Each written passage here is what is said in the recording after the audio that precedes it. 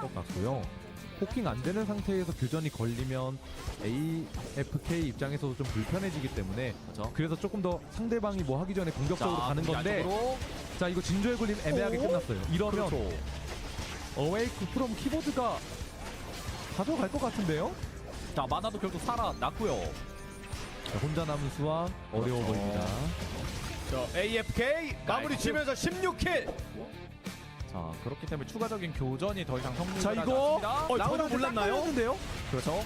저게 또 이제 꺾여지는 암시야에서 완벽하게 기습을 했는데 그런데, 그런데 조합의 싫어! 체급! 조합의 체급! 그렇죠. 우리 조합의 체급 근접에서 보여주겠다! 이러면 못 보여주죠. 아, 이거 그나마 진짜 이안이라 한번 살았던 거거든요. 아 근데 이미 자, 요한이 네. 다운이 되어 있고 이렇게 또 갈린 상황에서 힘을 쓰기가 많이 어렵죠 사실. 그래서 기습에 성공한 것 치고는 좀 많이 위험했습니다. 자, 아직까지 조금 버텨내야 됩니다. 이거 나리타. 끝까지 안 갈 이유가 없거든요. 자, 요한이 이제 8초 남았고요. 나리타. 자, 그리고 여기서 도발에 이어서 딱 여기까지. 걸렸어요. 입장에서는 지금 쫓아가지 않을 이유가 없죠. 이제 슬슬 시간도 모자라고. 아 근데 이거 구성입니다. 이리시 걸어도 네. 오, 근데 로지가 걸어도 안 되나요? 와, 순간적인 체력 회복이. 자, 네. 그러면은 뒷라인도 생각보다 불편해지기 때문에 그렇죠. 자 이거 잘 파악해야 할 텐데요. 자, 그런데 생각보다 그렇게 맛있게 들어가지는 못했습니다. 와 그리고 트랩 때문에 네. 딱 걸려서 간의 처형까지 연결됐고요. 이러면 자, 스페셜리스트도 자 어느 정도 보여줄 만한가요? 그렇죠. 그런데 여기서 네. 딱 등장하면서 이 모든 사건을 네. 끝내러 왔습니다. 이거 지루하다. 그냥 빨리 여기서 끝내줄게. 그대로 이미 올라갈 쫓아갔고요. 팀 다 정해졌잖아. 빠르게 체크메이트가 됐습니다.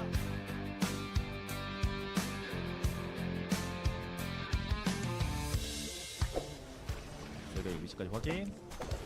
자 이것도 지금 막 침투 준비 중. 네. 근데 이거 지금 3면에서 침투 준비 중. 자 이거 라우라 각 좋아요. 그렇죠. 라우라 각 원거리 좋아요. 딜러들이 갑자기 아무것도 못하고 있는 상황이 와 딱 나왔죠. 들어가서 나딘까지 강로 위치도 애매했고요. 잠시만요. 스페셜리스트 이렇게 갈것 같은데요. 먼저. 네. 4초. 일단 여기 누르긴 했는데 이거 바로 될것 될것 같기도 하고. 근데 진짜 아슬아슬한데 바로 내렸는데 전반이요. 여기 내렸는데 네. 안전하지가 않아요. 아, 이거 서로 왜 이렇게 나눠져 아니 있죠? 그런데 아니 갑자기 찾아온 네. 어일 프롬 키보드의 악재. 자, 그럼 위에서 살리면 돼지라고 외친데 그때 또 갑자기 성남 락스도 근데 이거 아직 인원이 한 명이 없어서 아니 이게 야! 서로 공격력에 몰빵했다 보니까 그렇죠. 그냥 자. 상황이 계속 엎치락 뒤치락 난리가 났어요. 자, 이 와중에 센스 있게 서그랑 궁극기로 공포탄 만들어 주면서 살려냈고요, 둔둔빵을. 와 그리고 캐시가 진짜 제대로 뿌리고 갔어요. 아니, 이게 게임이 어떻게 이렇게 바뀌죠? 서로 위치가? 아니 그리고 아비게일 들어가서 깔끔하게 네. 이니시에이팅. 와 이거 나쁘지 않고 이제는 옆쪽에 또 위에도 있고요. 좋아요. 마시멜로. 진짜 머리 아픕니다. 이거 무슨 게임이죠? 옆에서 또 왔어요. 탱글다비 X까지. 진짜 난리에 난리 났어. 아직까지도 극한의 운영. 북한의 지역 관리. 근데 그래도 지금 괜찮은 게 근데 저런 상황에서 제일 섭섭한 상황이 뭐냐면 다들 그냥 안 놀아주고. 그렇죠. 반말싸. 마시멜로. 자 등수 하나 타미네. 올렸어요. 반말싸. 자, 여기서 살아서 위쪽으로 빠져나가. 자 이게 갑자기 반말싸가. 이거 아니 진짜 어머, 어머, 이렇게 어머. 이렇게 되죠. 아니 진짜 길에 다른 팀들 다 돌아갔다가. 말아 먹어버렸는데요. 그렇죠. 아니 다른 팀들을 말아버렸어요. 이러면은 탱글다비는 일단 2등이 확정이 된 상황입니다. 최소. 그렇죠. 근데 말씀드린 것처럼 아무도 안 놀아줘요. 네. 자 이거 진주의 굴림에 요. 샬럿 궁극기 잘 덮었습니다. 그렇죠. 깔끔하게 덮어줬지만. 그런데 공격력이 좋고 근데 결국 니키가 템이 좋거든요. 비앙카는 스킬 다 빠져서 이제 뭐 대응할 수가 없고 자, 그래서 일단은 자, 이거. 회복 전까지 버텨줘야 니키가 되는데요. 주모가 죽었고요. 근데 이거 결국 여기는 회복이. 이거 가드가 좀 급했어요. 네. 이게 수아 대 니키 구도는 결국 수아의 저 오디세이를 니키가 가드로 보고 막을 수가 있기 때문에 그것만 유효타로 적중이 된다면 니키가 어느 정도 할 말이 많은데 시간 똑같아요. 이거 시간이 똑같기 때문에 그쵸. 이거 어떻게든 잡아야 되거든요. 근데 이미 체력 상황이 많이 벌어졌고 요. 올라가지고 뭐 벽에 닿거나 이러면은 이제 그런 실수 한 번 때문에 갈릴 것 같은데 그래도 이거 라우라가 파고들기 좋습니다. 그렇죠. 자, 그래도 와이어를 잘 피해냈고요, 인생. 하지만 이러면 노도날이 체력이 없습니다. 뭐 해보기도 전에 마이가 그렇죠. 터졌고요. 자, 이래서 회복 시간 주면 안 돼요. 자 그런데 자 그래도 라우라 궁극기가 남아있는 상황이라 갑자기 들어가서 궁극기 한번 누르면 자, 그렇죠. 2대2입니다. 오, 근데 이제 이걸 이겨냈어요? 자 근데 탱글다비 X. 아드리아나 잡아내면 자, 이것도 아하. 체력 만들어줬거든요. 이 정도면? 그럼 갈면 돼요. 네. 그래서 최대한 둘 인세이! 잡아내고요. 인세이 보여주나요? 못 자, 갈았고. 지금까지 만들어 왔던 이 원거리 딜러로서의 그런데 근데 이거 야. 비앙카 궁극기만 좀 채우고 와야죠. 자, 너무 한번. 급하면 안 돼. 시간이 없어서 시간. 이거 그렇죠. 싸워야 됩니다. 시간이 없기는 한데. 오? 자, 궁극기. 이거는 근데 예상한 거예요. 사실 네. 들어왔겠지인데 안 들어왔고 이러면은 평원들이 유리할 수밖에 없는 보여줘, 탱글다비 X. 근데 이제는 사실상 탭키 눌러가지고 템 차이 나면은 교정 네. 걸기가 애매해서 그래서 이동부 빠졌다. 에어본 좋아요. 이동부 빠졌다. 자, 그리고 여기서 둔둔빠 이동부 빠졌잖아. 인데 태만 자, 들어가면서 우와. 라우라 지금 잠시만요. 자, 요거트 볼 수 있나요? 마시멜로우? 한 대만? 아니 이거를 이걸 마시멜로우가 버텨내나요? 이겨낸다고요? HP 차오르곤 있습니다만 다운입니다. 다운이었고요.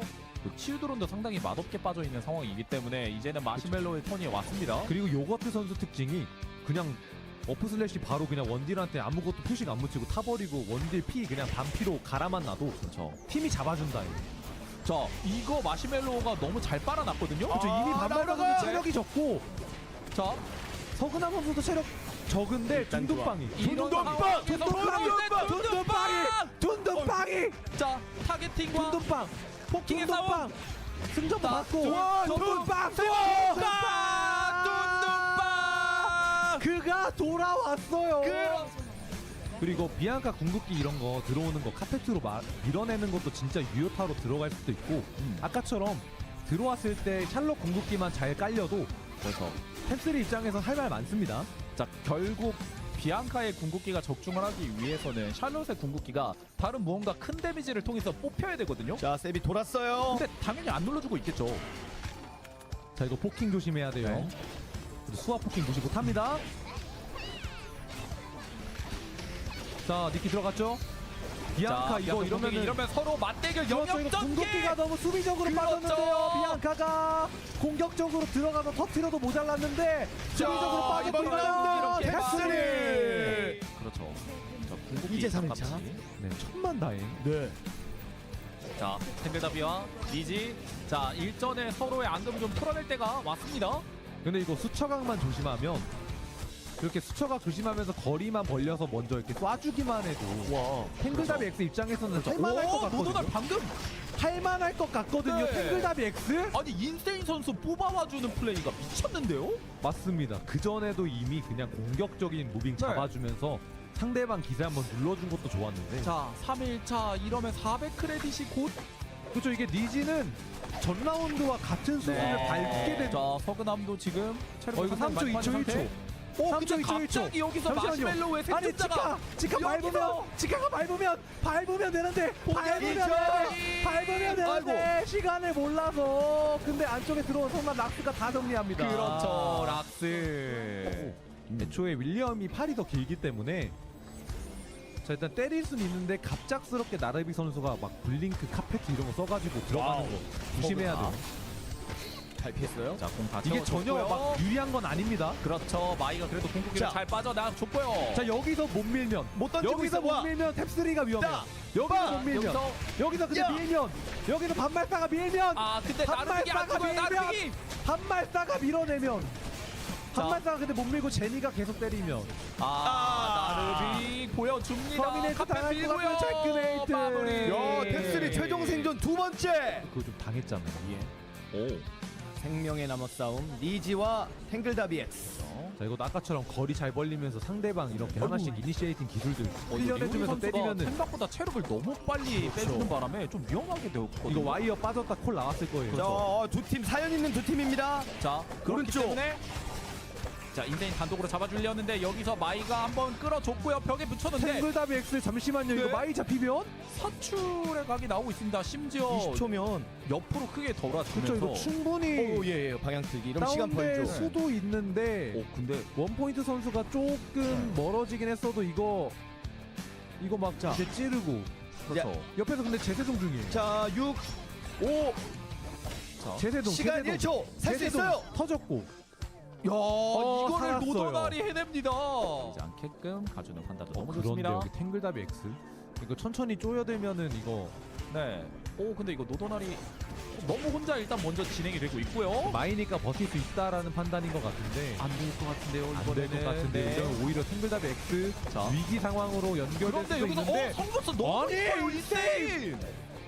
자, 석공무수 진짜 이쁘게 오. 들어갔고 그나마 저 하늘날이 아니에요. 근데 아, 위에- 바람 아니었습니다. 아니 위에. 이거 오? 완전 큰일 났는데요. 네, 이거 락스가 마무리 치어 죽여. 여기까지인가요?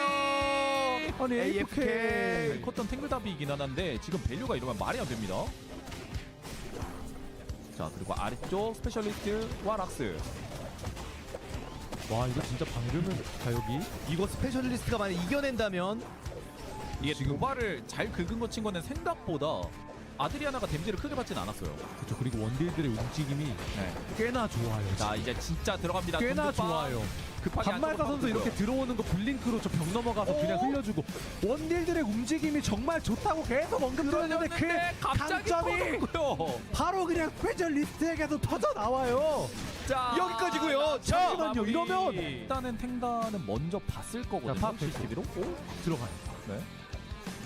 근데 이거 저 위치는 니키가 궁극기 밀어 넣으면 뒤에서 제니 샬럿이 호응이 좀 어려워서 네. 살짝 좀 자, 이제 참아줬고요. 이거 안 됩니다. 안 됩니다. 그쵸. 이거 날아가는 순간 진짜 날아가요. 자, 자, 공기 한번 빠졌고요.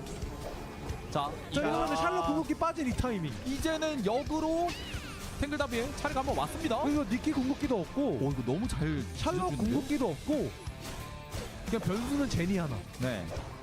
그나마 다행인 거는 지금 샬럿이 있다 보니까 체력 자, 회복이 좀 리우리, 되거든요. 리우리. 자 근데 이거 죽음의 연기 자, 빠졌고. 그리고 와 그런데 연기 이후에 샬럿의 세이브가 너무 좋았어요. 그렇죠. 오, 주먹. 그리고 아트팩트로 버텨주고 승전보 받았으면 승전보 때문에 체력 회복이 너무 그리고 컸어요. 샬럿이 또 이렇게 치유의 바람 누르고 힐 받고 날아가니까 야, 패스! 그리고 자, 잠시만요. 갑자기 럼블 탱글답이 여기서 아웃이 됩니다. 자, 스페셜리스트 계속 지금 살아남아 있습니다. 자 근데 이러면 여기서 만약에 스페셜리스트가 이겨내면 간 거 같은데요. 어이구, 이거 너무 들어간 거 자. 아닌가요, 지금? 자, 이제는 또 와이어 너무 잘 깔끔하게 빼줬고요. 블링크로 선열의 투창까지 반응해주고 자 이러면 쐈다. 자, 스페셜리스트 양아치도 스페셜리스트가 자, 회복 한번 제대로 받아줄 것 같은데요. 자 이러면 살릴 수 있나요? 자, 한번 살려봅니다. 살려야죠. 될 것 같은데요? 자 이거 비앙카 못 끊어요. 살렸어요. 비앙카는 못 끊어요. 잠시만요, 스페셜리스트.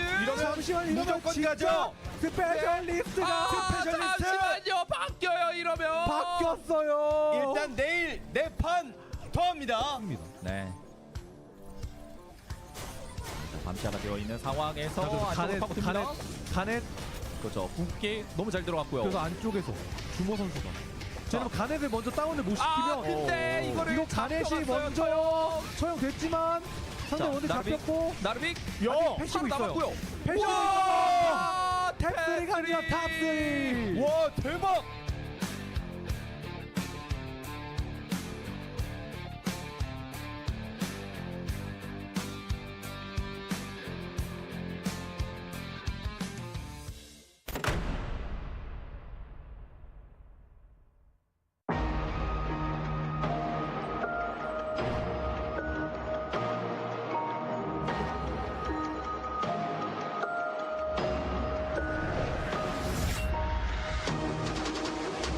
내 소속?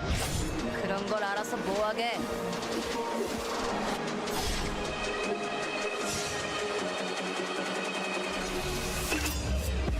모든 것은 그분의 뜻대로 빛보다 빠르게!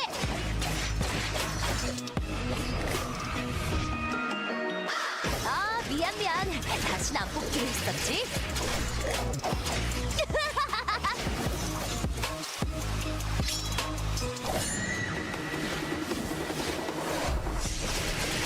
눈에는 눈, 이에는 이. 그걸로 부족한데?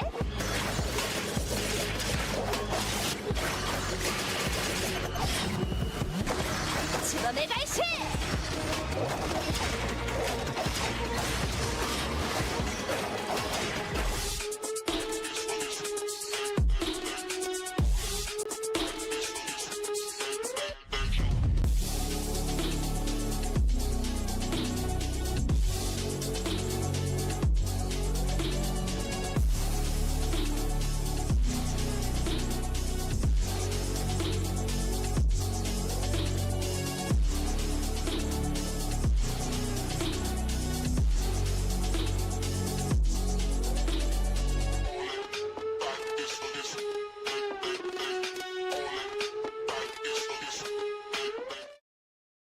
Ladies and gentlemen, welcome back to the Eternal Return Masters Season 6 Phase number 1. We are now officially on day number 5 of Phase 1. That's not something I thought I would ever say about a certain phase, but here we are. We are now here for the last knockout stage set of the entire phase. We got knockout stage 5 as well as number 6 that is going to be upcoming for today. And then tomorrow's finals. It is going to be a great weekend. Hopefully all of you guys are doing amazing. My name is Shuvi. I am still one of your casters. I am still alive. Yes, I am. And then over to my right is going to be Superior. He's back again as well. Yes, sir. Yeah, it's been quite the journey so far, Shuvi. 5 days of Eternal Return in the past 2 weeks, and yeah, I think only one team remains from all the way from knockout stage 1. I'm really excited to see them play again. Team Rump Rebels. They've kind of been running the gauntlet, so we're gonna have to see if they are gonna be able to crawl their way up into the finals. Yes, sir. They have definitely outshone themselves from what we saw during the group stages. I was a little bit worried about them at the beginning of the phase, but you know what? Now my confidence has been restored. Let's take a look at the overview real quick. We are so close to finishing the entire schedule. We are done with days 1, 2, 4. We're at day 5 now on the list. Because right here, 2 hours earlier than usual. Good thing you guys kept track of that. Yep. Welcome, welcome, welcome. Prize pool of 10 million Korean won, and it's already been distributed to a couple of teams. Yesterday, starting with stage number 3, was where teams were already starting to get the 24th to 17th place prize pool. So, yeah, we're already getting to the point where something's being distributed.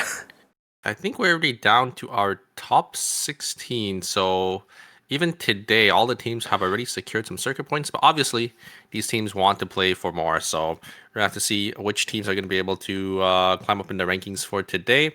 As you can see on the bottom, there's a circuit point table, so 16th place will only get 40 points, and then it slowly jumps up by, it looks like about 20 each, until it gets to about the top 8, so they definitely want to play for as many placements as possible, because every circuit point counts if you do want to qualify into the finals. Yes, it will. Let's take a look at some of the teams that are going to be playing for today. The teams that came in from yesterday, the knockout stage 4 teams, Tap 3, Rump Rebels, Tangled Abiyax, as well as Specialist.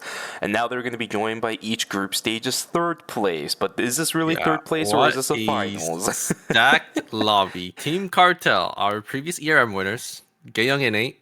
This team has shown time and time again, how consistent they are as a National League team.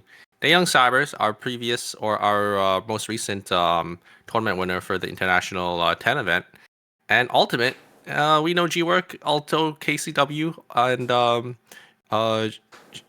Shilo, all really good, solid players. So very excited for Knockout Stage 5. Yeah, yep.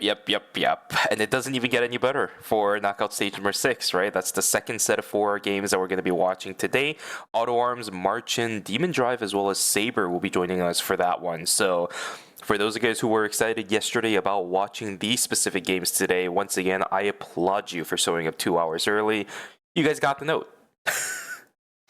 Yeah, it is. Oh my God, I'm definitely excited for today. I don't even know who's gonna make it out. I really hope Rump Rebel still is able to crawl their way all the way back, or all the way down from lobby 1 to maybe make it to the finals. But I don't know. It might be looking like the end of the road for them. But we can only tell after the matches today. Yep. Starting from knockout stage number 5 is going to be the real testament to see whether or not the teams starting to move up from the previous knockout stage definitely deserve to be at this stage. There is no easy games anymore, Super, for the remaining knockout stage games at all. Games 1 through 4 for just the knockout stage number 5 is going to be a difficult one. So let's get started immediately. Let's see what kind of character selections are going to come through. Now that we are looking at some of the teams that are much more institutionalized, some of the teams that are much more familiar to us, we should start seeing a lot more of the familiar picks coming through, and that is why, despite no my bans yesterday, off from game number 1, we are going to look to see a my ban potentially happening. Yeah, one thing that I really like about the format is we get new teams every week. So, or every week or day, depending on, if we do have the intermission, but we get to see so many different, team comps, so many different bands come out from, different teams. It looks like we will have that my band. Like you said, there's actually gonna be 3 my picks for all the people who did qualify instantly to lobby, or to knockout stage 5. So yeah, looks like we do have a completely different type of roster. Looks like I think I did see someone hover the Adriana to maybe try to get the Adriana banned, but I think it was Bear. They just swapped back to the Suwa. Could have been a good idea, right? We saw how good Riori is on the Adriana yesterday, and quite honestly, in the past too, this guy is an Adriana monster. But for now, the only ban we will see going into game number 2, as you mentioned, is just going to be the mine. Nothing else too crazy.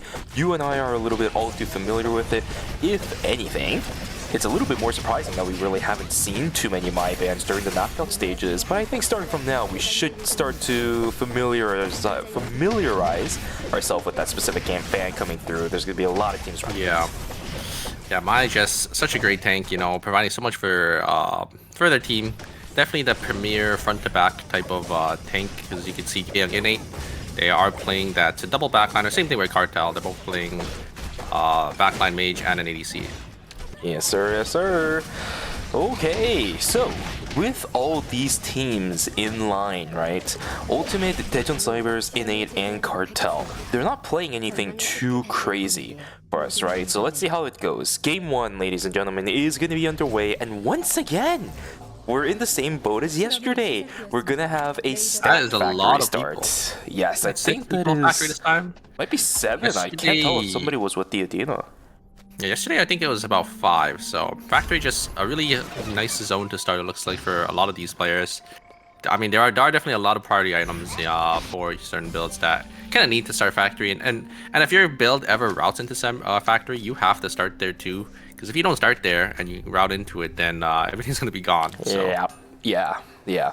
One of the reasons why I think specifically factory right now is so popular is the simple fact that it's a zone that can't easily be replicated. There's a couple of zones that you can, to a certain degree, miss some stuff, or if there's too many people, you can start from a different zone and then kind of try to salvage it later. But factory is not a zone that allows you to do that, so yeah, it's a bit unfortunate. Bunghwa getting tagged down by some members of Team Ultimate, a little bit of that early aggression coming through. But G-Work, he's now left by his lonesome. I think for some more. Oh, he's gonna get the speed gate as well. I think he can probably get the probably can get Bunghwa here. Does get the freeze. ACW is on, coming down from behind as well. He's still looking for Bunghwa here. Obviously, these players are not finished their builds just yet. Peng does get the... Jenny might make a difference. Yeah, the taunt there, and Jenny is in the fray now, and it's going to be Ultimate the one going to be on the back foot, as KCW is going to be the one to fall. And on the other side, Rebels, wait a second, they're already on 3 kills. Yeah, this is one of the problems of chasing down early, right? Especially this early into the game. We don't have full builds yet, and then if one of their teammates starts to join in towards the end of the fight, well, they're now the ones on full build. So let's control ourselves a little bit. It is game number 1, so I get the fact that people are trying to have fun a little bit here and there, but it's all good. Rump Rebels, once again, you're right. 3 kills at the start of the game. Same rhythm, same path. We did not see any of that. I think maybe Rump Rebels they all just won their 1v1s. They all got their ones there, because I think we saw the Laura in Pond, it looks like, farming by themselves. So really nice start for Rump Rebels. And Innate as well. They're also sitting on 3 kills already.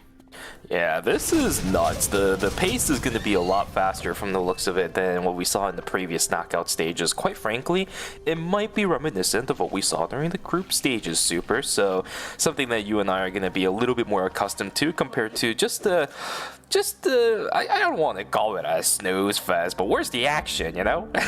Yeah, I think teams they just know exactly where these other teams are ending up, or they're all just grouping up really early to try to get these early game picks, because obviously the kill points do matter quite a bit. It looks like Sebi is going to be caught on the top side here, tab 3. Narvik is going to be able to pull back in the Laura as they do end up securing that. So 2 kills for them as well. So a lot of teams having a lot of kills apiece to start off here. There's exclusive going to be used on Revolu, but looks like Revolu is just going to die. Actually, no. Going to be able to use their backstep and just dodge out on all the auto attacks from that Rio. And it looks like they will be able to turn and kill one from Cartel. Very nicely done. Isn't that the worst feeling in the world? As not the ADC, because that's something that you're too accustomed to, but you're a mage and you're doing really good damage to a Felix, but then he just gets exclusive, then you can't do anything because you're too far away from the Felix. Yeah, I've been there too. It sucks. It sucks. And then your ADC dies and they start blaming you for it. And you're like, what the heck, man? I tried my best. And then he falls down too. Yeah, this is the worst feeling in the world. Yeah, Pogba also fallen there. So the Young Sabers, they're also off to a great start here. 3 kills for themselves. Trees coming up in Hotel very shortly here. Oh, we have Garnet's a little caught out here, a little too far forward. Gonna jump on forward, gonna get that damage reduction, but it's not gonna be enough. There comes the ultimate. Gonna be used on, gonna be invested on Garnet as they do end up focusing her down. It looks like Dean gonna fall very shortly here as well. Great blink coming out for Narvik, gonna be able to give her the love tap and we'll be able to take her down. So limitations of the Garnet we talked about yesterday right before we ended the broadcast. It's going to be happening again. She's a little bit too caught out in the middle of the open. Everyone else is not there to position. Waffle with a beautiful blink in. It's going to completely split the members of Team Tangled WX apart. That's a lot of good damage coming through as Rior is just going to come down. He's already dead on the ground. Insane's about to fall down in just a moment. He does end up getting a trade. I don't think the Mai is in any trouble. Nodanel shouldn't really died to this. He is a Mai, right? So he is trying to get himself away. I think should be out. The Zephyr Cube is here. Is Sevic gonna try to use this to chase? No, Nodanel is just gonna slip straight through the vision. I like this from Nodanel. I think he saw the team has console there, so definitely doesn't want to walk down in there. We're actually gonna get a self-res, but just gonna feed another kill over to Rump Rebels. So Rump Rebels on 6 kills already. Top side though, looks like Team Ultimate ended up losing one into Team Cartel. Actually, it looks like they ended up trading 1-for-1 here. They're all gonna look for a turn, but not gonna be able to find anything. Peng actually gonna be able to get a taunt onto the Razi. Ultimate is gonna be invested by KCW, but nothing else is gonna come out of that. Okay, this is an interesting way to start day number 2. I will completely admit we had a self-res going straight into another death. We had a Tetragon being utilized to back away from a 2v2 when I genuinely don't think that the members of Cartel actually had information right behind the truck. I don't recall if they had a recon drone over it or anything like that. Oh no. Could have been a turn potential. G-Work stuck in the middle of nowhere. It was just a tactical. It was just a tactical. Could have been worse. Yeah, but that's a -200 in the early game. That is a big swing for the side of Team Ultimate. I don't know who's going to be able to use that tact skill on Tangled W. It's probably going to be the Mai. The Mai's probably going to be able to use that either Quake or that Soul Stealer.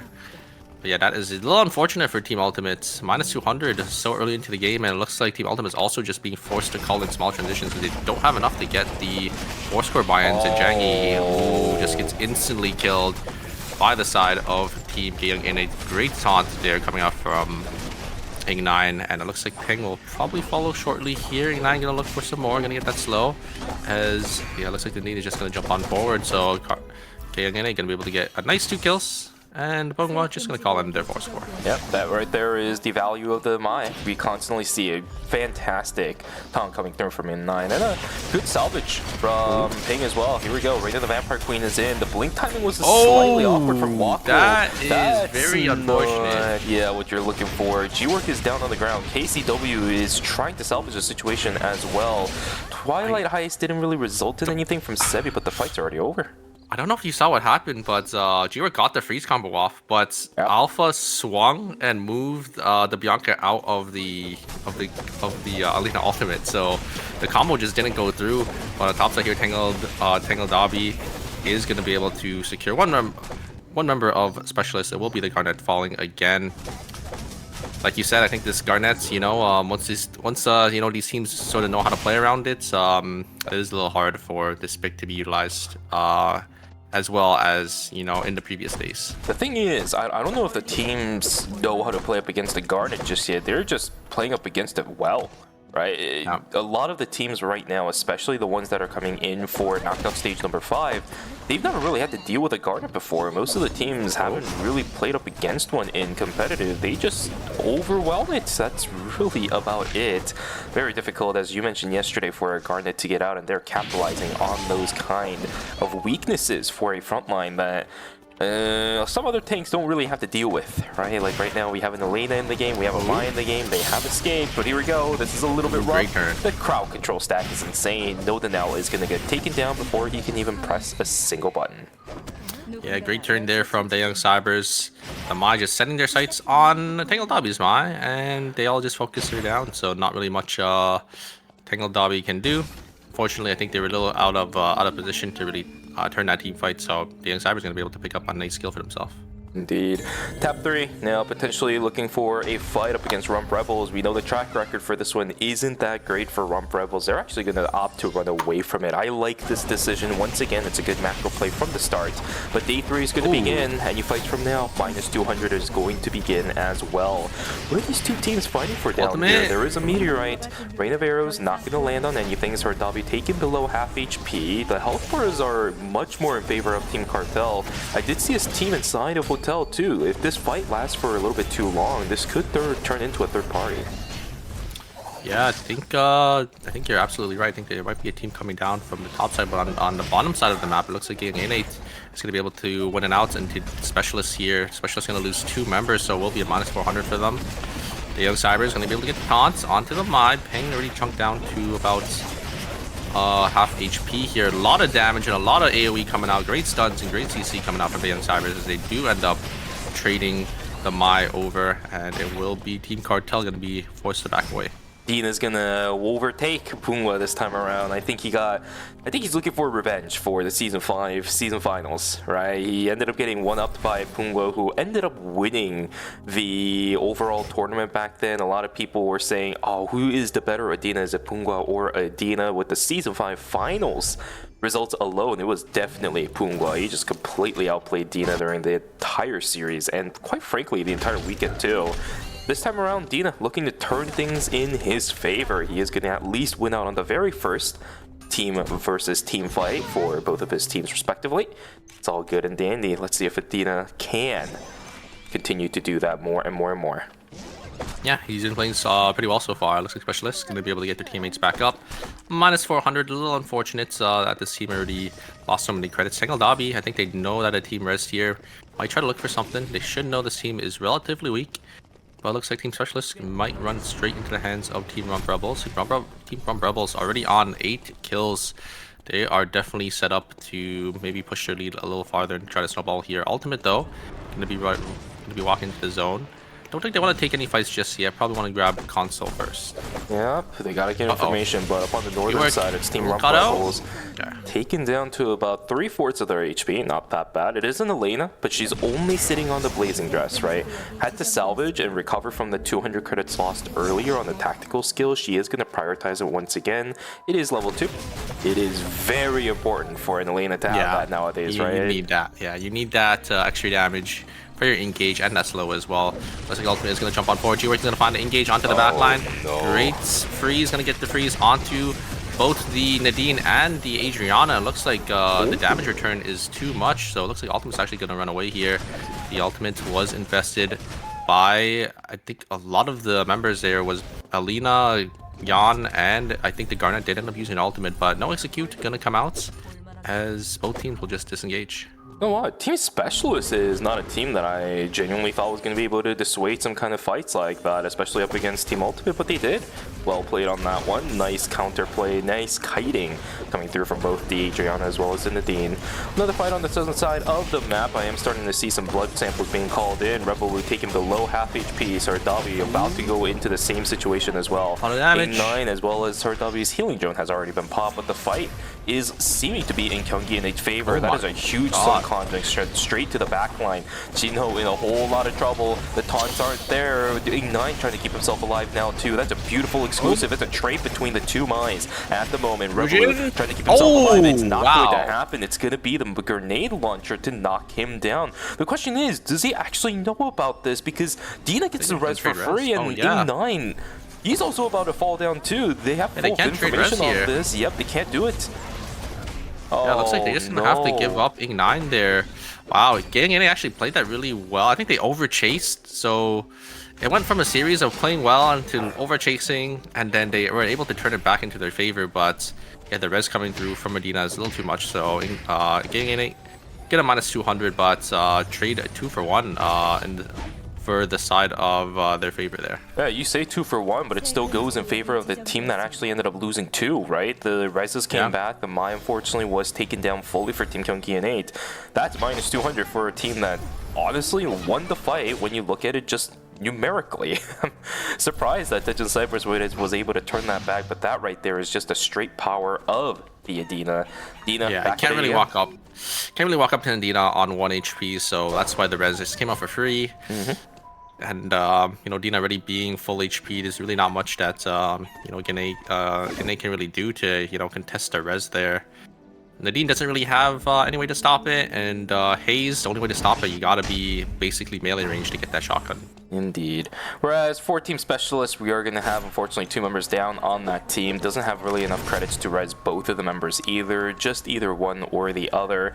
They seem to be hitting a wall. We talked about some of the things they need to fix in order to get this composition up and running in a lobby like this. Just doesn't seem like they have that under control.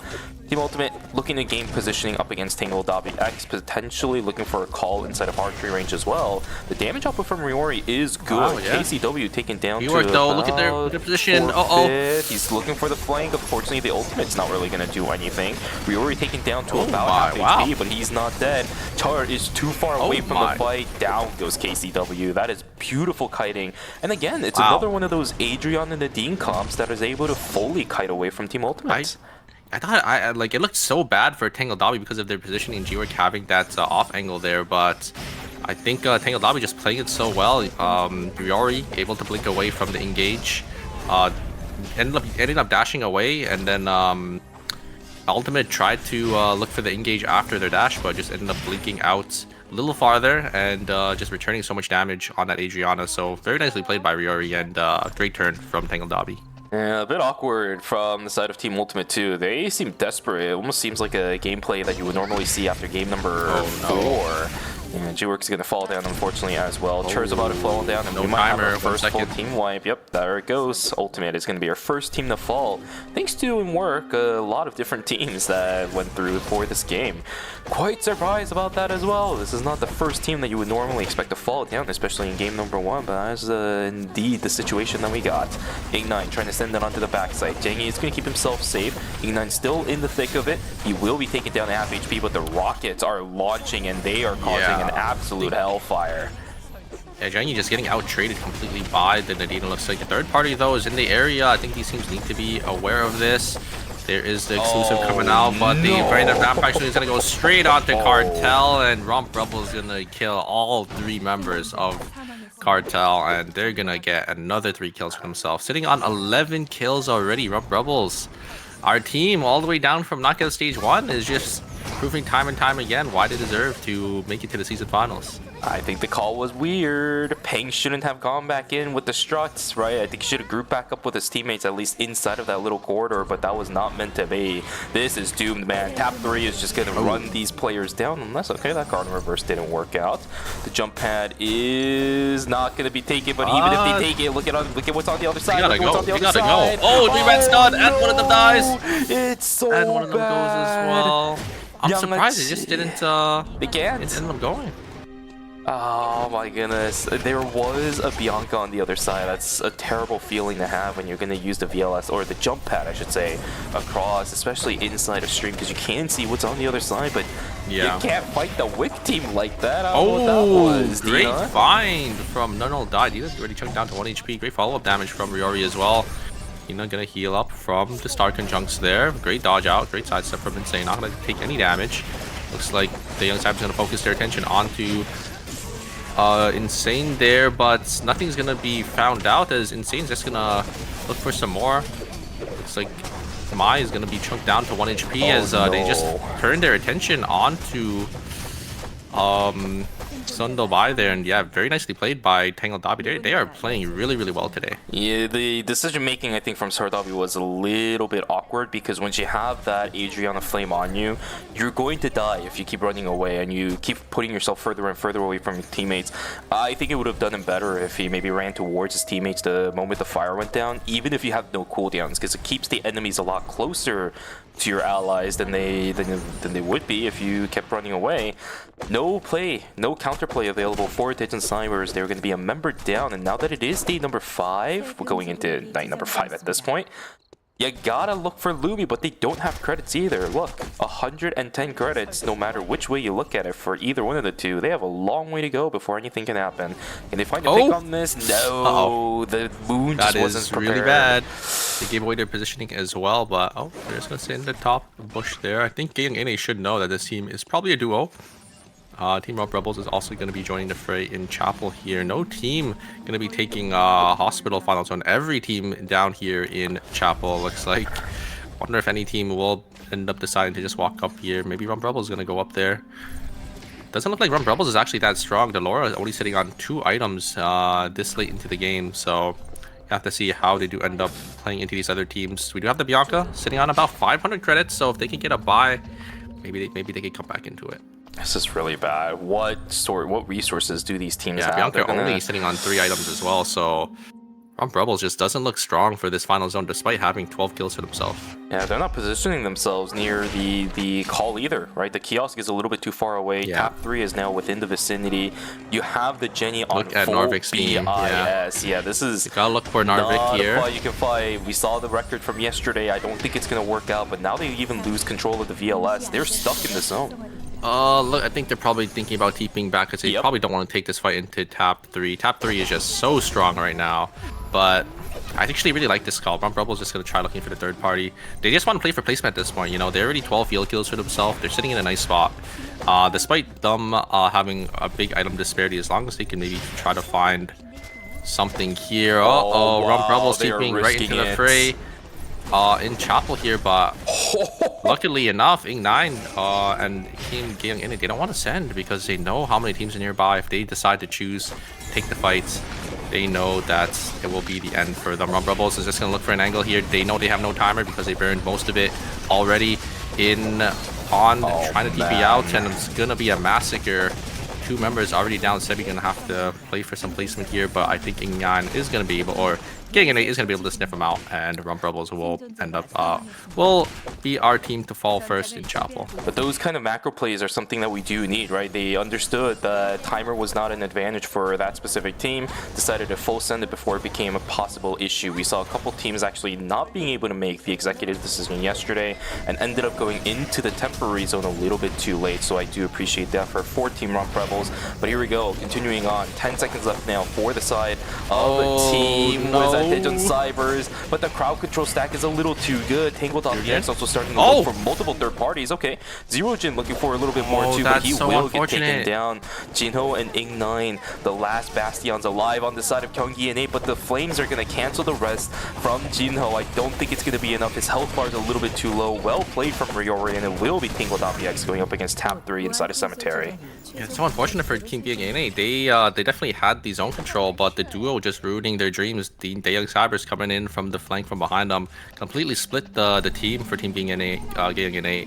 And then the Executioner bonus heal from the side of the Young Cybers, because they ended up blowing up there, was just a little too much for Team Gang NA to handle, as you know, did go over to the side of Team Tangled Dobby. So our final 2 teams here will be Team Tangled Dobby versus Top 3. Both teams are relatively strong. I think Team Top 3 is definitely stronger in this position just because they did end up getting the wick line. Narvik sitting on those 2 blood items that we saw. We're going to have to see how Team Tangled Dobby is going to be able to play into it. Yeah, we actually saw this yesterday where the Adriana and the Nadine is going to have a tough time fighting into the Charlotte. Yeah, this time around, it was actually Specialist versus Top 3 yesterday inside of Hospital. We'll see if Ryori can actually outdo the performance of Honmono from yesterday too. It's going to be a little hard for this team to play into because Jumo can basically get free parry whenever she wants because she has to, because she can just step into the fire. And if they find that engage, it's going to be a little tough. Incinerate chunked down to half HP. Jumo going to get some damage. A lot of nice poke damage coming out from Jumo here. Charlotte going to try keeping their team alive. No die. Going to try looking for something with the catwalk. A lot of damage is just way too much. Maya is already down. Narvik is going to be the one to fall as well, but the playdead is going to be proc here.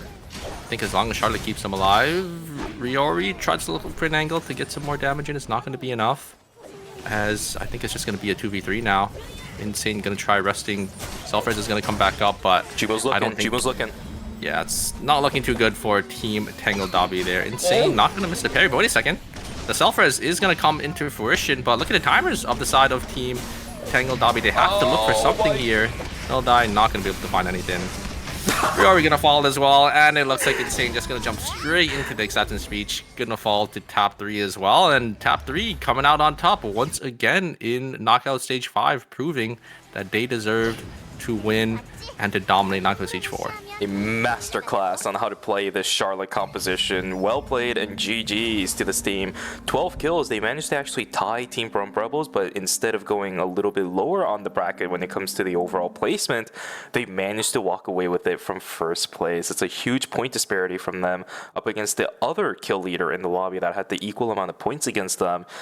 Once again, it's that Charlotte, man. You just cannot deal with it.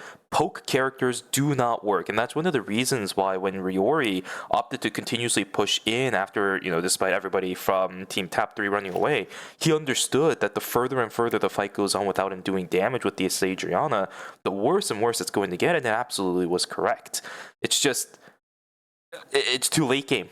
Right? The Charlotte is going to heal regardless of how much damage you do as an Adriana, and because of the fact that it's damage over time, that Charlotte effectiveness is just going to rise exponentially the longer and longer the fight goes.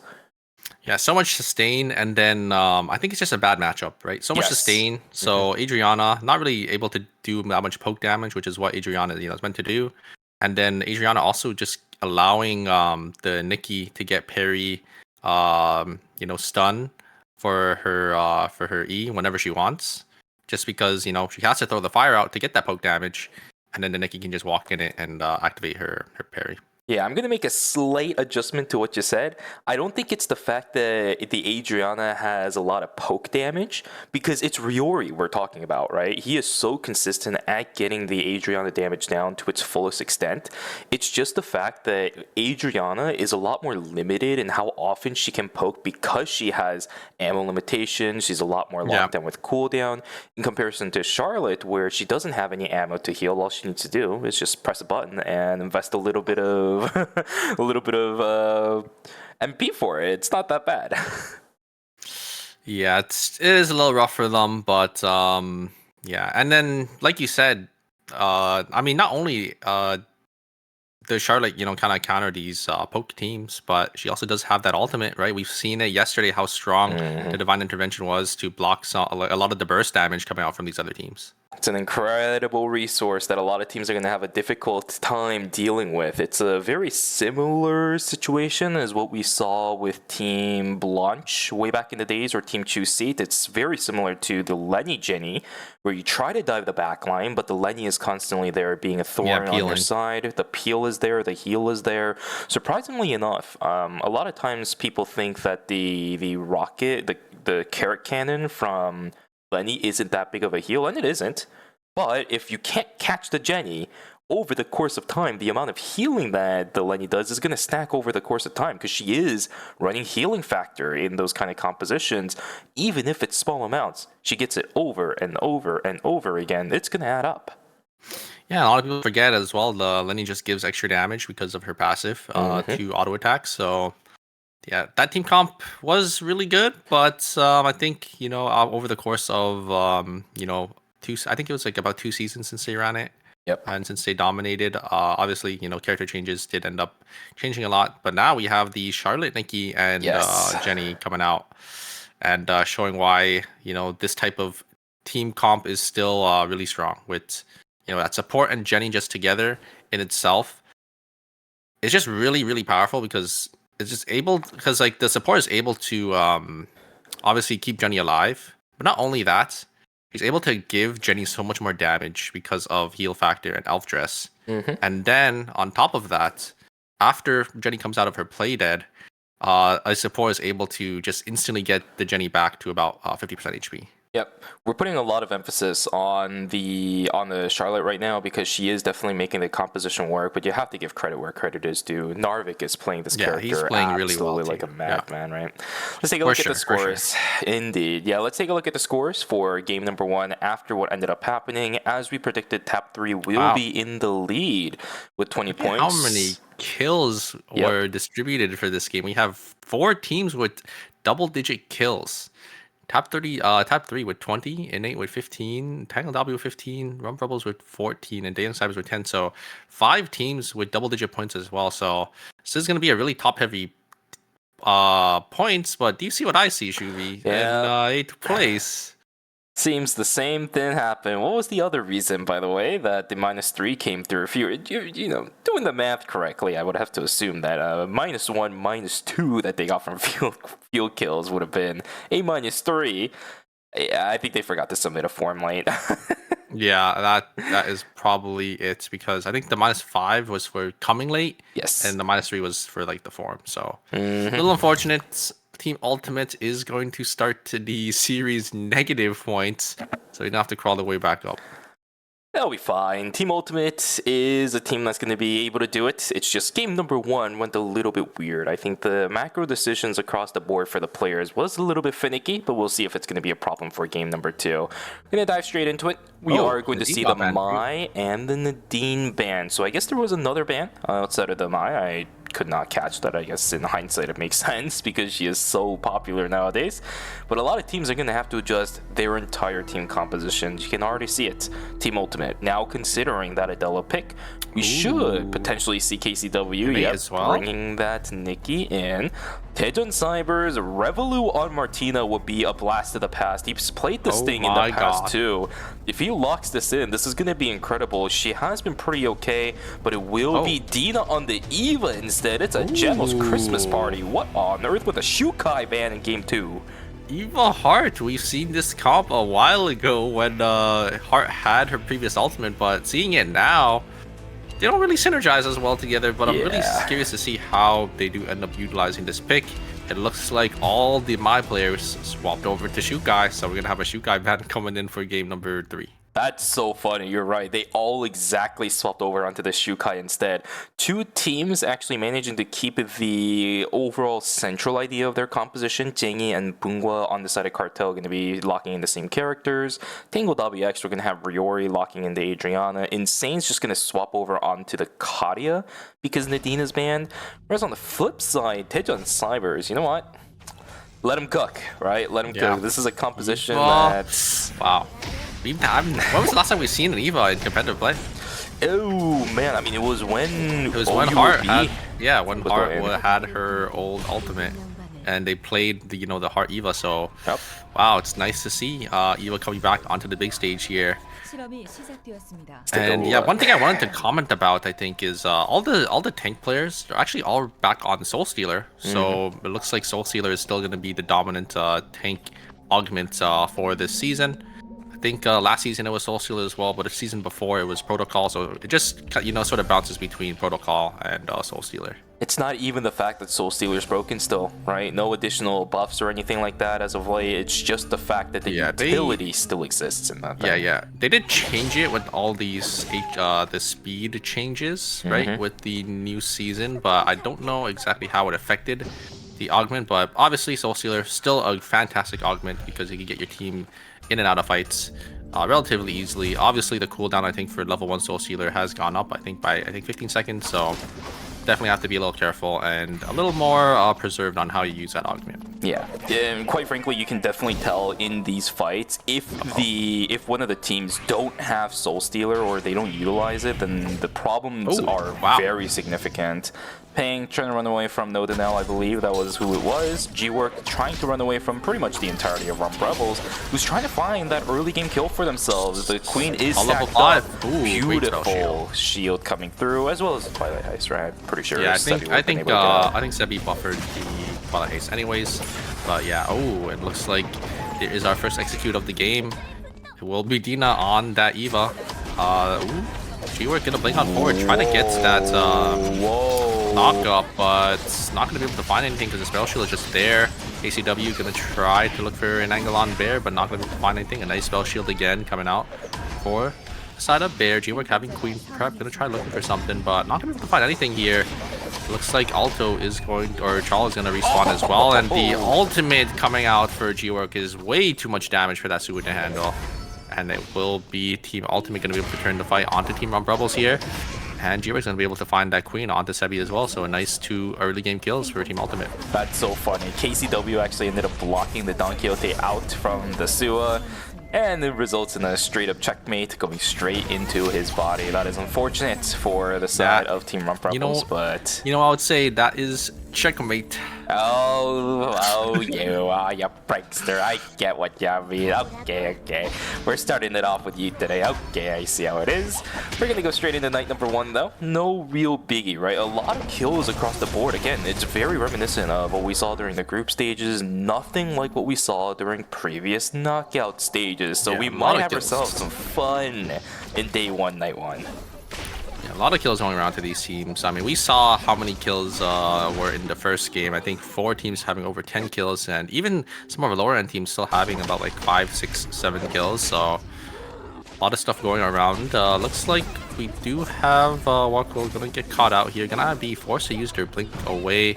Spell Shield's gonna be invested as well, but it looks like Team Cartel just gonna walk away here. But the Tsubame, ooh, wow, a great reaction. Gonna be able to dodge out on the Don Quixote, and oh my god, Jinho just playing out of his mind. Gonna be able to take 2 members basically down from Team Rump Rebels as his team does end up following up. Played him like a fiddle. My goodness. Well played from Jinho. Great reaction from him, able to jump back as the Sua is using their Don Quixote forward. Yeah, this is one of the compositions on the side of Innate you can't mess up. Alright, it's another one of those comps. This time around, we have 2 different flavors of how this Nikki Adela comp is going to be ran. Also, basically sort of the same. You just have Cardinal versus Tsubame, both characters I can, sort of dive in, but provide a lot of that sustained damage. But yeah, we do have both Ultimate and Team A-Nate gonna be playing that Nikki Adela combo with the. But basically how it works is, the Nikki is going to get that stun and then get the ultimate Peerage uppercut into the stun, and then the Adela is just gonna be able to, fully one-shot the enemy. You know that teams have answers to it though. Cartel gonna hold control over the mutant wolves for themselves, whereas Wako on the northern side of Hospital not gonna be able to help a little bit too much. Comes the combo, but there's the ultimate. Peacemaker, yep, is there. That's gonna be the Shackling Anchor to lock down the Eva for the time being too. Sardal be trying to salvage something. It's a 1-for-1 trade, but the damage has already been done to this team. Ultimate is gonna be able to hold on to the Tree of Life on the northern side of the map. It's gonna be a pretty solid team fight taken for this team. I think Ultimate got the tree. Ultimate for sure got the tree because they were the one in position to there it is, yep. do the combo onto the heart. Got the force yeah, that's the combo we're talking about. Just the Peerage uppercut into the Adela full combo is not really much the Cybers could do there. Cartel. Bongo is going to be caught out here as well as Team Gayong Innate. They're going to be able to get that nice kill for themselves as they're sitting on 6 kills already. So another great start for Team Gayong Innate. This is all over the place for the teams across the board, man. The Gyeonggi and 8 sitting on 6 kills is a good sign for this kind of Nikki Adela combination. Whereas on the flip side, Ultimate, we actually have seen this team kind of struggle a little bit, at least setting things up for themselves. The progenitors of this kind of composition. We'll see if this one right here is going to work out. Is the initial burst going to be enough to deal with the Charlotte? From the looks of it right now, absolutely not. The Nikki sustain is just not there at all for Team Ultimate. And they were just kind of doing nothing while their Nikki was dying. I think a miscommunication there because G-Work had Queen Prep, but actually just ran out the second, I think KCW ulted in, and the ultimate, or the ult just got parried by the other Nikki, so really not much follow-up there for the side of Team Ultimate because Queen did end up going down, so a little unfortunate, but it's still a day 2 death. It looks like they will just come back and maybe try contesting for something here. Rump Rebels falling 2 for 0 in favor of Team Specialist. Definitely not once again something that I would have expected to see today, but it is going to be how it is. Only 1 kill this time around for Rump Rebels. It's a slower start for this team than what we are accustomed Not too to. bad. Yeah. Team Rump Rebels, they do see that Temple is free, so they're just going to set their sights onto the Alpha here. If they get the Alpha and maybe the Bears and Temple, it's a nice swing, but Team Dating Cybers, they're going to be here. They're going to look to contest for this. A lot of people across the board with all these transitions. Cartel as well as Team Innate looking for this purple box. Pang gonna have sole control over it for now. The stun isn't there. The box was open. Oh, Zerojin is gonna go in. Gungwa on the backside. Do they have Oh, you access don't to get this? him. Absolutely not. Zerojin Get fell. Jinho and A9 falls one after another. It is catastrophic for Innate, and their kill leaders in the lobby ends up falling down, and we replace who the kill leaders in the lobby is going to be. Cartel also sitting on 6 kills. They are tied now, but for Innate, they're locked into 6, and that's it. You know, he tried to look for an angle in to try to get Bongwa, but there's just no follow-up, no extra damage there, as Bongwa just able to peel back, able to flash away, and Cartel just playing that front to back so well, and just able to counter-engage, and yeah, very, very nicely done by Cartel. Unfortunately, Innate gonna go out in 8th place, only 6 kills. And, I mean, they had a nice game 1 performance. They're on 15 points already, but only 6 points for the second game. It's definitely going to be looking a little tough for them. Indeed, remember what I said about Innate's composition. They cannot make a mistake, but positioning-wise, damage-wise, damage window-wise, and timing-wise, they all messed up. And it just accumulates into everybody falling after one another. Rebels looking for a fight, so Dobby is going to pop the... Third parties here. Oh my goodness, it's over.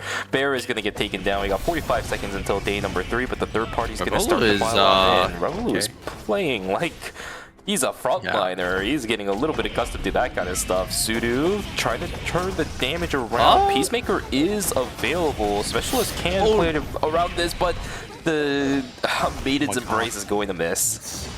It is so close. These players are playing so well. They're just able to dodge out on so many skills. Alpha is still available as Rebel's still waiting for the Suwa to come back. But yeah, Revolu having a great reaction, going to be able to dodge out on that Don Quixote from earlier. And then it will be Bear going to be the one to fall. So we're going to respawn back up into Temple here. Staying Cybers, they still want to play for this Alpha. That's what they've been here this whole time for, to play for this objective. Looks like Rebels might be giving it up here. They still have a lot of credits to use, so I think they're going to just get their call-ins as they do let Team the Cybers take that Alpha away. Really big value inside of Stream 2. There's a purple box plus a Tree of Life that spawn, which is actually going to buy a bit of a window for Team Rebels to pick up the Tree of Life for themselves. G-Work ended up getting I think that was a Tree of Life that he managed to get, because I did see a Blood Cloak built onto G-Work. Pretty decent value, I will say, although Blood Cloak is not exactly what I would anticipate going over onto an Adela, but that's okay. Getting ran down a little bit. Nodanel is going to pop the Food for Thought, but it's not Food for Thought, sorry, Burnt or Crisp, but it's not really going to result in much. No real biggie, just a small investment to maybe look for a cook. Yeah, Peng though, walking up, maybe going to try looking for an angle to fight Team Tangle Dobby, but I think both teams opting probably not to take this fight here. We do see there are pings above them. Looks like Team Tap 3 is going to be getting their call-in in school, as most teams are just going to slowly make their way into separate zones, get their call-ins to make sure they are ready for the late game. Specialist opting to go for the Crimson Bow. Makes me wonder a little bit what the item situation is looking like on the side of Team Specialist, especially in ERM. If a Rio goes for Crimson Bow, it means that they're kind of down bad on items, which is surprising to me because they actually had a pretty solid mid game going on for themselves earlier on. We saw the additional couple kills going into Team Rump Rebels from Specialist, which is, again, not something I expected to say. I feel like I'm going to say that a lot with Team Specialist if they continue to show us some good performances like this. It's not even the Garnet, right? I think the Adriana and the Rio on that team is just playing exceptionally well today. They got to continue to keep that up if they want to make up for the qualities that the Garnet lacks, if I were to put it lightly. Yeah. I agree. Oh, it looks like Tangle Dobby gonna try looking for some damage here. Insane. Though definitely doesn't want to walk up too far. Getting hit by, these moons into sunken junks and to get chunked down would be devastating.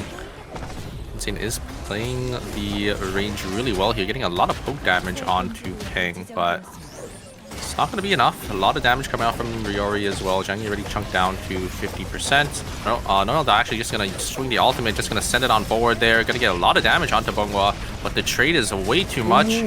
Oh, Insane does find the angle, is able to kill the Rio on the backside. Bongwa going to be the one forced to run away, as they are the only one left. Maybe going to try to get the res here in Warehouse, but I don't think Riori is going to let Bongwa get away here. Hongwa does get the stun into the Sun Conjunct there, as looks like Riori is going to stop the chase. That's a classic late game Kadia versus Rio situation. Rio is really good at extended fights because her damage output is so consistent. Kadia is really good at bursting down a single target in the later stages of the game. Raw DPS wise, Kadia will win it out up against Rio. And the range as well is just a little too much. I think Insane just completely outraging the Rio and then just finding the angle to get that kill. Very unfortunate, but it is how the fight is going to go. Team Cartel are all back, but this does really put a stop onto what they were planning on doing going into the later stages of the game, especially the Rio. I think she's been halted quite a lot now because they were looking for a blood sample buy in night number 3, potentially go for the fail not on that Rio. But now look, look what I said earlier on. I said that Crimson Bow is kind of one of those kind of situational, very cope Rio buys, and especially in ERM, they just went for a Crimson Bow onto the Rio. Yeah, if you're not able to save up for that blood, just have to settle for that smaller buy. It is what it is. Crimson Bow still a solid upgrade though. It does give you, I think, about 12 plus attack power, some attack speed, and you get that vigor. So still a good item to, you know, sort of shred tanks. You kind of need to if you are playing that ADC role. Looks like Daeum Cyber's caught in the middle. And Specialist is going to be able to find Dina there, but G-Work might be able to get this Queen onto... Oh, actually not going to be able to hit any of the members of Team Specialist, as the ultimate is going to be invested from the Garnet, but nothing really going to come out of that. Yeah, not entirely sure what that Maiden's Embrace was about, but that's all good. Peacemaker going to be popped by Revolu. Is he going to be able to walk away from this? Yes, it will, because the third party starts to now fall on in. Great timing that's an incredible timing. You're right. Jumo, straight off of a totem, is just going to get annihilated. That is one of the issues we talked about before, going into Totem when you have a bunch of setup characters that are ready to pounce on you at the moment you come out. It's not going to be that good. Oh no, Dai finds the angle. Backside. He gets so much value out of the burn to a Chris, and Pungwa is dead. Riori is just about to run the rest of this team over. It's not even close. Noda now with a beautiful burn to a crisp. Quite frankly, as its name suggests, will burn Chengi and Pungwa down into a crisp. Yeah, very nicely played, but what set up that whole entire situation was Riori just poking down the Rio down to half HP, and then Riori being forced to run away, and then, like you said, Nonaldao finding that angle, able to respond to the Rio's mispositioning, and just able to burn him down. Man, oh man, oh man. Daejeon Cybers with this composition is going to look to do a little bit more. Specialist. Where is... Okay, I guess there's no response. Rump Rebels, so we'll be able to knock down Yangtze. Down goes the Garnet. The items of Team Specialist. Only 2 items on the Adriana and only 3 items on the Rio, so it's not looking too good for the side of Team Specialist here. They are really far behind this game, but maybe they could look for, you know, some of these angles. Maybe they get some farm to come back into it. We do have a Team Tap 3 versus Team Ultimate. Maybe going to try to contest for this quick line. I think Team Daejeon Cyber is probably going to walk down as well. They just got the red box here for Team Ultimate. I don't know if they recognize that there's a team above them. It looks like they do. They're just going to walk down into red. But G-Work actually still wants to contest for this wick. Can he get the kill, the secure? No, it's going to go over to the side of Team Tap 3. They're going to be able to get the wick, and they're going to be able to get the wick items as well. So the blood's going to go over to probably the side of the Jenny. Luckily for Team Ultimate, at least Daejeon Cybers didn't opt to jump into that kind of opportunity. They were just fishing for maybe a mistake on the side of Team Ultimate's part, but they will keep themselves alive. Loses out on a lot of value, of course, inside of that wick because of the fact that they end up losing the buff and the blood sample, and it puts it onto Team Tap 3 once again. That's a little close. Tap 3 is a team comp that a lot of compositions in this game is going to suffer up against in the classic RPS of team compositions. That's the team with the wick sample. This is terrible. Rebels, right to the Vampire Queen is forced out. That's a beautiful shield to not allow any cancellations of that. And the damage output over the G-Work is good. Yep, Shackling Anchor is good. That is good situation salvage from Team Rump Rebels. Beautiful macro. Great ultimate to get the movement speed from the Amp Drone and then, you know, force the enemy basically away because they don't want to step into the Reign of the Vampire Queen, and they will be able to save themselves there. So very, very nicely played by them. Tap 3, pressuring some people as well as some teams to lose more timer than they really want to at this stage in the game. Got about 20 seconds before Tejan Cybers is going to pop. That's not big of a deal right now because stream is open.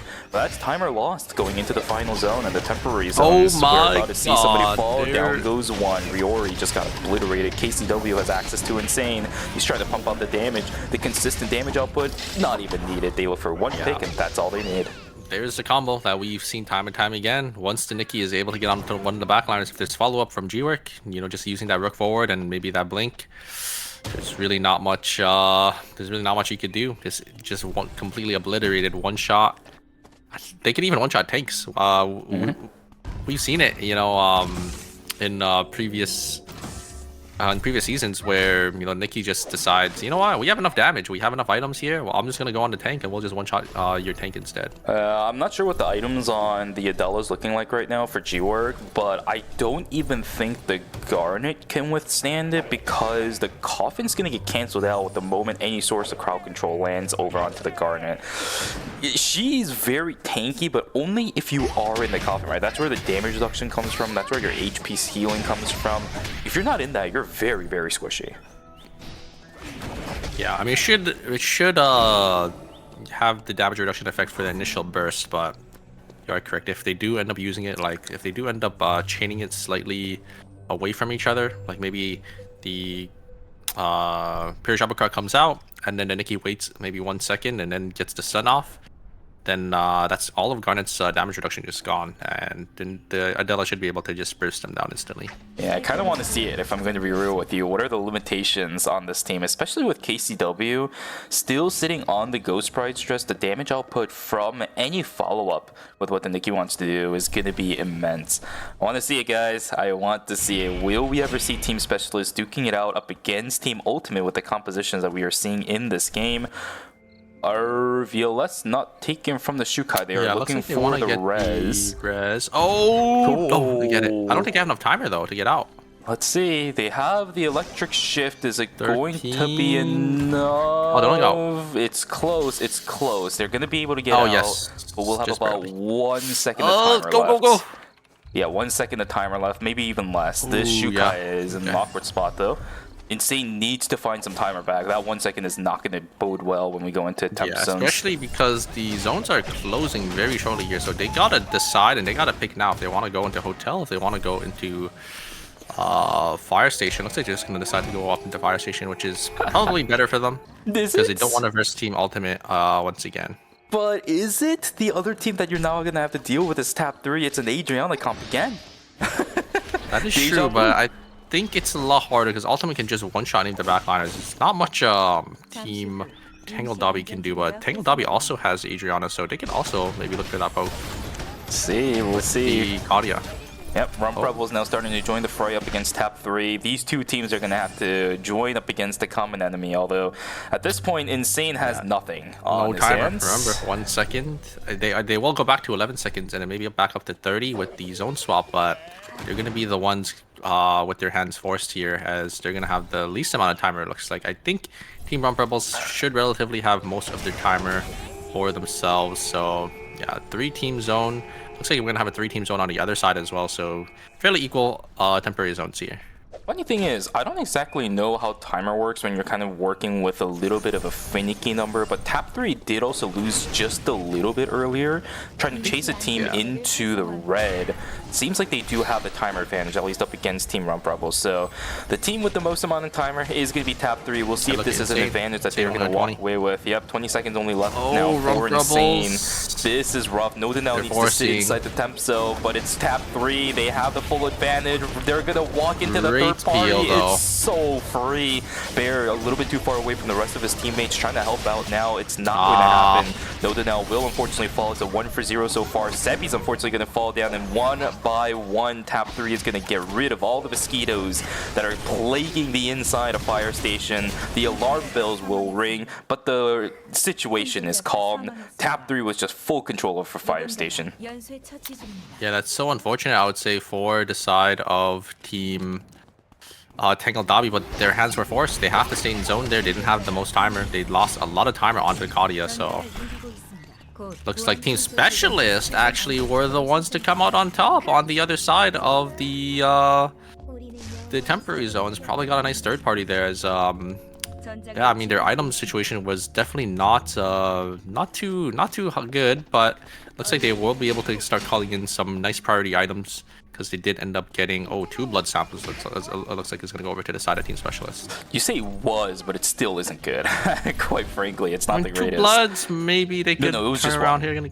It was just when they passed it. Oh, Yeah, they passed it to somebody. just so a it red looked like shoes. two. Okay, yeah, just looking. It's not looking too good for them. You can see the side of Team Tap 3. They got a lot of items for themselves. And Narvik it's already another on, obviously. That double blood. It's another Adriana, you're right. The poke is just gonna get completely cancelled out by the Charlotte. The Garnet There gonna try is no looking for chance. something. Garnet just gonna die there. Narvik actually gonna get chucked down to 1 HP, but I don't think there's really anything that Specialist can do. Tab 3, really like this play. They're just gonna back away, get the reset, and then they're gonna play a nice 2v3. The damage is already dealt at this point. Specialist not trying to let Team Tap 3 walk away with this kind of advantage at all. But Oh, wait a second. They do pop the play dead. That's step 1. Wait, he's Jumo, looking good. if he gets taken down, this is actually really big. Does he get the angle? No, he is going to be able to punch himself on out. Now it might be a fight against Timer. Onomono, I don't think he no, played it. Oh my god, he's still alive. The kite is not going to be there's there. the Pure range Charlotte uppercut is ult. alive. Good attempt from Specialist. This is the kind of Yeah, stuff I wow. want to see from an Adriana team, right? The initiative to go in was great, but the Garnet, it's a little too early, right? It's fine, Yeah, though. this- GG's. Yeah, despite the item disparity, they actually played it really well. They were able to proc that play dead, and if they did end up getting that Nikki there, it was winnable, but just coming out a little short, and it will be Team Tap 3 coming out on top once again. Wow. The lobby just can't deal with it, man. This is such get- a far-fetched comp. No, you're all good. You're all good. We both definitely have a lot of thoughts about how Team Tap 3 is dealing with a lot of these teams in Knockout Stage 5. And I think personally, it's such a unique comp compared to everybody else that no one's really getting enough practice fighting up against this team. The only issue is this is a tournament, and whenever you do fight up against the team, you keep losing. Yeah. There's so much sustain, especially into these Adriana teams. You can't really play with for the Adriana poke. You have to look for some angles, but yeah, we do get that Nikki cutscene once again coming out for Team Tap 3. I wonder if we're gonna get it 4 times in a row. If Tap 3 just play, how they've been playing, we might get 2 more wins for them. It's seeming like it. Almost no other team has been able to stand up against Tap 3 with their compositions at all. Most of the teams that make it into temp zone so far are ones that have very extended fights or the initial burst, right? Those 2 compositions are the best that the Charlotte deal with. Are there any other comps that deal with extended fights extremely well right now? I don't think so. Actually, the lobby itself might just be a complete wipeout for Team Tap 3. They might just have the better RPS in this situation. Yeah, as long as Charlotte can maybe get the Divine Intervention off as the Nikki is using their combo and completely deny the one shot, I think Tap 3 can have a really good shot at just winning out the entire lobby here. I know Nikki has the parry, the Guardian Reverse to stop the combo, and Jenny has the play dead, so their comp sort of just completely shuts down that Nikki team. Yes, it just works, and that's all you need, right? If it works, don't fix it. If it ain't broke, don't fix it for Team Tap 3. I am amazed that this composition is getting this much mileage because during the group stages, they were in character shamble. They were in comp shamble. We saw maybe 2 to 3 different iterations of a composition they wanted to run, and then one game that had a good result with the Nikki, Jenny, and Charlotte. That's what they've stuck with throughout the entire tournament. It has been an absolute blast to watch this thing perform up against all the other teams. Usually, single target DPS with a Nikki frontline doesn't work out too well because Nikki, in comparison to some other traditional tanks, only has good sustain during certain windows in which she can actually operate. She's really good for crowd control. She's a crowd control bot that has slight additional tanking bonuses. It's not like all the other tanks where you can just sit up in the front line for 10 years and say, "Oh, I don't care what you do. Let me just do what I want to do." Nikki still has to play around the fight and maneuver around correctly with the Guardian Reverse. Yeah, I and was worried. Yeah, and top three's Nikki isn't playing tank. They're Yeah, on she's not. just a full amp build with a couple. I would say bruiser pieces. They do have that lunar embrace to give them that extra defense and that extra HP, and then they just have that Charlotte just to keep them alive with that with the heal and the shield. So yeah, I'm excited to see how they develop this team comp further. But going into game number 3, we do have Mai and Nadine going to be back on the table. I think the team comp should lose to a typical front to back if played correctly, but with how Tap 3 is playing, it looks like they could even beat some of these best front to back teams. Only problem is, I don't know if you remember, but Nikki is going to be banned for game number 3. Oh, That really? might be the slight caveat. Yes, indeed. We did have 3 Nikki picks for Oh, you're right. game Tap number 2. 3, ultimate, and innate. Yep. You are correct. You are correct. Nikki is going to be off the table. So I'm actually curious on what Tap 3 will be playing for game number 3. I don't think it matters too much, though. Look at their lead here on the screen. We have a 17-point gap between first and fourth. If we go in first to fifth, it's a 22-point lead, and there's only 2 games left. So I think Tap 3 is probably relatively secured because they did end up getting 2 wins for themselves. Tangle Dobby, Innate, Rump Rebels, both with 24, 21, and 20 respectively. And it's still a pretty close game. 5th through 8th, only a 5-point difference. So anyone can still make it in here. Yeah, it's going to be tough. Cartel in 8th place is also not something that I anticipated to say after game our number 2. Last And the best of 4. ERM winners, all the way down in 8th. Indeed. But ladies and gentlemen, that was game number 2, and you know what that means. You've been through this enough. We'll go on to a break to get ready for games 3 and 4 of knockout stage number 5. So go grab some water, go grab a snack, and go take a stretch. We'll see you guys back here for the last 2 games of knockout stage 5. Take care.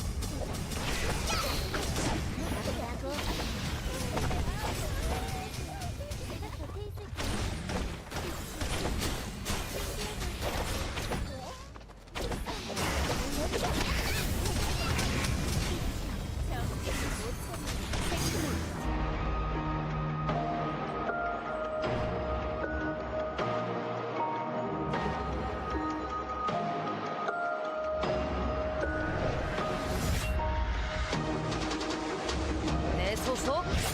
그런 걸 알아서 뭐하게.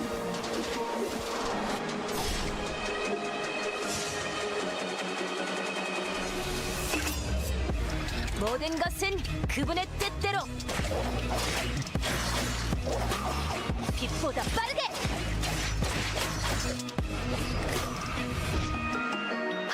아, 미안.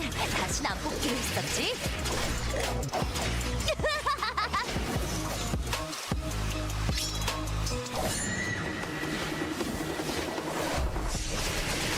눈에는 눈, 이에는 이. 아, 그건 부족한데?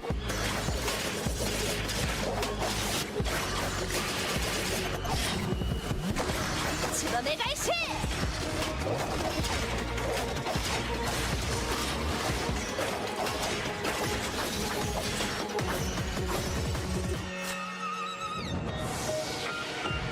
기억할 수 있다면 모든 것을 기억해 주십시오. 내 눈이 저지른 일들을, 내 손이 저지른 일들을.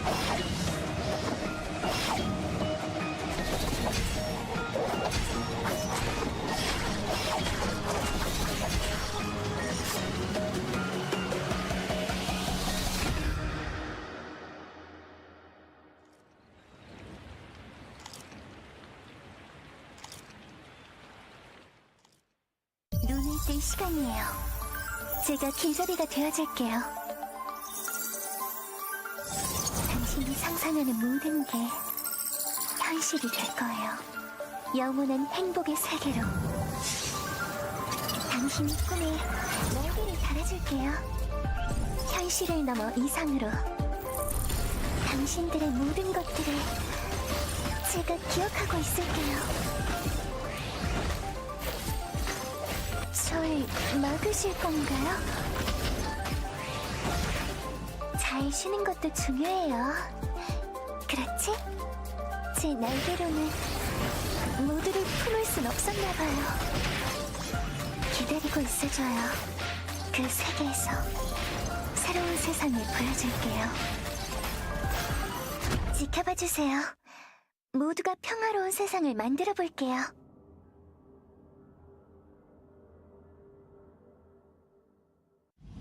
손재주는 나쁘지 않답니다. 찢고 가르고 뚫어볼까요? 제가 말끔히 고쳐드릴게요. 환자가 있다면 어디든지 가야겠죠? 움직이시면 안 돼요. 치료할게요. 당신이 죽더라고요.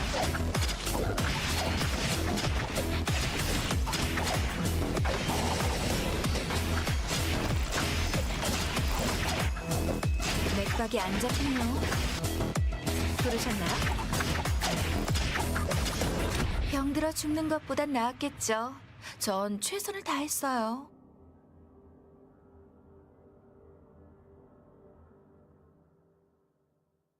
준비 완료.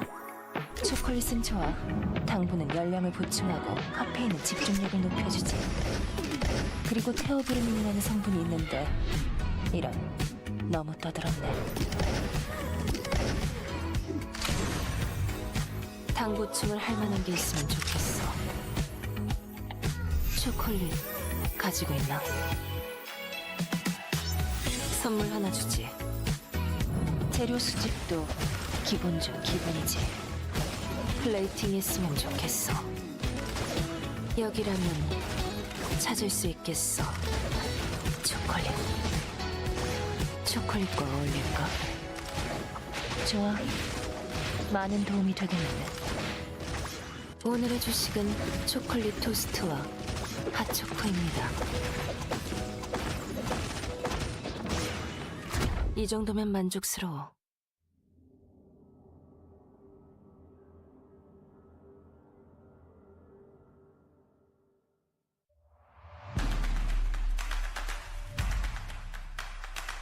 네, 그렇게 생각한 것 같습니다. KBOS와 유유게이밍. 일단은 공 스택을 좀 봐야 되겠고요.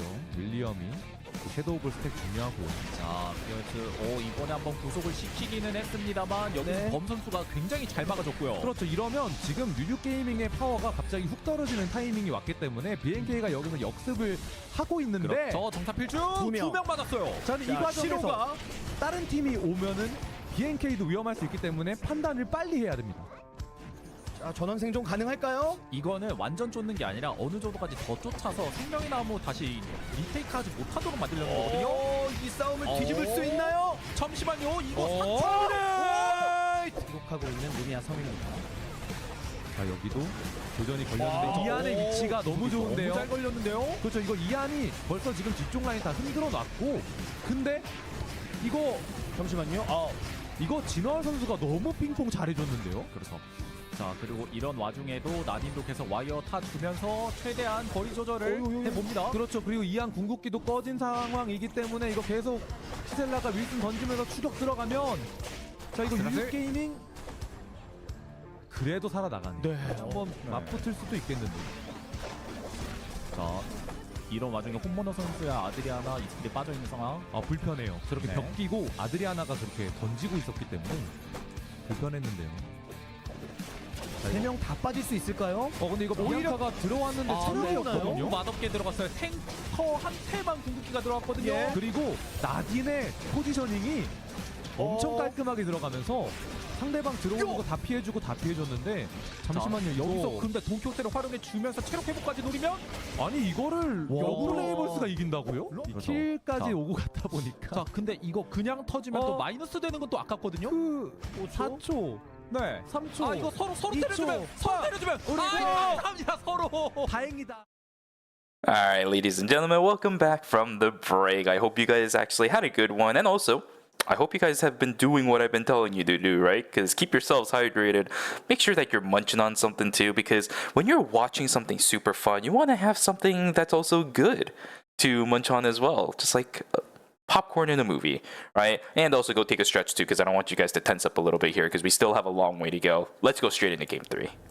Yeah, I've been really enjoying the game so far. They've been really, really fun to watch. But we do have, on the bottom right there, you can see Nikki and Shukai gonna be both off the table coming into game number 3 here. I think we're gonna have a lot of teams that's gonna go back to that Nadine and that Mai, so it might be a ban rotation here. We actually have 2 players gonna be on that Felix. We actually have 2 duplicate team comps here. Actually, gonna have the the Maya Dina Felix from both Cartel and from Daeyoung Cybers. Sounds about right. With NCMB back in the table now for Cartel, I like this change because whatever they've been doing for the past couple of games has not been working. Oh. Felix back on the table. We got a double You see what I'm Alonso seeing? pick. Yes, I do. Okay. Top 3 did end up subbing in Shijar. as usual because Nikki is going to be off the table, so not to be able to play that Nikki team comp. So they're just going to be playing this Alonso, Kadia, and Zahir team comp. Wow. The interesting thing about Tap 3's comp, I think they can still run the Charlotte. Charlotte, when you're playing a composition like this, no offense to Charlotte players, but you don't really need to do too much. The only thing that the Charlotte needs to make sure that she gets done right from our history of watching Tap 3 is the Divine Intervention needs to be correctly, right? Like, pressing your heal button is not that hard. It is, that character is definitely not one that you need a lot of experience on in order to get done correctly. So if they do want to play that Nikki, Jenny, Charlotte composition next game, they still have the leisure to do so. It's just that for the time being, because we aren't going to have access to that Nikki for game number 3, we are going to see the substitution, and let's see if it works out, because game 3 is underway. We got 2 more games, including this one, to go in order to determine which teams are going to be able to move on into our last knockout stage. 4 teams are going to be lost, 4 teams are going to move on. It's going to be a good one, guys. Yeah, and we're going to knockout stage 6, so it's going to be our final knockout stage until the finals. So after that, it's going to be our top 4. We'll be moving on to the phase 1 finals. And you can see the scoreboard on the bottom right there. The points are pretty close. It's still anyone's game to make it into knockout stage 6. Today is also a historic day as well, because we are going to have a lot of our teams that would normally be contenders for finals, even in season finals, that are going to drop down this day alone. Look at Team Cartel, the winners of Season 5 Eternal Return Masters, in dead 8th right now. 10 points, they are so far away. And Daeyoung Cybers, our team that won the recent big event, which is the 10 international event, in the 7th, and Ultimate, I think they placed second place in the season finals. So a lot of our heavy swinging teams just not having a good performance for today in knockout stage 5. Bongwa gonna blink on away. Juno gonna try looking for Bongwa there, but gonna get completely countered. A great taunt there coming out from Ping. Chartel gonna be able to counter the engage there. Random Dropper Queen gonna go a little wide there, but Sabi gonna find an angle and probably gonna be able to kill Bongwa there with Bear. Bear actually gonna turn their sights right onto Ping. Very, very nicely played by them, and they're gonna be able to pick up 2 kills. That's a beautiful timing on the Twilight Heist too. Did you catch that? Right in the middle of the catwalk, as well as the strut combo. So there was no way out for the Mai. Sebi, this is standard at this point, man. We've seen this guy play so many times because of Run Pro's miracle run. Wait a second. Ping. Okay, speed kits are good. All right. You're gonna walk straight to Bongwa there. It's really hard to chase into Adina because Adina just has so much AoE damage. Wait a second. Getting on the bottom side here. Uh-oh. Now it looks like Rum Bubbles is in trouble. You're going to be taking a lot of damage. Random Dynamite is going to be invested, and it looks like Sebi is going to be able to get away. Bear is going to be the one to fall, and TMP actually going to get caught as well. I think tried to go a little too hard onto the Bianca and to the Laura, so a little bit mispositioned. And it will be Team Gayang going to be able to pick up 1 kill for themselves. As Cartel going to be able to pick up, I think they actually ended up getting the other kill as well. So actually not too bad for the side of Team Cartel. Looks like Bear is going to jump on in, going to be able to kill Ing9 there. Sebi actually going to be able to use the Twilight Heist and going to be able to get Jinho as well, but nothing really invested for the side of Team Gayang. If anything, I'm surprised that Jinho opted to go for it. There's a beautiful pork chop over the wall, but it's going to send Insane straight into Bungwa. Insane is going to go insane at this point. Didn't really need to blink there, but I think just to make sure that Insane did end up dying, you know, securing your kills is always a nice or I would say it is always a priority to get those extra points. Yep, and at this point, timing is actually not that bad either. It's a 90-second cooldown. You should have it up a little bit into the objective fights. Cartel is the type to kind of extended fight some of these objectives. They want the leads, right? Especially with a composition like this. If the Felix can stay alive, the Sedina is going to be a lot more of a threat. So I like the timing in which he used the blink. Of course, it's probably not something that he was calculating, but either way, it's definitely good use timing on that. Cartel already on 4 kills. This is what they need. They're in 8th place, so they need as many points as possible there. There is the knock-up coming out from the Zahir as they completely shut down Sebi on that Alonso. Great Altake there, and yeah, it's going to be Tab 3 going to be the one coming out on top. They should be able to walk over to the tree here and get it uncontested as Team Rump Rebels. They're just going to be forced to maybe grab the wolves in hospital there. Is it going to be the case? We will see Sebi coming back in time. They weren't really moving towards the left side. I'm assuming that it would be free, yes, for top 3. We'll see, though. If the swords start flying on the bottom side of our screen, we'll know exactly what's going on over on the south side. And yep, look at that. See? The swords are flying. Let's see. Like, yeah, they are going to come down to contest. And, looks like Cartel. You're going to get a lot of damage onto this Garnet. This Garnet not really able to have the escape, but NCMP gonna actually jump on forward, and it will be gonna be the one to fall there. Oh man! Looks like on the side of Tab 3, they will trade 1 for 1. The Bianca and the Zahir are both gonna go down, but looks like Tab 3 are just gonna decide to give that one up. Do we even give these fights to Rump Rebel and be like, yeah, they're finally winning up against Tab 3? I think that's kind of unfair for Tab 3, you know? They're not using their main composition. Rump Rebels also has a really good comp to kind of disrupt the Zahir and the Kadia. I don't know. What do you think? Should we give these fights to Rump Rebels and be like, yeah, I mean, overall? They're like trading, and Tab 3 had won the last one, so, you know, it's not that bad. It looks like Gayang will be able to find the Nadine from Specialists, get that nice pick for them. A nice kill. Tab 3 though, oh, there is a item on that wolf, and it's a Tree of Life. It's gonna go straight into the hands of Zero Jin. Blood Cloak. Lucky for Gayang there, they will be able to get that extra item. There's the blink coming out from that Adriana. Farscape is already invested though, so I think this Adriana should die here. A lot of slows coming out from Ing9. The catwalk should be coming up very shortly here, but it looks like Adriana is going to be able to use their slows to deter any further chase. Good stuff for the Adriana, keeping herself alive. Zero Jin with the Blood Cloak on hand now. It's going to just shoot a couple rockets, not really land onto anything. That's all good and dandy.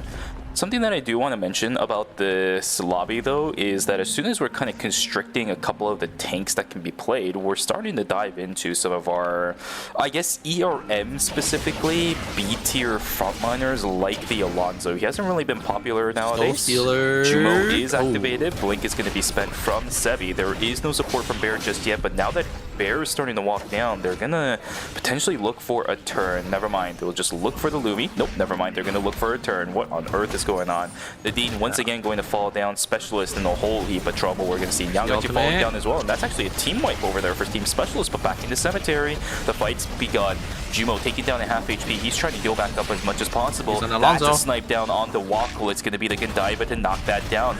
So I guess in the end, it's a 2 versus 1 in favor of Tab 3 this time around, because they've now won 2 fights compared to the one that Rump Rebels have fought with them.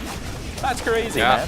Tab 3 coming out on top there. I think Rump Rebels, they just didn't have their buy-in, so they're actually playing down 3-4 scores basically into Tab 3. Tab 3, I think they farmed really well. I think I saw them having 350 credits really early on into the game, so yeah, top 3 able to get the 1-up onto Rebels once again. And we might see another fight coming up very shortly. The way that this actually, we lobby do is have going. Bianca just spawning right onto Force to grab that mithril for themselves. I think they're gonna try to group up with the hotel. It looks like Rebels is gonna spawn on over here. That's a really nice item too, because you saw the leggings in the inventory. That's going to be going straight into the legs of steel. Actually, no, never mind. Pharaoh's artifact. Okay, that's even more valuable at this point. Yeah. I forget. Does it build out of a piano wire? What the heck does it build out of? Yeah, it's piano wire and the hammer, right? Yeah. Okay, maybe they just called in the hammer because I just saw piano wire in the inventory, which is fine and dandy. Minus 15 for a high value item like Pharaoh's artifact. Yeah, you'll take it. yeah, Pharaoh's artifact, really underrated item. A lot of people are just running the 25% skill up instead, but 15% for mithril is still a really nice item to have. Looks like the Cybers is going to get the engage here. 3-man Quake is not going to be able to get any follow-up, but it looks like Jumo is going to be chunked down. Revolo actually going to try jumping on forward, but a great peel back and really nice played by the Zahir to use that NATO and stop any further advances from that Felix. And it will be top 3 coming out on top once again under off comp. It looks like it doesn't matter if they're playing their Nikki, Jenny, or Charlotte comp. They could also play this Alonzo, Claudia, and Zahir. It's slightly strange. I'm kind of assuming things here again, but Jumo's magnetic field timing was also incredible. You were talking about the tornado, but I think the magnetic field was actually bigger because it was right at the third skill use of any one of his skills that he ended up getting pulled back from the magnetic field. It went to nothing, right? And then he just died immediately afterwards because of the pullback. Bought Zahir enough space to throw out a couple more skills. Boom, there he goes. Fight's over. So, yeah, top 3. They're looking strong. Still, no changes really in how the dynamic of this team really works. Team Ultimate looking for a potential fight. Great buffer. Tempest Hydra to buffer indeed, but the third party's coming in. Team Ultimate grouped up together, not really going to find anything as Team Innate is just going to find the purple box. It is a Tree of Life once again. We'll back away from it. Huge value for that team. Great CC immunity coming out from NCMP. A lot of people forget the Tempest Hydra has that CC immunity, but it was forced out. So if they look for another angle onto the Felix here, it could be the doom as they're going to have no CC immunity this time. KCW, maybe going to try walking up. Great side step for work. Not going to get stunned. Looks like the side of Team Cartel are a little split here. It looks like they are going to point their angle, the sides onto NCMP, but a great exclusive actually going to come out instead. KCW in the back foot, and it will be G-Ware going to get taunted by Peng, and the follow-up coming out for the side of Team Cartel is a little too much for Team Ultimate to handle. Alright, 2 members down. Cartel is starting to step up now. This is a team that really needs the points. 17 now for this team, just looking at numbers alone, especially the kills. Team Ultimate on the flip side, they do have the 5 additional kills, which means they're at 18. A good adversary that Team Cartel was able to knock down at a pretty crucial time inside of the series. Yeah, 7 kills for themselves. They're sitting on a lot of crits as well, so they're definitely sitting in a nice spot here. Top 3 though, they are in Chapel here. Probably going to be able to get this Omega completely uncontested. So will be a nice swing going to the side of that team as well. Do have a lot of teams slowly just getting their buys in. Definitely want to make sure they are staying on pace with this game. Team Ultimate though, gonna be forced to use 400 credits to get their teammates back up. This is problematic. Losing pace in this stage of this game. Day number 3, right? It's not going to be good, especially when the moment it hits night number 3. We've seen some teams prioritizing those blood samples. Do we have any teams prepared for this game? I don't think so. I don't think anyone's really cresting over 400 right now. Maybe we'll see it a little bit further into night number 3, but for now, it's just going to be 4 score buys, 4 score buys, and 4 score buys.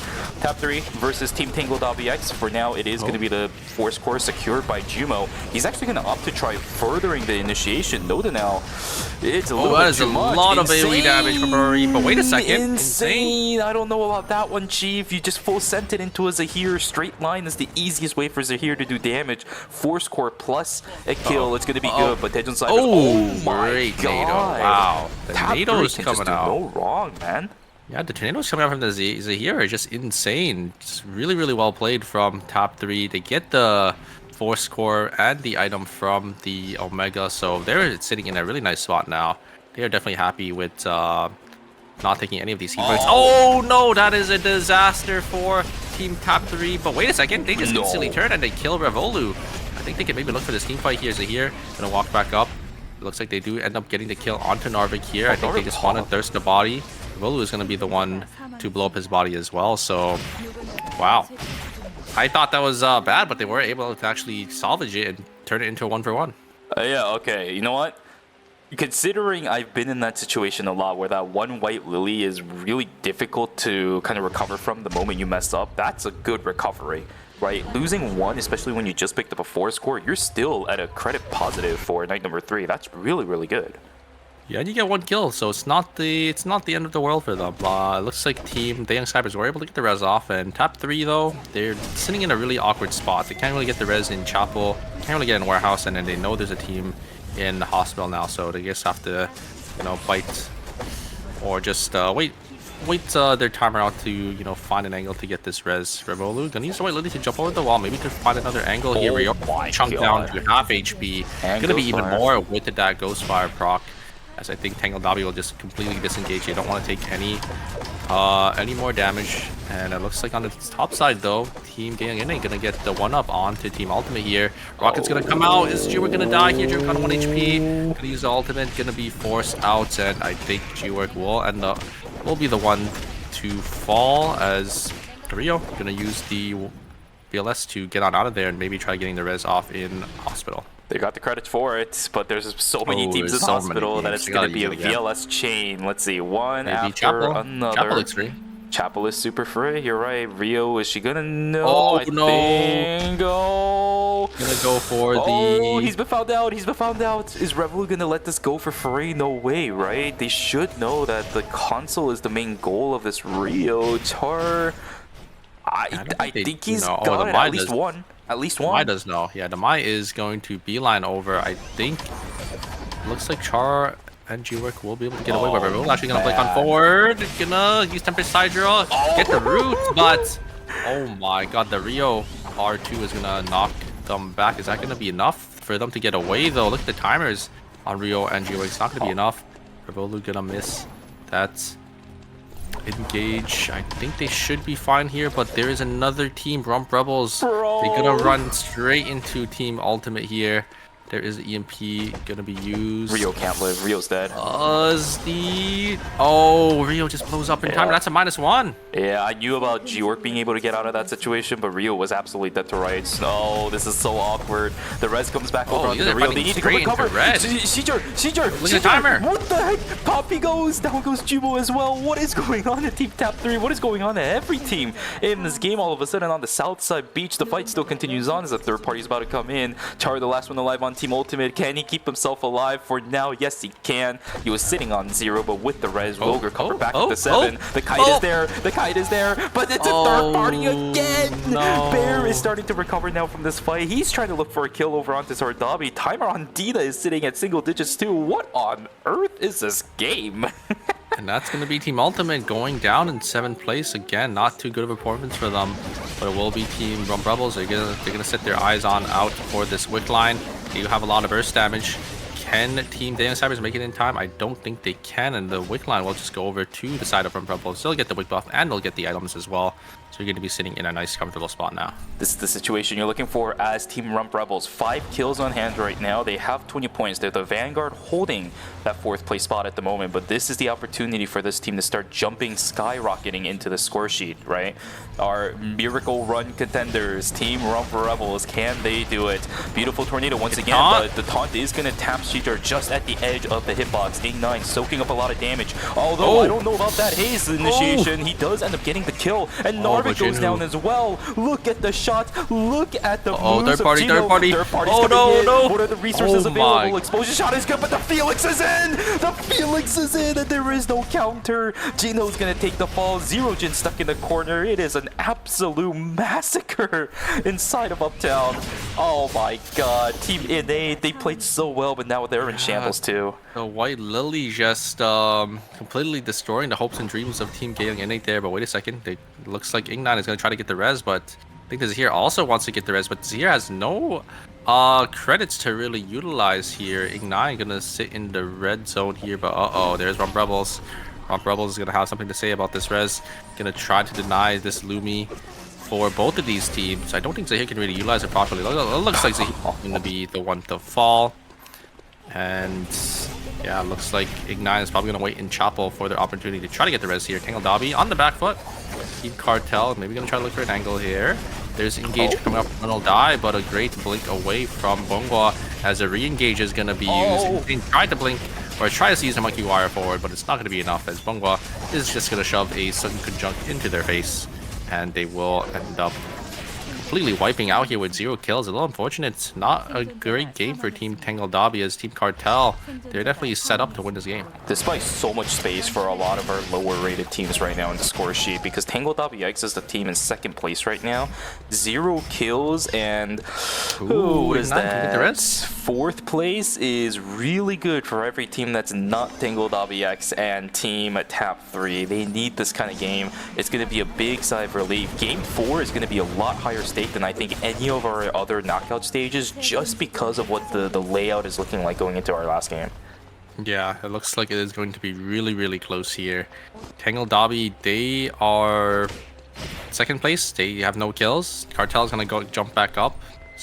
Innate as well. They're going to jump up to... Actually, Innate is already in 3rd place, but a lot of the other teams on the bottom side are going to get a lot of points coming into game number 4. Yeah, Tejan Cybers now need to start stepping up for themselves too, right? Only 4 kills on hand. It's going to be tough to at least catch back up the Cartel, of course, but they do have a couple point lead in comparison to their counterpart going into the score sheet itself. The mirror matchup I don't think is going to be in favor of Tejan Cybers at all. Team Cartel is just a little bit too far ahead as of right now, but we know that Tejan Cybers can do it, right? Dina has been one-upping Boongwa so far today. Revolu is also a fantastic Felix player. We've seen him pull off miracles on this character over and over again. It all just comes down to, I think, which Mai, if they do end up doing a mirror fight. Yeah, you definitely can't count out the other teams just yet. King Gang Innate is also still well poised to win this game, and Rump Rebels, they were the one who took a weak line, so they are on that triple blood right now, so are pretty strong for themselves, but I think the Felix is going to be a little tough for Team Rump Rebels to deal with here, but have to see how Revolu is going to be able to pilot this. It looks like the engage is going to be called here for Day and Cybers. I think the Mai definitely wants to look for an angle here. Both members, I think it looks like the poke is coming down from Rump Rebels. Mai already down, 30% HP. Nothing really going to come out of it though. Yeah, inside a cemetery, Team Cartel will be able to wipe out Kyunggi Innate inside of Uptown now. The fight still being a little bit contested. Bear definitely has signs of deja vu right now. Right up against the Felix inside of Uptown. I swear we saw this yesterday. We're going to start the fight. Let's see how it goes. Revolu trying to find an angle on towards the back line. Reign of the Vampire Queen is pretty good, but Sebi is going to get taken down. You are correct. Sardabi about to get taken down as well. We did see the Peacebringer trying to get the damage in. Bear knocks down one. It's 2 for 2. Fight now left as Wackle healing himself up just a little bit with the circulation, but it's not going to be enough. Bear trying to get the Executioner bonus. I don't think this fight has any more left. I don't think, and the Executioner bonus does come out for Team Daeyoung Cybers. It looks like Wackle did not head explode, but I don't think Bear has a shot here into this Felix. Revolu able to dodge out on some skills here. Dina gonna come out and just finish them off very shortly here. Wait a second. Bear is gonna get a knockup, but it's not gonna be enough. Daeyoung Cybers gonna be able to win that one out. Looks like Team Cartel though. They are going to secure the zone first. Actually, they're gonna walk forward here to maybe get a vision play. I actually really like this from them. Oh, they're just gonna use the console actually to get some buy-ins. It will be the attack skill gonna go over to Dina. This could be valuable. We'll have our mirror match coming in. I think it's definitely favored for Team Cartel. That they should have an item advantage here, but Daeyoung Cybers are gonna get some buy-ins as well. I think the attack skill is gonna be coming out probably for this Felix. The death upgraded for Boongwa. It's not a common item that Dinas actually do go for nowadays. Yeah, things like Prominence or even the Queen of Hearts is a lot more preferred. Just for the additional cooldown, or even the Bikini is something that I've seen quite often in Adina. Boongwa on the flip side, he's going to be looking for a lot more of the damage. Both of our Felixes still sitting on the 1,000-foot spear for both of the players. Oh, this is going to be an interesting one. We shall see who ends up winning out the mirror matchup. This is the true test to see which Adina is the better player. Let's see. Adina getting tagged there's by a good start for double Bungwall. Dorito. Okay, here we go. The taunt over onto the Felix is good. Exclusive actually invested. So I think for now, actually, Tejon Cybers is winning out. Yeah, the investment is in favor of Tejon Cybers, despite the fact that Adina took a lot of damage. But the timer is into the side of Team Cartel, so Team Cybers are going to be forced very shortly here. Lot of space that Team Cartel can use. Nice kite back, gonna get a lot of damage. Oh, and CMP gonna get chunked down to 1 HP, but it's gonna be Revolo gonna be the one to fall first. Very nicely played by Team Cartel. A lot of stun conjuncts, a lot of damage coming out from Team Cartel. They could just wait it out here. Oh my god, Bumbo gets a double stun. Is able to dodge out on so many skills as well. Bumbo is just playing this fight out of his mind. Yep, and CMB, he has the White Lily. Does he have anything else? That was the question. Tempest Hydra is back up. He needs to play this really well, but he's only got 2 seconds of timer. Down goes one, and down goes another. Indeed. Cartel will be able to win out game number 3, 17 kills on hand. GG's. That is the game they are looking for. I think with this game, they should be relatively safe now, but definitely can't count out some of these teams just yet. There is still one more game to be played. Indeed. This is the game that they needed, though, going straight from 8th to most likely either top 2, potentially probably even, first, honestly. Yeah, potentially even first. It could definitely be a possibility. Top 3 didn't have too great of a game. They got a couple of kills. They got a few kills, actually, not even a couple. But, man, Top 3's performance just does not match up to what Cartel was able to pull off. The complete duality of 1st and 8th place in game number 3. Yeah, a 17 kill game. So that's 25 points going to go over to the side of Team Cartel. They are definitely most likely going to be locked in for their ticket into Knockout Stage 6. I love it. I love it. And it's going to put game number 4 in such a heavy demand for all the players, right? I talked about it before, but the amount of stress and pressure that these teams are going to have for game number 4 is going to be immense. Score sheet is going to be super close. I think it's going to be a fight for that 4th place spot. 3rd place might be a little bit far away, but I don't recall which team was in 3rd place. I think they didn't do too hot, though. It might have been Tangled.bx that was in 3rd place. It's either that or they were in 2nd place. Either way, score sheet is going to be extremely close going to game number 4, which means a lot of teams still have a chance as long as game number 4 goes in their favor.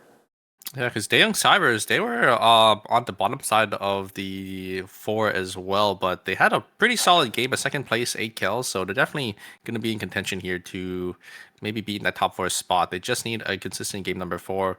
So you're right, it could be literally any of these teams' game. I think there's probably only a couple teams that might not have a shot anymore, but even then, if you have a pop-off game like Team Cartel, get a 17 kill game, they could still make it in for sure. Indeed. We'll have to take a look at the score sheet to look at what the logistics genuinely look like.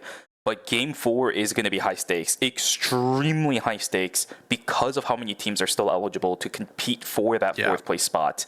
I don't think any of our knockout stages so far has been this high stakes for all of the teams. A couple teams to a certain degree for the previous knockout stages, we were like, okay, it's most likely not happening with almost a scientific certainty of degree, right? Yeah, remember too, all these teams are already guaranteed circuit points. So even if you're in 8th place, you still want to have a good game. You want to make sure you climb up as many rankings as possible to get as many circuit points and as many placement points for the prizing too. So these teams definitely need to make sure they are still going to play their A game 4, game number 4. Even if they don't really have a good shot to making it, because you want to get as many points as possible. Yes, sir. Yes, sir. Going to be really excited to see what the score sheet is looking like. Hopefully they bring that up really quickly because I want to see it. Let's take a look. They're going to bring that up. How close is the score sheet? In 1st place is going to be Top 3, still holding that because of their well thought out performance for the past few games. Cartel will be able to jump up from 8th to 2nd. 8th to 2nd. Yeah. Think about that. 35 points. Innate with 32. Rum Rebels with 31. Tangled Dobby and Daeyoung Cybers, they're pretty close. They're still in contention, 26 and 25 respectively. Cartel, despite them still being in 2nd place, actually they're still not in the clear just yet. If Even they do go 8th 3. place, I think Top 3 should be good to go. They have a Tangled Dobby's too far away. Yeah, not a 18-point difference Yep. between Tangled Lobby. Could happen. But Cartel, yeah, if they go 8 and 8 and run Rebels, they have a decent game. You don't even have to have a good game, and then the Young Cybers or Tangled Lobby have a good game. They could potentially be knocked out, but yeah, really close score sheet, I would say, between 1st and 6th. It's still anyone's game. Even Team Ultimate and Team Specialist can probably still make it in. They just need to have a really good pop-off game number 4. I'm going to make a prediction here real quick. I don't make too many predictions, but this one is a prediction that I think I can reliably make. I think top 3 are going to play Nikki, Jenny, and Charlotte. I would. I mean, yeah. They probably will go back to it once the Nikki is going to be back on the table. But we'll have to see. I mean, Charlotte isn't really too hard of a character to play, so I'm sure even if they subbed out their Charlotte player, I think their other player can probably pick it up. But yeah, I'm kind of excited to see what these team comps will end up looking like with some of our picks being back on the table, and obviously Mai and Nadine both being banned out once again. I will say, though, the Zahir from Cedar was quite impressive, actually. He staved off a ton of initiations throughout the entire course of the game. And Jumo sitting on the Alonzo, he added even more frustrations because we had 2 teams running the Felix in this game. And Felix was denied in almost every single way possible throughout most of these fights. I don't think Tap 3 lost a single fight up against the Felix in the entire game. I don't remember who they died to at the last fight before they were wiped, but I don't think they lost to a single Felix. The tornado combination with the magnetic field was, in my opinion, spectacular. Jumo kind of had to pop those magnetic fields, but the timing was just right for some reason. I don't think it was intentional to pull away the Felix or anything like that. Like, he just had to if he wanted to live, but still, it worked.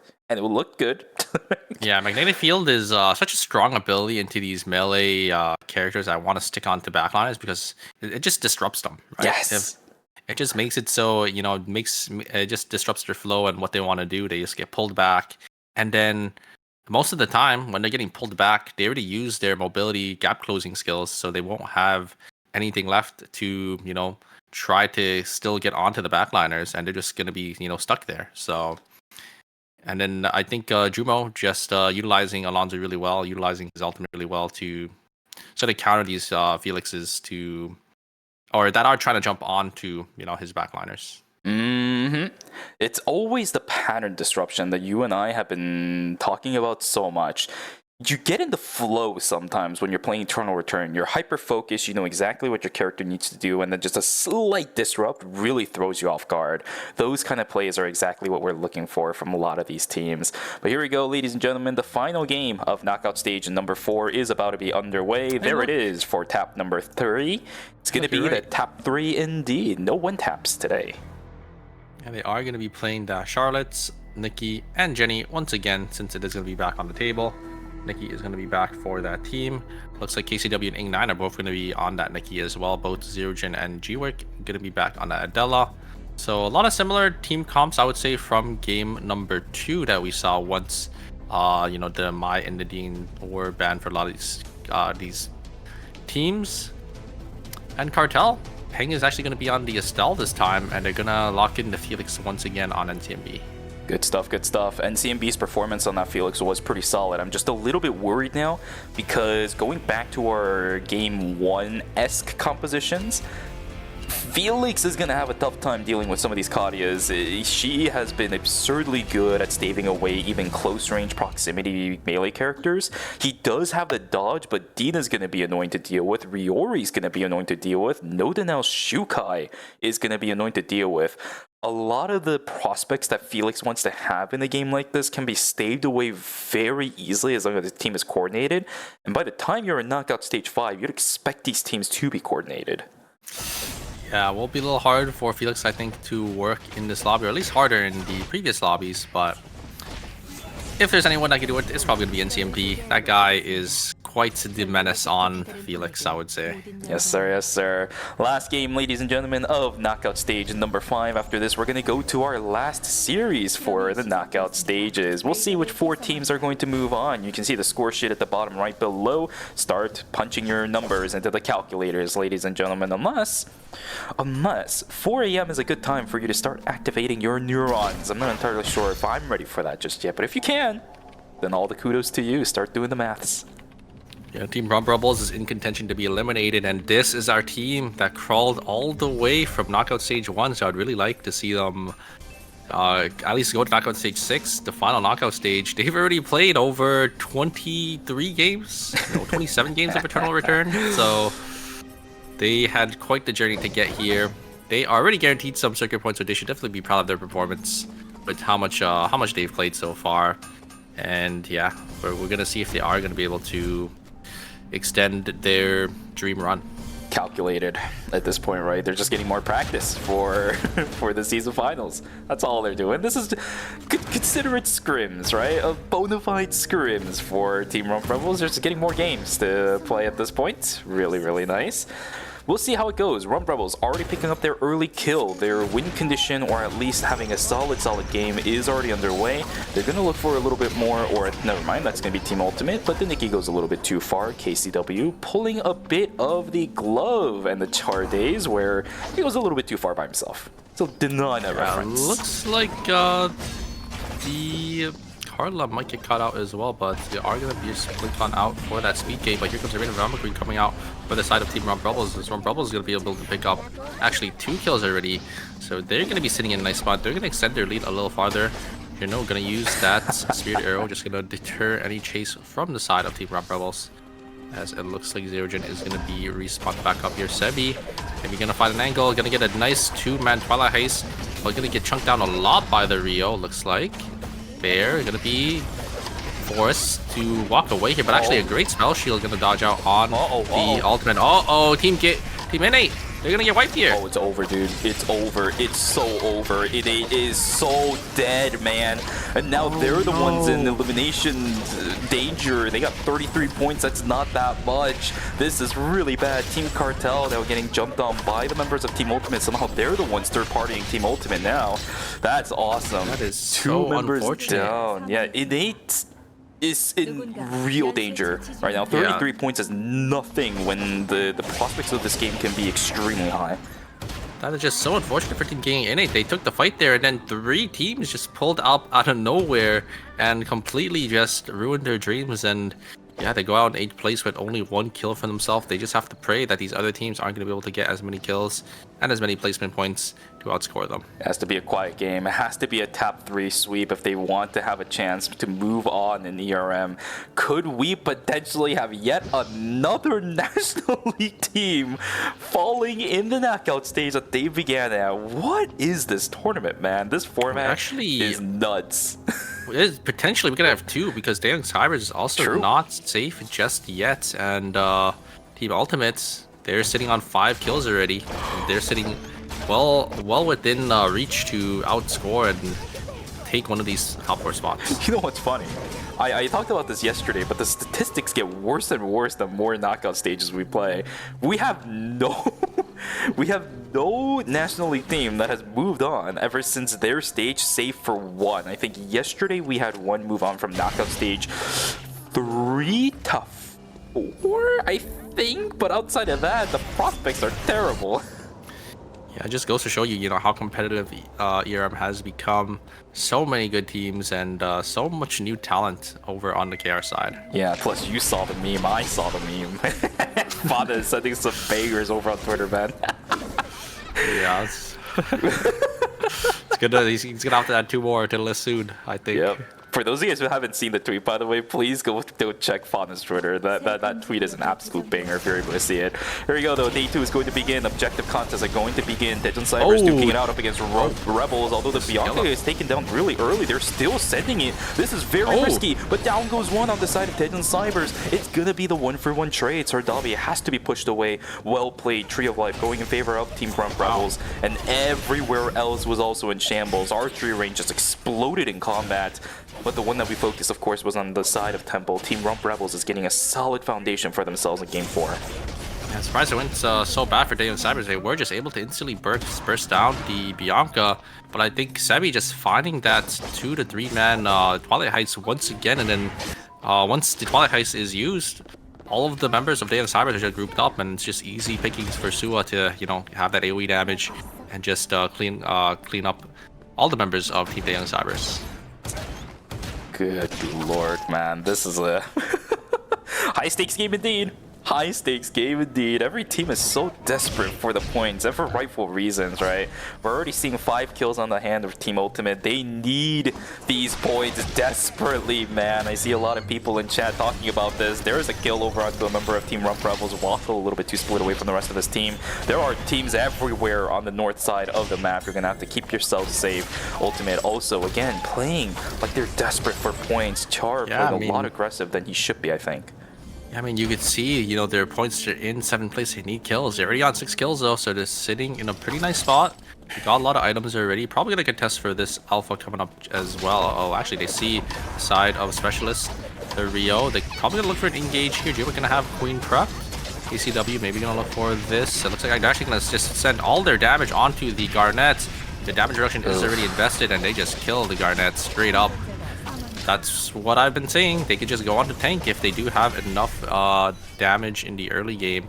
Usually in the early game they shouldn't have enough damage, but I think the Garnet was just a little too far up, and Garnet being a character without any escape can't really go back and regroup with their team. Oh, it looks like NCMB is actually going to... Oh my god! Actually going to be able to kill both members on the side of Team Daeyoung Cybers by himself. He greeted for that 4 score, and it just worked out for him because Team Daeyoung Cybers just did not respect him at all. What the hell was that, dude? NCMB. You called it.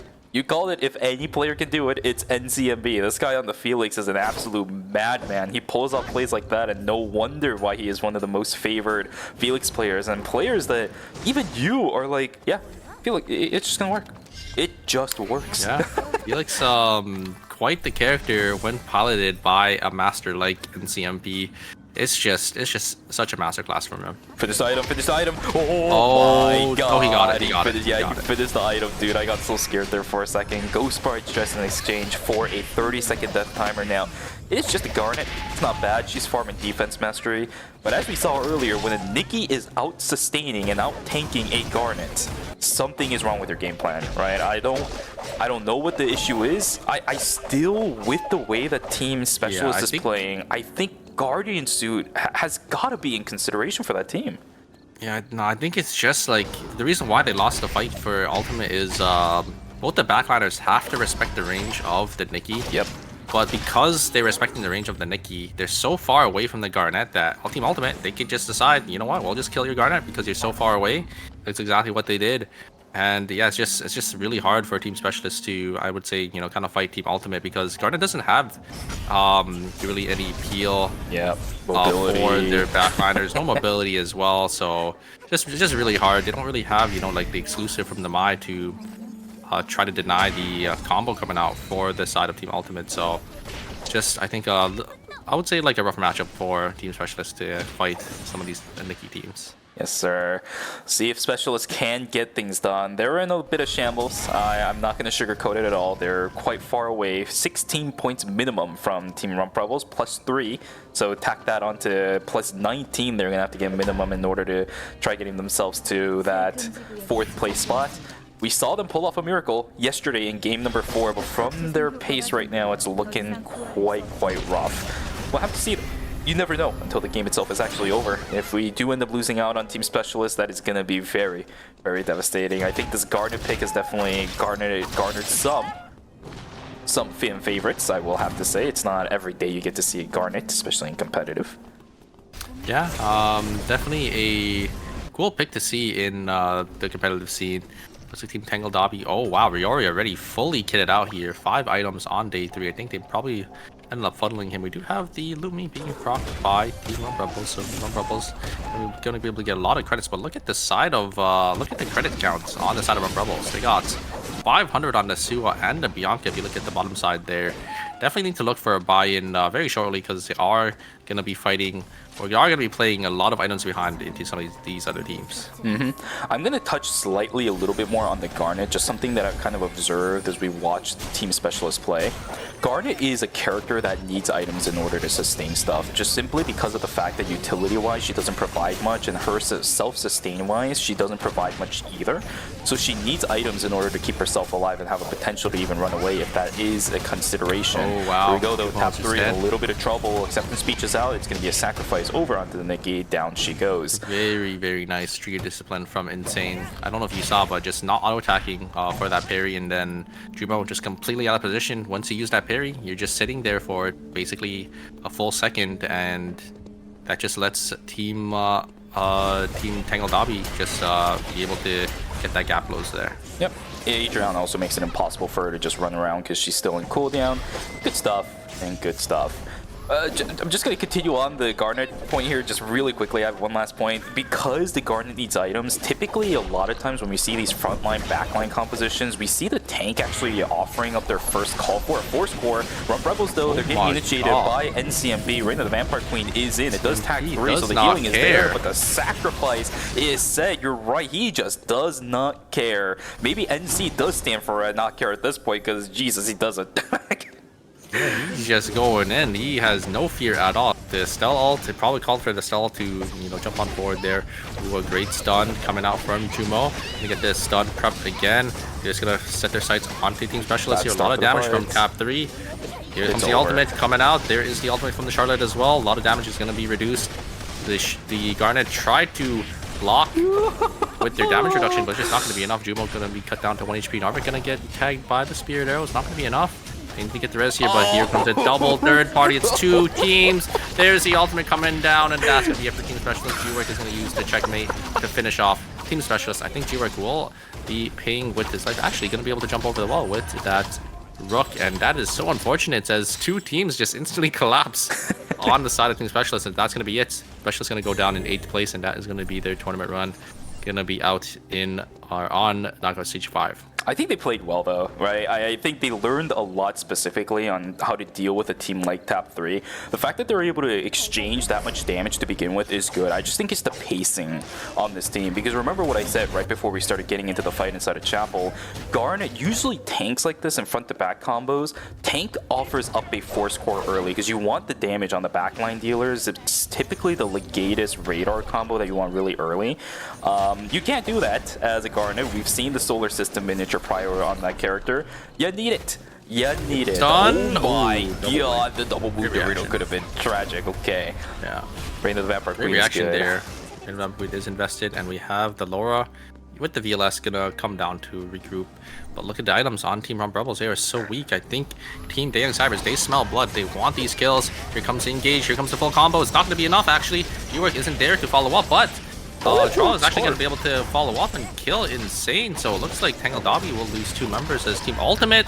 They are coming back. They want this. They want to make sure they're in Knockout Stage 6. They have 11 field kills already. Some people were saying fraud watch in the chat. Well, look at this. They're not frauds anymore. They are fighting so hard for their tournament lives. How many points are they at right now? They are currently at 28. There is still a decent ways to go, but they've already set the foundations to a potential turnaround and a reverse sweep inside. There. York already on full items. Charles already on blood weapon.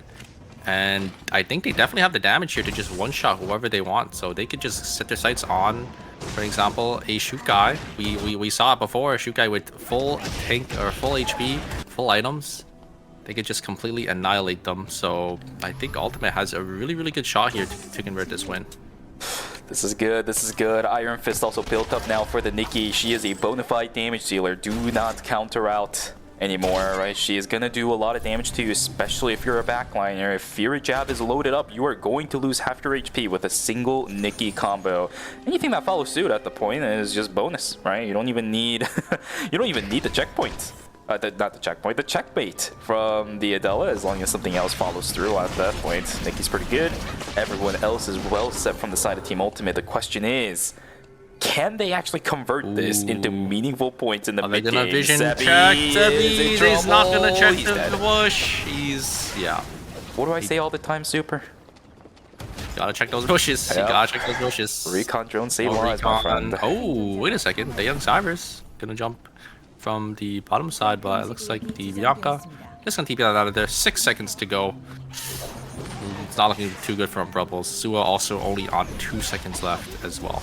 It's just, they just have to make sure they can live at this point, right? That's all they have to do. They're holding in 4th place right now. Team Innate is dead. They have more points than that team. All they have to do is just keep their space in top 4.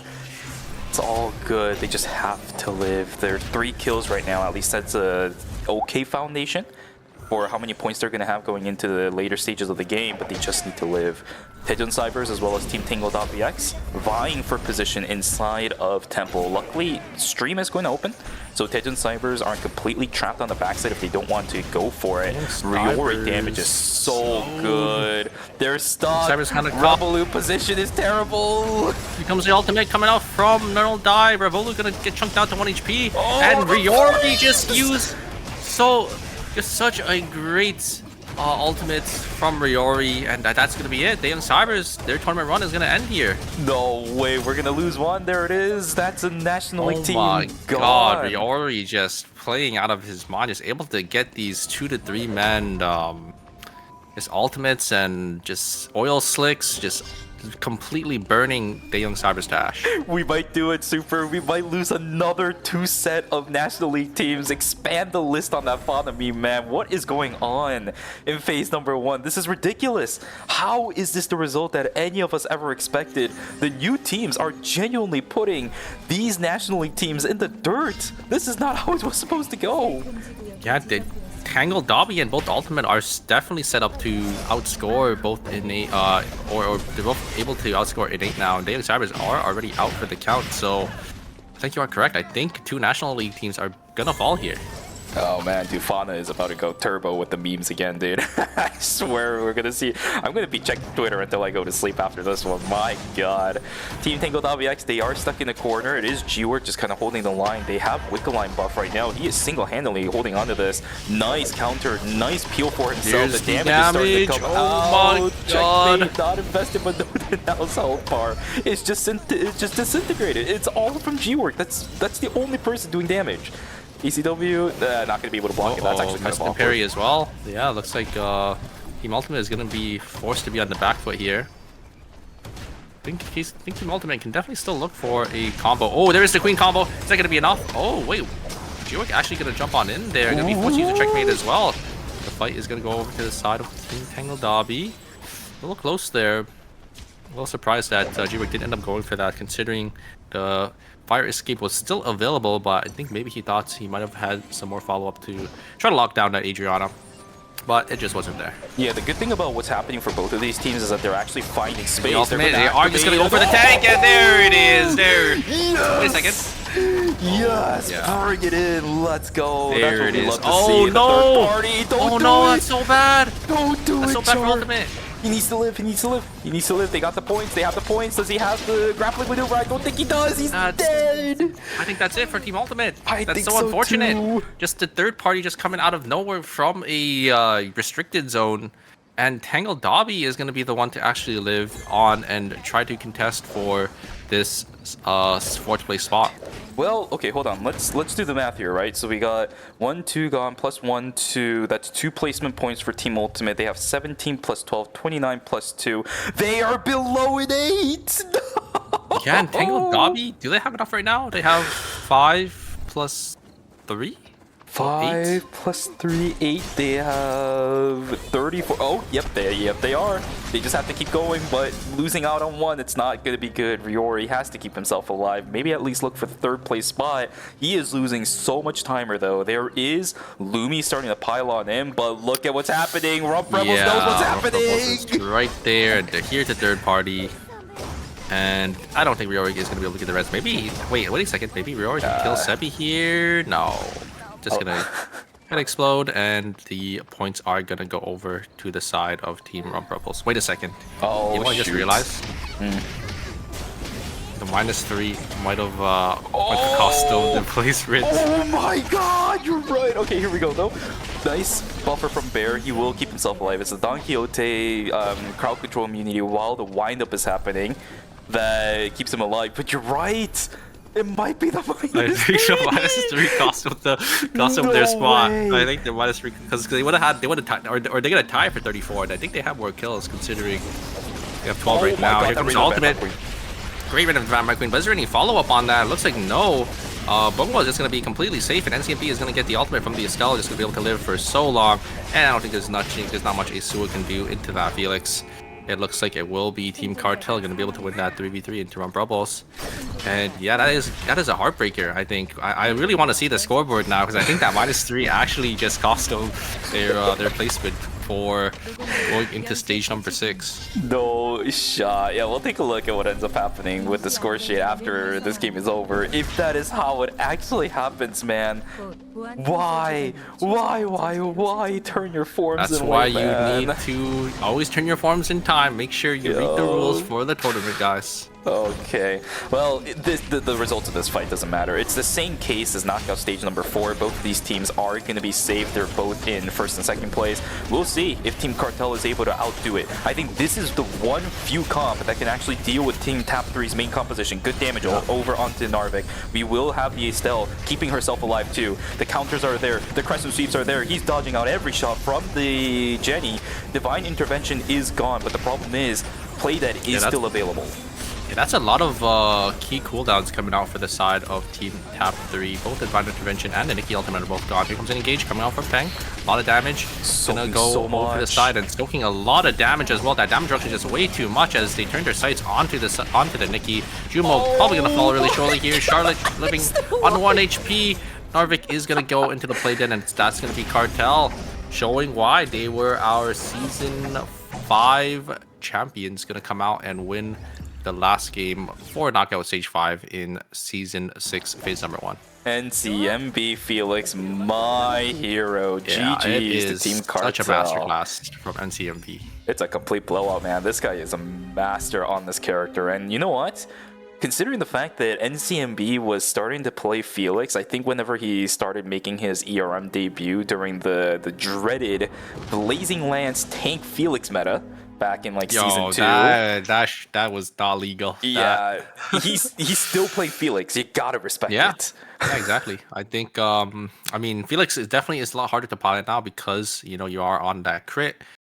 But if you are able to dodge out on a lot of priority skills, you should be able to deal so much damage on this character. I think Felix just has a fantastic time just 1v1ing almost any melee character in the game, just because he has that extra range with his spear, and he's able to dodge out on those auto attacks, and his damage is just insane on that crit build with that radar.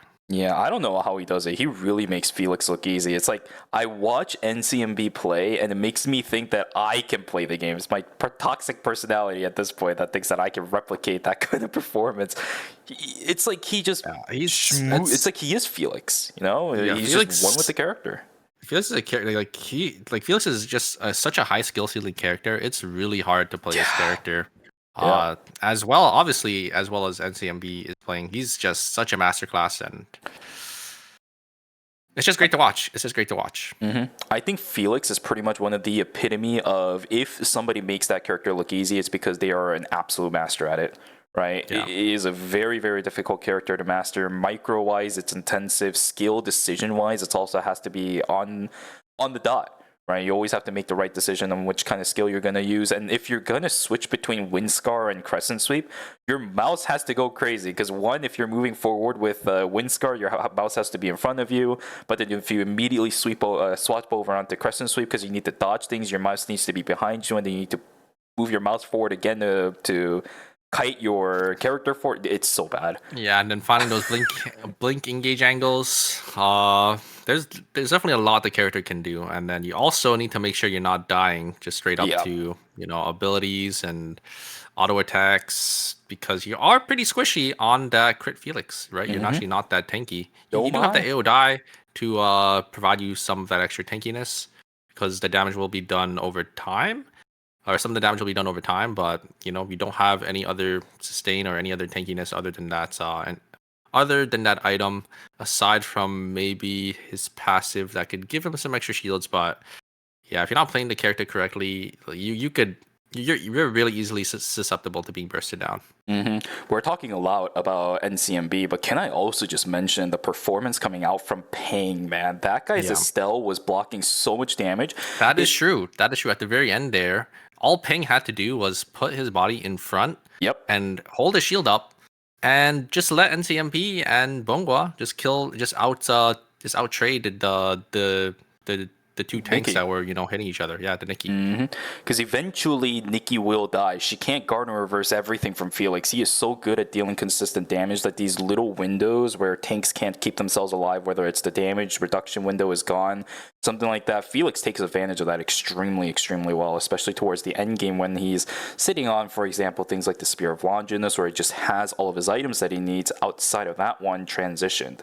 So yeah, we'll take a look. Oh, at let's what the see. score Let's sheet see. looks like. Let's see. It's Ultimate, a tie it for is. first and second It place. is. Oh, it's a 3-point difference. They would have won the It champ. is, and they had more They field won kills, the so they would tiebreaker. have won the tiebreaker if they submitted their form on time. So let that be a lesson to you guys. Always submit your forms on time. Always read the rules for the tournament, and yeah, make sure you don't -3 like Team Ultimate did here today. That is a heartbreaker for Team Ultimate, because I know now that they're probably gonna be like, damn, what if we just submitted our form on time? Yeah, and just- you're losing sleep over this. That's Yeah, a lose yeah, sleep exactly. angle. Exactly. Holy moly, what a close score sheet though. Look at the first and second place too. They are tied for first and second. Tap 3 just with better consistent performance. Cartel with a stellar games 3 and 4 performance. Considering games 1 and 2, they were 8th, man. They were 8th. That is true. Cartel just winning the last two, and now they are in first place with 54 points. They made And you could 44 in 2 games. Look at fifth and sixth. They're just 1 and 3 points away from fourth place. So it's a really, really tight fourth place. And Daeyoung Cyber is also going to be the one to fall with Specialists. So the curse for our National League teams continues, as both Daeyoung Cyrus and Team Gaeyoung Innates are going to be knocked out here in Knockout Stage 5. Absolutely. The curse of the National Leagues may continue. Fauna may have more sources for his meme over there on Twitter, but the miracle run of Rump Rebels still continues. Third place today. Maybe they're slowly starting to drop down in the rankings, right? I think during Knockout Stage 1, they easily went first place, but as time goes on, they've gone second now with, I think it was Knockout Stage number 4 that we saw yesterday. Knockout Stage number 5, they're in 5th place. They're starting to struggle a little bit, and that makes sense, because the dynamics of the lobby are becoming much more intricate. They're becoming much more difficult to deal with. But they're still holding on. The miracle run is still there. We can see them in the finals. They just have to do well in the next series. So far, how many games have they played so far? I think 24 now. This is Knockout Stage 5, so 24 games are going to be going into our 28 games after game number 6. But yeah, what a performance from Rebels, all the way down from Knockout Stage 1, making it all the way to Knockout Stage 6, and now we're down to only our top 12 teams. Oh my god, my heart cannot take it anymore. After 5 days of watching Eternal Return, we are down to 12. We started with 36, 32? 32, because it was 8 teams in 4 different groups. It's going to be a fun one, guys. For all of you guys who are watching, thank you very much, but we're going to continue on into Knockout Stage number 6. We're going to go onto a break. So once again, go grab some water, go grab some snacks, and go take a stretch. We'll see you guys get back here for games 1 and 2 of Knockout Stage number 6. Take care, take care.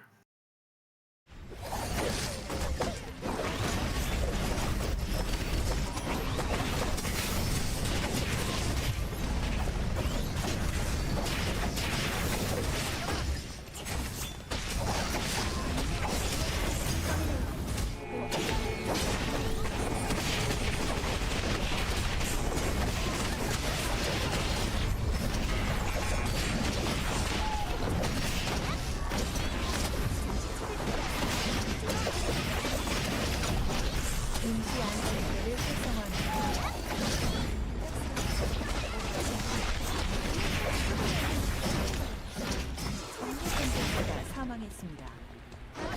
누군가가 연쇄 처치 중입니다.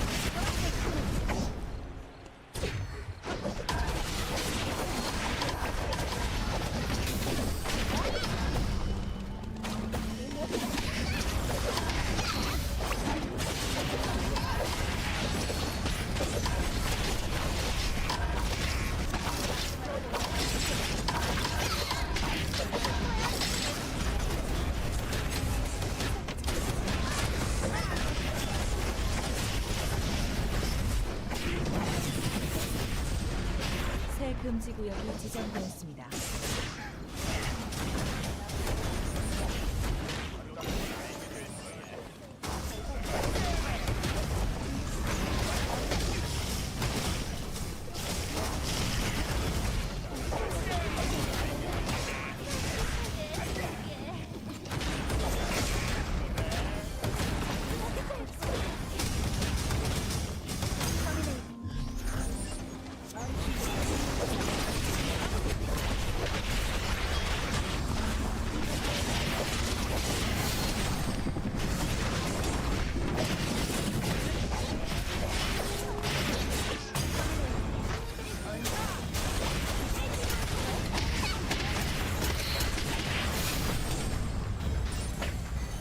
잠시 후 최종 안전지대가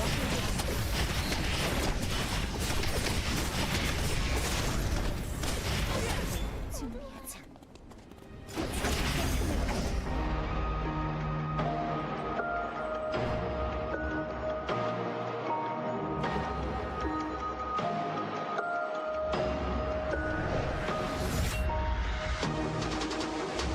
내 소속?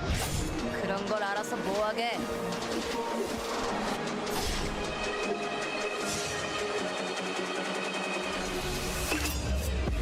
모든 것은 그분의 뜻대로 빛보다 빠르게!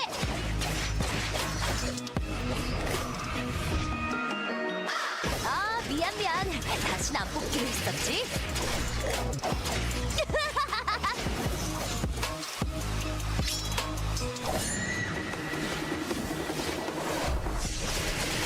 눈에는 눈, 이에는 이.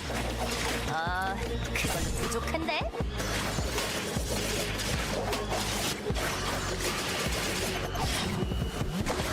집어내 갈시!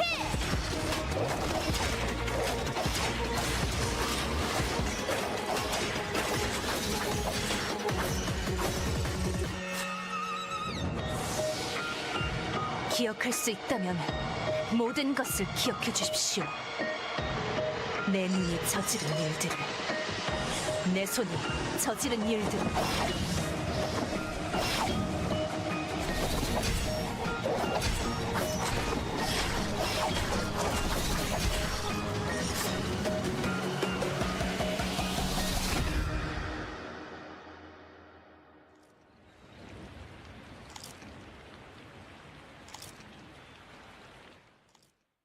눈을 뜰 시간이에요.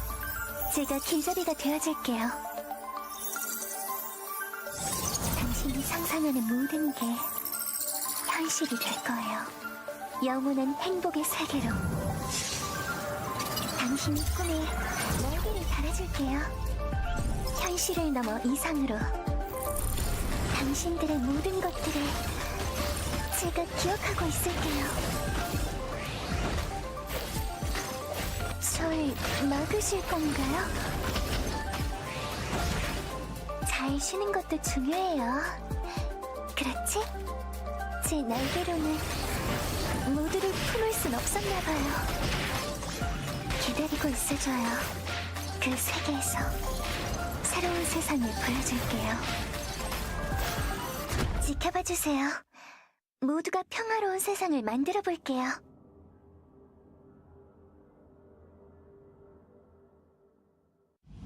손재주는 나쁘지 않답니다. 찢고 가르고 뚫어볼까요? 제가 말끔히 고쳐드릴게요. 환자가 있다면 어디든지 가야겠죠? 움직이시면 안 돼요. 치료할게요. 당신이 죽더라고요.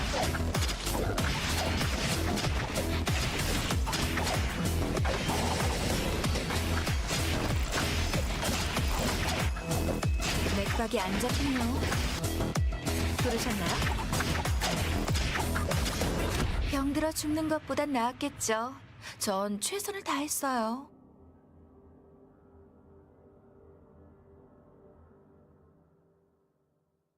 준비 완료. 초콜릿은 좋아. 당분은 열량을 보충하고 카페인은 집중력을 높여주지. 그리고 테오브르민이라는 성분이 있는데 이런 너무 떠들었네. 당 보충을 할 만한 게 있으면 좋겠어. 초콜릿 가지고 있나? 선물 하나 주지. 재료 수집도 기본 중 기본이지. 플레이팅 했으면 좋겠어. 여기라면 찾을 수 있겠어. 초콜릿. 초콜릿과 어울릴까? 좋아. 많은 도움이 되겠는데. 오늘의 주식은 초콜릿 토스트와 핫초코입니다. 이 정도면 만족스러워.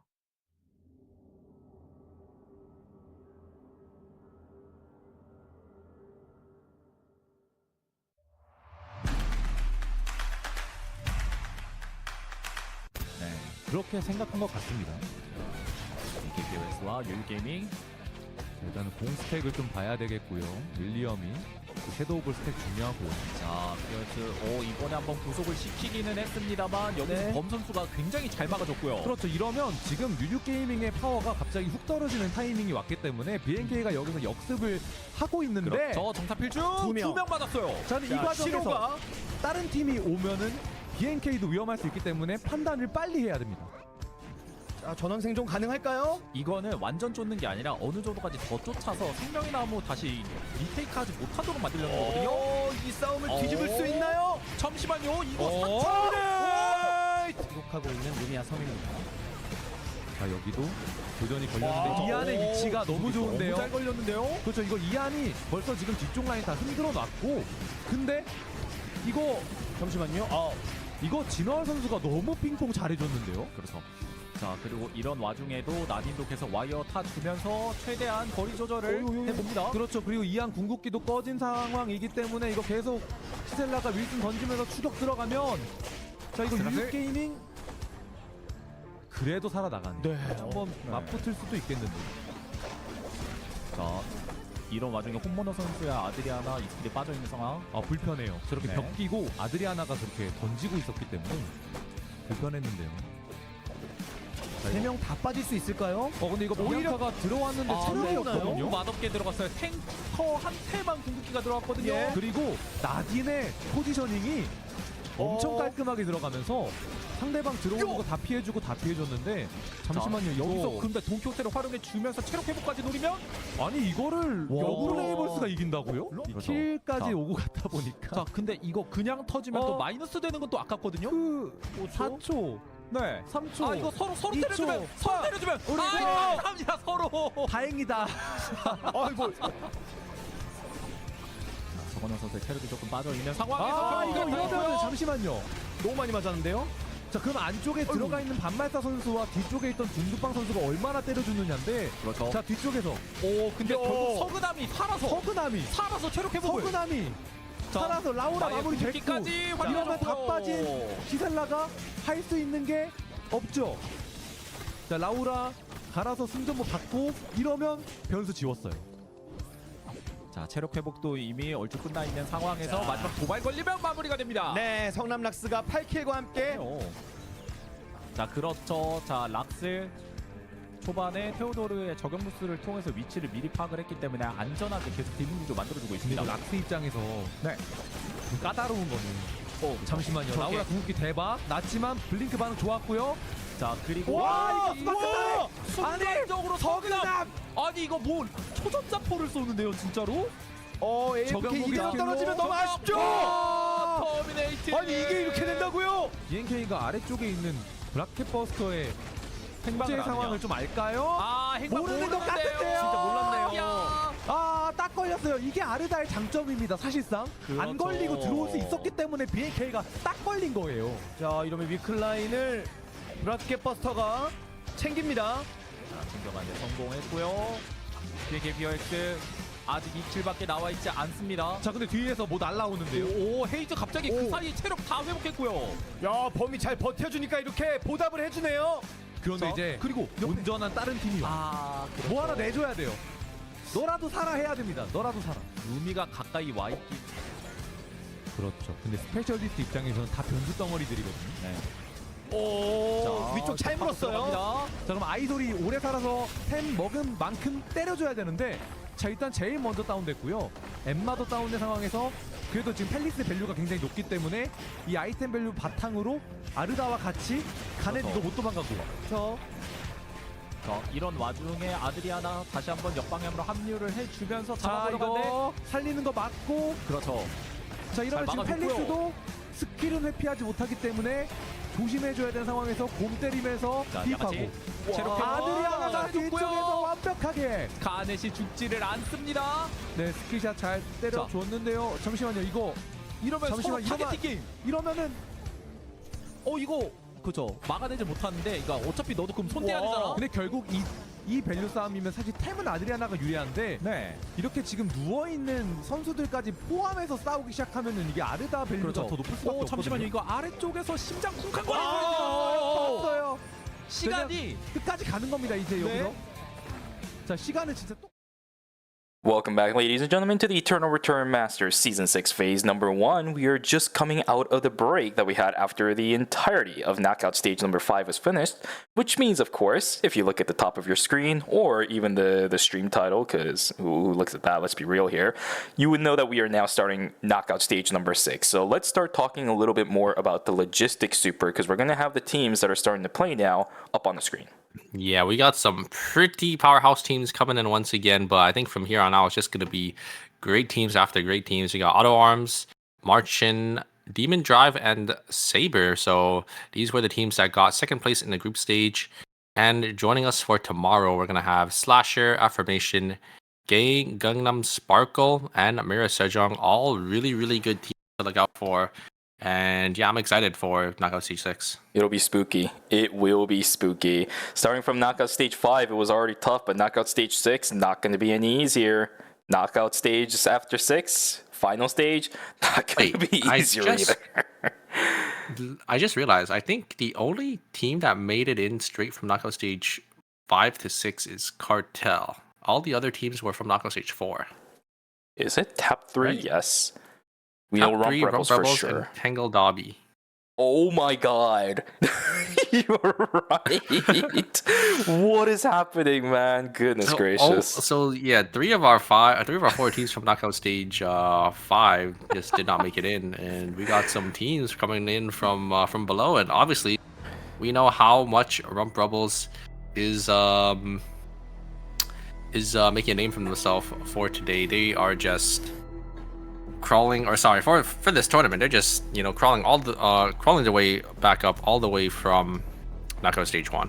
Indeed they are. They're gonna go back to their God. classic Okay. composition. Cartel gonna start out with NCMB over on Felix. It is the How many battle buys of we got? the Titans. Yeah, 1, 2, 3, 4. We got Oh, 4 buys. wait a second. Look at P Double Martian. crop. Yep, they've learned. P Martian is also on the Nikki, Charlotte, and Jenny comp. So But we're it's gonna not have banned. yeah, none of the characters will be banned out here. Same thing with Felix. Felix is gonna be duplicated, but no bans as well. A lot of duplicate picks, but the only ban coming to fruition is going to be that my ban. Yeah, it's going to be a battle of the Titans. NCMB versus Bin. These are two prominent KR Felix players. They're both going to be playing a very similar composition. The only difference is going to be the fact that we have a Sylvia on one side. This time it is going to be the Diamond Shard, so Altair is going to be up and ready in the books. Whereas on the flip side, we got the Adina, right? Both two mages that can actually sustain their team composition relatively well. It all really comes down, I think, to whether or not Seer can do the miracle initiations, right? Once Sylvia is in, she's in. Up versus an Adina where she can just constantly be poking and throwing out stars from a distance. Once Sylvia is in, she needs to find value. I think it's gonna really come down to Team Demon Drive on how well that Seer can use the Sylvia.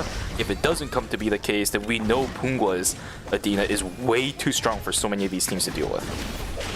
Yeah, and I'm excited to watch Team Auto Arms play once again. This team has been such a powerhouse lately. They've just come, I think they started playing recently in the last season. Obviously, we know Taeyong and Cinema together.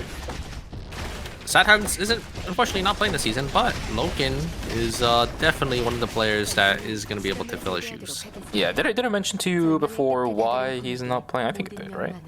I don't think I remember. Oh, he's busy with his studies, from what I remember I see. hearing. So your school, okay. Yeah, he is still young, right? You have to remember that. That is true. That is true. Yeah.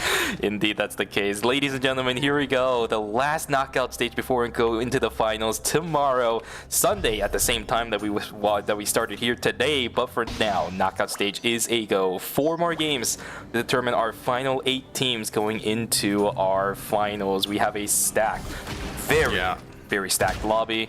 Too excited for me to figure out which teams are going to move on. I can't even predict it. Yeah, this is the final chance for these teams to make it into the top 8, but all these teams already, they're guaranteed a decent prizing and decent amount of circuit points. They're in the top 12 already, so they should definitely be proud of themselves to make it to this part of the tournament, but you definitely cannot let your foot off the gas pedal here. You need to make sure, well, you definitely want to make sure you can get into the finals. A very slow start to the game. Nobody really looking for picks. Nobody really looking for any kill opportunities until Sebi's about to fall. Slice step, not really going to do anything. He will be pushed into a corner. Hopefully he found everything because his items are in absolute shambles. Yeah, the kill will go over to Team Cartel, so a nice early game start for them. Looks like the lobby is actually going to be a lot quieter for this group. I don't know if we might have some changes. Maybe some routes will be swapped over so teams can start looking for these early game kills.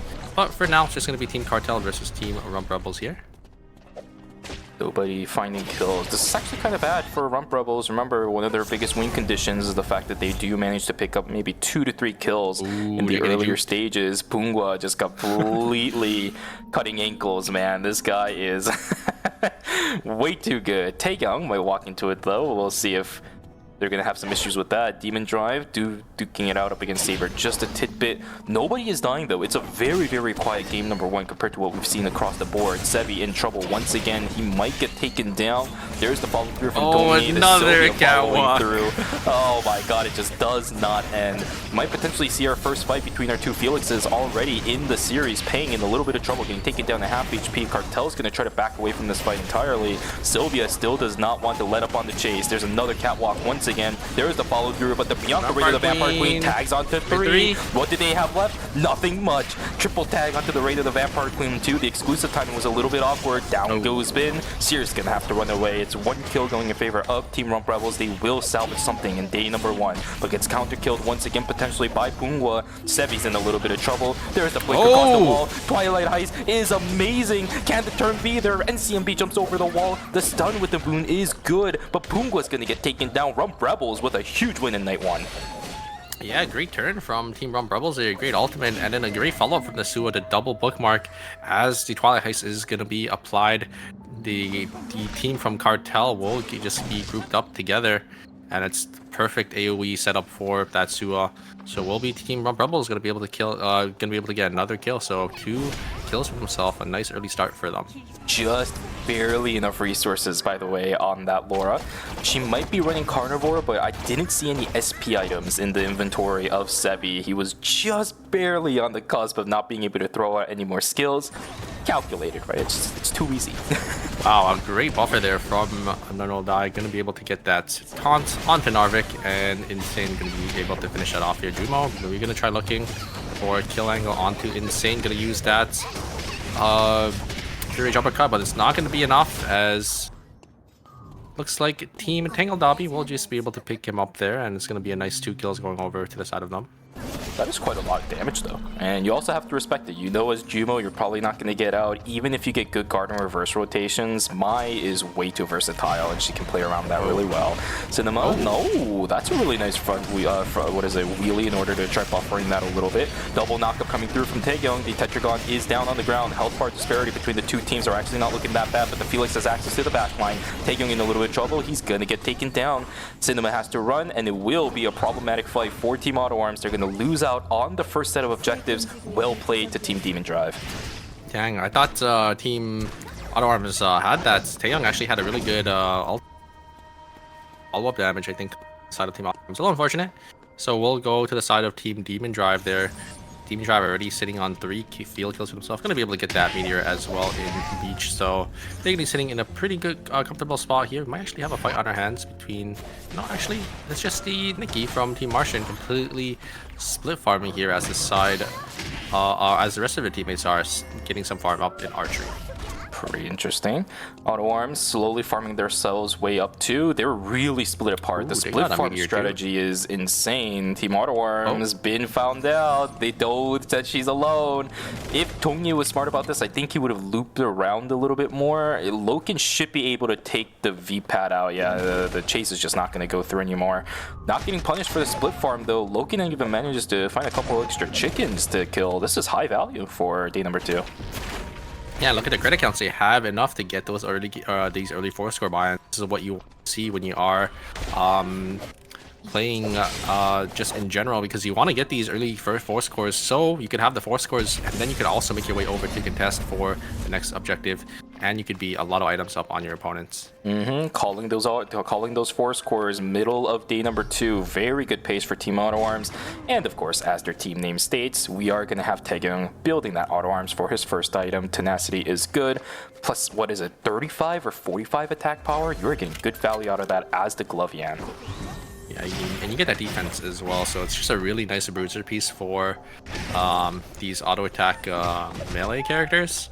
Looks like we might actually have a fight though. Team Rump Rebels, they actually haven't got their buy-in just yet, so they're actually a lot weaker than Team Auto Arms. So the Mai is nowhere to be seen just yet. It looks like the Mai is going to be walking on down. I think Team Rump Rebels, they know that Team Auto Arms already have their 4-star buy-in, so they're actually just going to give up the box coming down, and Team Auto Arms is probably going to be able to claim that for themselves.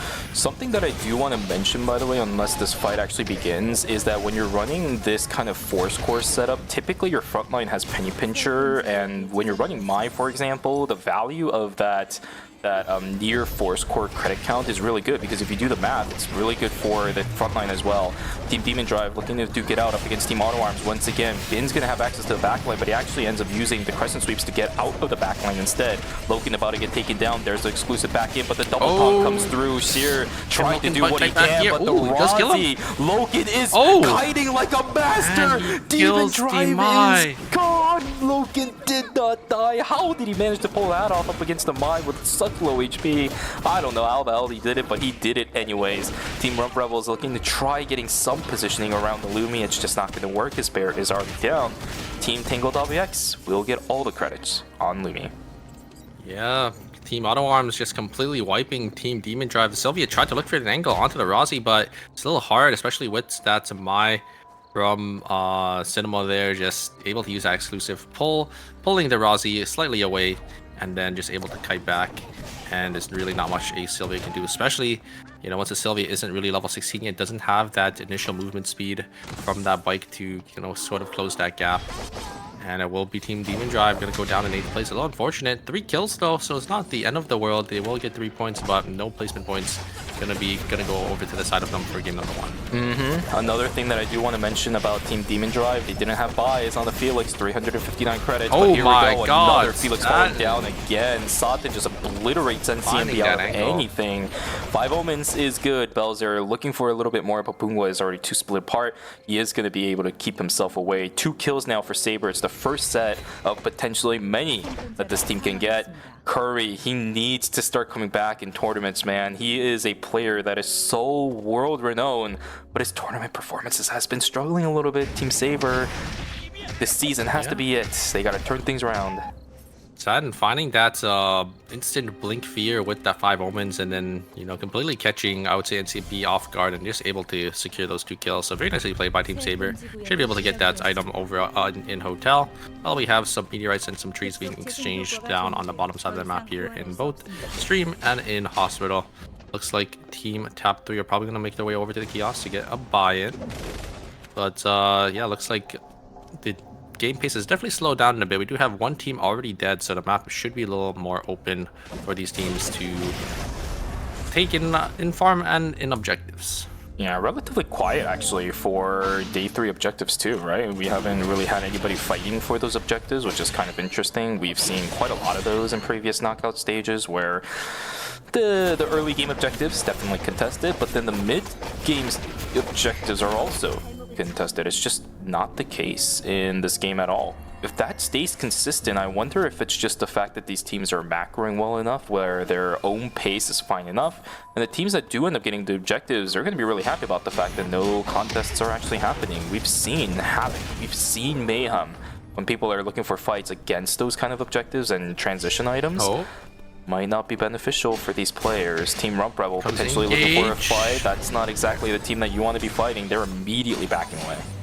Yeah, they're already forced to use their blink, so I think team top 3, they definitely want to look for some more. They know the Sua's blink is down. If they could just get on top of the Sua, it doesn't look like any chase is going to be continued, though. It is a little hard because the Sua does also have that CC immunity for that Fury uppercut, so no real CC, no real hard CC is going to be able to be applied for that character, but it looks like Team Auto Arms are going to be grouping down here in Dock. Probably going to be playing for that box coming up in Chapel. They're just completely split farm. I think they got both Chapel, Factory, and they're going to get Dock farm as well. So they are just farming, and they are becoming more and more powerful from just, you know, grabbing all this farm, and, you know, there's really no one to contest them on the bottom side there.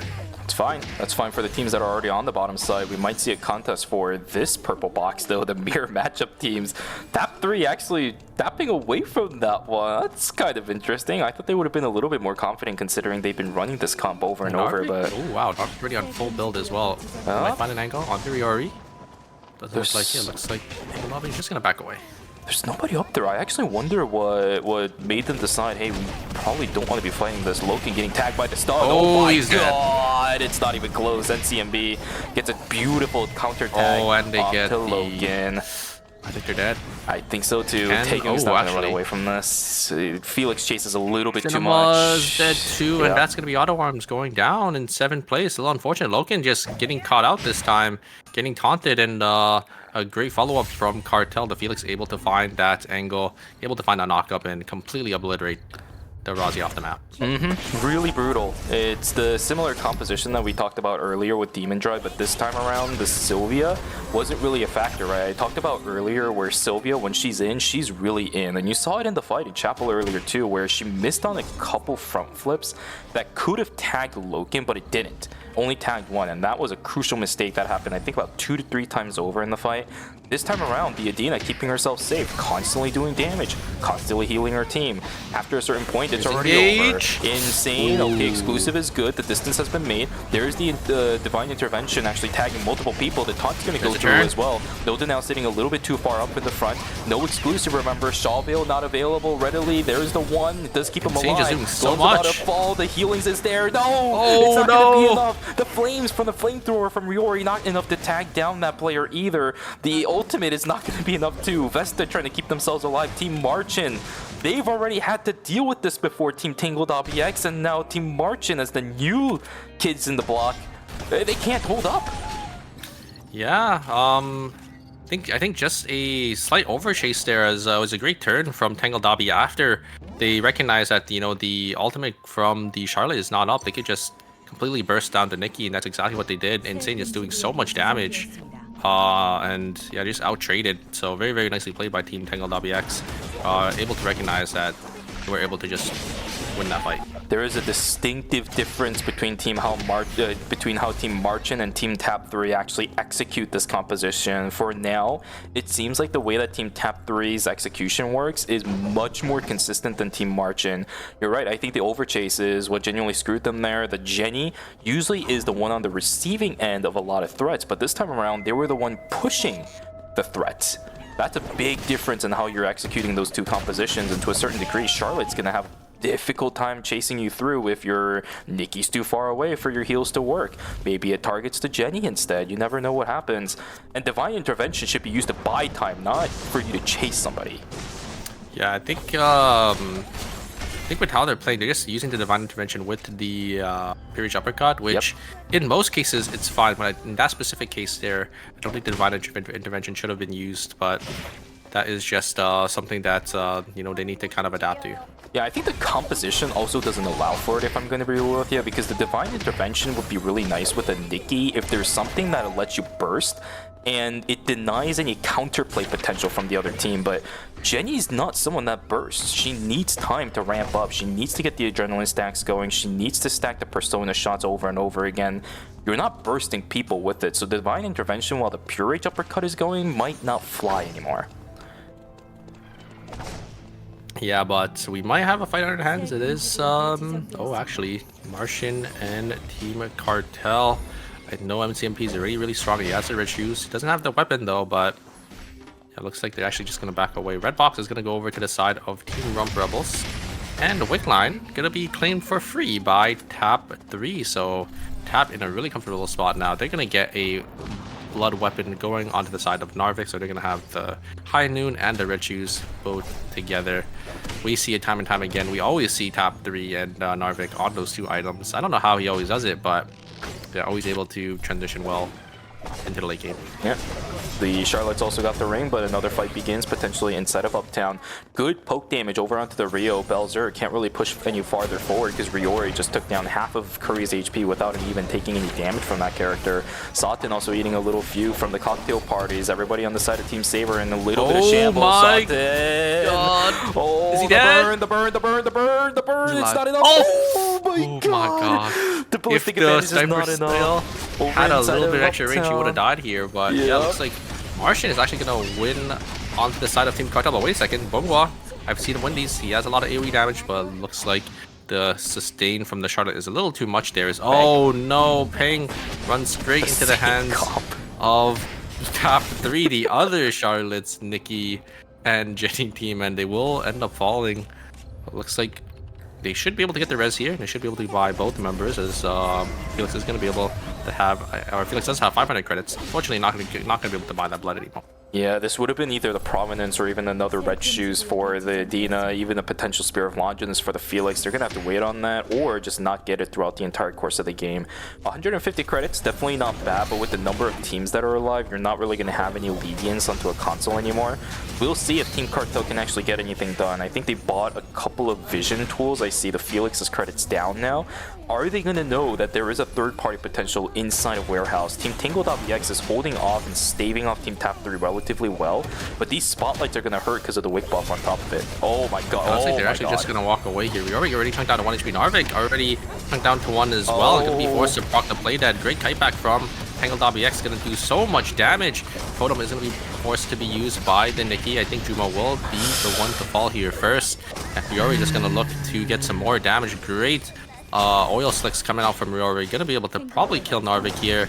The White Lily was used to get that Charlotte out of there, but Team Tangle.bx, they've played into this team comp time and time again in the past couple of hours, so very nicely done by them. Just able to kite back so well, able to outtrade the both frontliners, and it will be Nikki going to be the one to fall first. And oh no, it's Rump Rebel going to get third party here, but actually it's going to be Martian going to set their sights onto Team Cartel. So it looks like Team Rump Rebels is perfectly going to be perfectly fine. Yeah, I will say, by the way, for Tap 3's fight, it looked a little messy. I'm not going to sugarcoat it once again. They were way too split in the fight. The Divine Intervention looked really forced in the fight, too. The timing was awkward, and if anything, the Divine Intervention didn't even do anything because the burn damage from the sun... Oh my God. Oh, yeah, they no, know the now, sniper but skill, though. The burn from the sun damage actually ended up killing the Jenny inside of Divine Intervention, so she ended up going into play that during the time of Divine Intervention. Timing was slightly off, their fighting kind of orientation was slightly off too.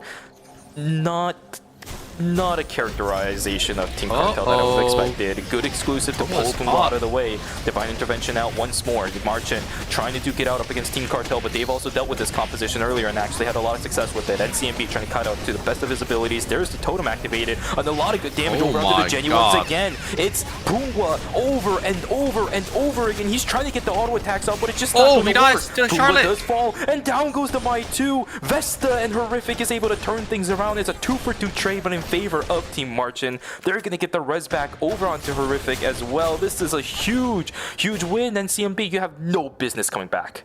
Yeah, they don't have any credits anymore to get 2 reses off. That is a big win for Team Martian. Both Vesta and Horrific just able to clutch it up for their team there. I thought Team Cartel had it in the bag, but I think they were a little too aggressive there after they got the down. We just waited a little longer and were able to get the resets. Maybe the heals coming in from Medina definitely would have sealed the deal, but it will go over to the side of Team Martian. We do have a 3-team final zone here. Team Tangled WX going to walk into the zone as well.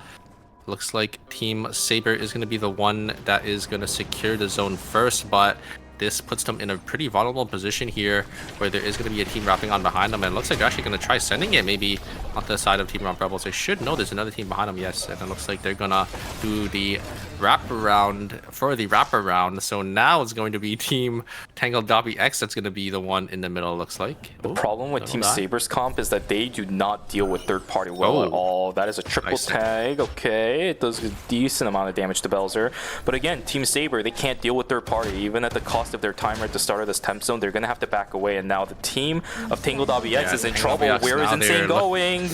Yeah, their positioning is just really bad here. Team Saber recognize this and they're going to immediately punish him for it. Insane is just going to die first. That's just a bad call. Yeah, Team Saber is going to be still fully grouped up. They do have, or they did get some extra timer from that kill, but not gonna have that much timer left, and they're just gonna send it on to both Riori and to Nonal Dai, as they know it's a duo, but Riori and Nonal Dai are just able to turn it on to Satan, and now Rump Rebels is gonna reap all the rewards for this third party. They're gonna be able to kill all members of Team Saber and Team Tangled Obby. Yeah, messy everywhere. Again, it's game number 1, so I get it. These teams are still trying to figure out what they're trying to do, but that's definitely not the fight that a lot of the teams inside of Stream were looking for. Team Rump Rebel is going to walk out on top. It means we're going to go down to yet another comp again for this team to have to deal with. Yeah, Jenny Charlotte. You would not expect Rump Rebels to win that, considering you know, they didn't really have full items. They were probably down on a lot of items and they had a pretty big item disparity, but I think the way both Team Saber and Tangled Dobby played that, they kind of just self-destructed into each other, and the Rump Rebels was just there to fully capitalize. Here we go. It's the bane of Rump Rebels' existence, right? It's not going to be Team Tap 3, but it is Team Marchin that's going to be using the exact same composition. We'll see if the fighting prowess of Team Marchin is able to hold up. They don't have the red shoes in comparison to what we saw earlier. She is sitting on the blade boots right now, but this is still a very, very strong comp that Team Rump Rebels have always had trouble dealing with, and quite frankly, they don't even know that it's Team Marchin right now, right? Like, for all they could know, it's Team Tap 3 that's still in this game, that's holding the final zone. They're being really reluctant with how they want to fight right now. Rain the Vampire Queen's gonna be forced, and then Nikki's gonna cancel it out. The blink is mistimed. Divine Intervention is used really early. Horrific stuck in the middle of nowhere. Acceptance Speech is good. It tags and the it pulls both targets. of them in. And that's it. Team Rump Rebels will not be able to overcome their adversaries. This composition is just straight up the bane of existence. Rump Rebels falls, Marchin with 7 kills in first place. GG's. Martian just played that so well as well. Both the acceptance speech from the Jenny pulling both members from the Laura and the Bianca in, getting the 2-man taunt, and then the Nikki canceling the Reign of the Vampire Queen.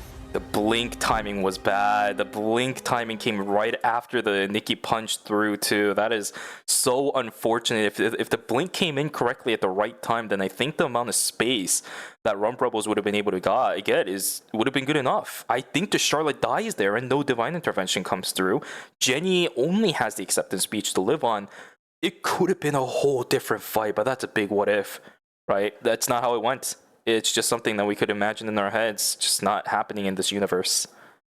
Yeah, and we see the same team comp winning once again, but this time, it's not top 3. It is a completely different team. Team Martian going to be the one to secure the win on this team comp, as they will get, I think they had 7 kills, so not too high of a kill point game for them. I think, relatively speaking, I don't think too many teams had too many points in this lobby. It looks like it's a pretty slow game.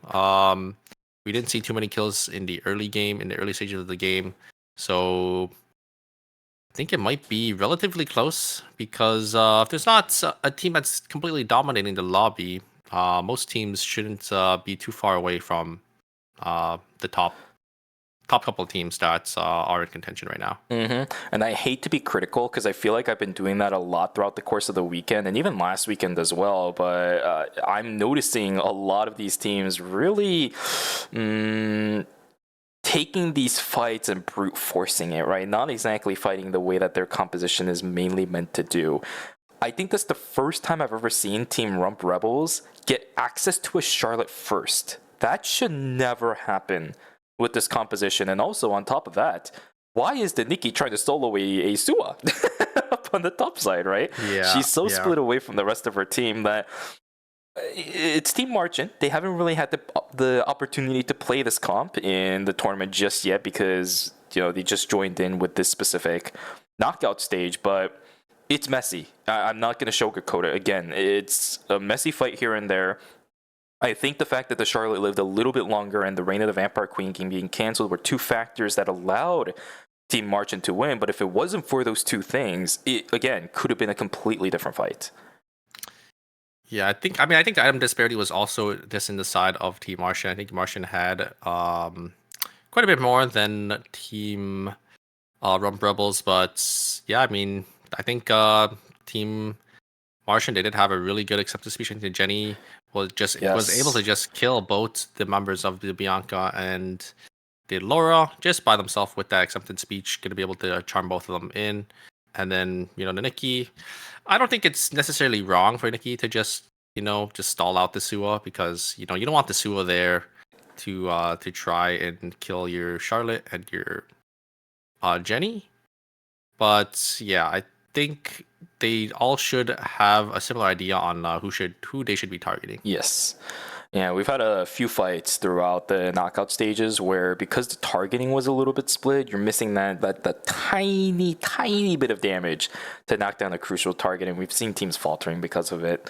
Otherwise, though, really good micro skills from individual players on the side of Team Marchant. I thought that they wouldn't be able to pull it off because of the fight they had up against Tap 3, but it seems like each of the individual players are really adept with their characters. And that might sound super obvious, but considering it's their first game after waiting, maybe 3 to 4 days of not playing, this is a very, very good start. That is the one downside of qualifying too high is, you know, you will have the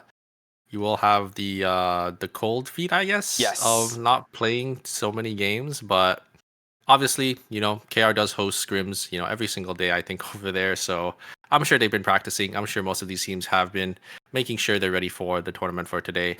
And we could look at the scoreboard here. Tangle Dobby X actually going to be outscoring Team Martian, even though Team Martian got first place. That's just the name of the game. If you don't get that many kills, maybe a different team has a ton. Tangled RBX was extremely proactive during game number 1. 11 total field kills, which means they also get 15 points on their hands. But with the way that the scoreboard is set, there is no one team that is holding a massive lead compared to everybody else. It's not like what we saw in knockout stage number 5, where Tap 3 managed to walk away with like a 12, maybe 15 kill first place. You have a team that has 20 points. Everyone else is fighting for second, third, and fourth. This time around, it's a lot more even. Yeah, and I'm wondering if some of these teams will maybe try to stop Team Martian and Team Tap 3 from playing this team comp because they're both playing the same team. So just one person needs to swap for that ban to come to fruition. So we're going to have to see. And we're actually going to jump, I think, straight into game number 2 very shortly here. So we're going to be able to see which picks are going to be coming out for some of these teams with that Mai being off the table for game 2. Mai being off the table actually spells terrible news for everyone else outside of March and then Tap 3. Mai has been by far probably one of the better tanks to deal with this comp because of the Shaw Veil. We did see earlier where I think it was Team Cartel that dealt with the Jinny extremely well in game number 4 of Knockout Stage 5 with that Estelle holding the shield up in arms. But that's a late game thing, right? You can't really do that well as an Estelle because eventually you will get overran. You need the basic stats in order to do it. Without the Mai, a lot of teams, I think, are going to struggle even more up against Team Marchant and Tap 3's comp. Yeah, and it seems like everyone is just going to be playing their own game. Everyone's just going to be sticking to what they know, and it will be Auto Arms and Tangled LBX. You're going to have to swap it around a little bit just because that Mai is going to be off the table. We're going to have Auto Arms. Taeyong going to be on that Alonzo. Kind of sad to see, you know, him on that Yon. Such a high-skilled character. Coming down into that Alonzo, but you know, Alonzo, someone's got to play it. Someone's got to be on that tank duty, and we do have Cinema and Loken going to be on Zahir and Kadia respectively. That's the exchange we get, and you know what? I'm all for it. Cinema Zahir is something that a lot of people really kind of overlook. This guy Zahir is very solid. We've seen it a few times in the past, especially during tournaments. I think we also saw it during phase 1 so far, maybe in the group stages. I can't specifically recall, but this guy Zahir is pretty solid. It might not be like the heat-seeking missile that 1ㅅ provides sometimes. That guy cheats on Zahir, I swear to God, man. I don't know how he does it, but yeah, Cinema Zahir is really solid, so we'll see how it goes. Here we go, though, ladies and gentlemen. Game 2 for Knockout Stage 6 is online. After this one, we are halfway through our final knockout stage to determine our 4 teams moving on. After that, we're going to the finals, baby. That's it, yeah, the finals for tomorrow it will be a checkpoint format. If you guys aren't familiar with what a checkpoint format is, for those guys who are new, it's just going to be a team needs to hit a 55-point checkpoint breakpoint, and then they need to win the next game. If you get 54 points, even if you win the next game, does not matter. You have to hit 55 and then win a game. If you don't win the game, of course, the games will still continue on. Other teams can also get themselves in a checkpoint, and we can start to get into a huge fiesta once we have multiple teams in that checkpoint slots. We've had one tournament where it was a golden round where every single team was in checkpoint. I don't think I was casting for that. I think it was in season 1 or 2. Yeah, it was with Mr. Bubbleman back then. Yeah, 1 or 2, but I think we did have one pretty recently with 7 teams, I think, in checkpoint. Yeah, it was close. I think it was the EU tournament, if I remember correctly. They managed to get to 7, and then someone won it out when the 18. No, there was even one in KR, no? In I think last ERM. Oh, you're right. It might have been 6. It's either 6 or 7. Yeah. You're right. It was close. It was either one of those 2 numbers. I remember this. You're right. Yeah, I know for for the LCQ, I think almost every team got into checkpoint as well. The double checkpoint for. Yeah. Bid is actually just going straight onto Insane here. I don't think there's much a Kadia can do, an ADC can really do into a Felix, but it looks like the Kadia will be able to use their dash on out of there, get the slow proc, and the Felix won't be able to chase. But the side of Team Demon Drive will turn their sights onto the Shukai, and it will be able to pick up that kill. Yes, sir. Still very quiet, right? That's the first, maybe the second kill of the game. Rump Rebels have got their first. How do they do this so consistently? We just need to keep a camera straight on Team Rump Rebels. They're gonna get another one, yeah. I guess Reina the Vampire Queen wasn't even used for the last one, and there's another one going in favor of Team Saber. Starting to ramp up a little bit towards the end of night number 1, but again, it's the end. The end of day number 1, but it's only the end of day 1. There's an extra kill going in favor of Team Rump Rebels. I think Team Demon Drive has pushed it a little bit far, unless Bin is able to pull something off. My goodness, that's full control over stream going to Team Demon Drive. That is a highly valuable zone at this stage in the game.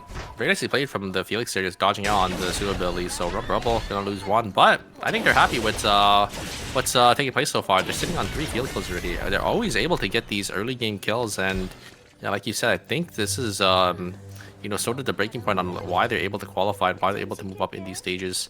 Just have a really nice early game and just play a consistent, mid to late game. Just make sure you get as many placement points as possible. This team also ends in a zone that is very highly populated towards all of the final zones that builds go to for these teams, and also their builds end extremely fast. I think that's another huge factor as to why they're able to do so good. So yeah, Rump Rebels, their miracle run still continues. It's not a safety net just yet, of course. 10 points plus 3, 13 now is a very solid start. They might do it. Honestly, they might make it all the way to finals from knockout stage 1. That is true. We definitely don't want to cast a curse just yet. But it looks like the glove from Martian is going to fall very shortly here, as Bungwa will be able to get some stun conjuncts, and the Charlotte gonna fall as well. So the Jenny definitely needs to be a little careful here, because if they die, that will be it for Martian for game 2. Yeah, she's surrounded, but I think with the play that available, they should, to a certain degree, be safe, especially with Vesta just kind of dodging out on all the pings. Yeah, I think Martian should be able to come back. They got acceptance speech, they got pistol skill. They should be okay, I think, until their teammates do come back alive. It looks like they should be respawning very shortly here. I wonder if they're going to contest for the Meteorite, I think they're just going to walk over to contest for the Wolves in archery. But with the satellite radar online, yeah, there goes Marchin. They're going to just have to straight up back away. As soon as they see Rump Rebels is already set, the spawn timings were awkward, unfortunately, for this team. Glove is just going to opt to TP down into Uptown. If they had a free zone in archery, that would have been great. But with Rump Rebels sitting inside, it's just not meant to be quite behind. I think Hotel is also going to be a slightly dead zone. Glove's also going to die now as well. It might be a little bit difficult. Garmin Reverse does end up getting popped, but I don't think this Nikki is going to get out. Stagnated death timers has been a problem for a lot of these teams. There it is. And yeah, Nikki gonna fall once again. Martian just not able to find a footing for this game, but I mean, they had a really good game number 1. As long as they have a nice consistent game number 2, shouldn't be too bad. There is the engage onto Bungwa there. Felix is trying to stick to her like glue, but it's not going to be enough. They're actually going to switch their focus onto NCMP. NCMP already down to 20% HP. Sylvia is going to be able to finish the Felix here. Going to be able to get one Sylvia combo, and it will be it. Cartel is going to lose both their Felix and their Estelle to Demon Drive. Demon Drive coming out on top with a nice 2-0 into Team Cartel. I think that was a huge fight from Bin. He completely split apart Pungwa. A big part of Team Demon Drive and why they were able to win that fight is because the Sylvia was actually playing with the Felix towards the end of the fight. Those Raider Gun heals were so much more valuable than Pungwa ever was inside the fight because he was so split apart from NCMB. There was no support, no crowd control. I talked earlier about how Adina can continuously support and throw those stars. Well, she needs to be close enough to do that, but she wasn't. Yeah, getting chunked down to half HP from Bin was a little too much, so Bungwa, was forced to disengage there and kind of sealed the deal, I think, for that team, especially because Bungwa is a lot of Cartel's damage.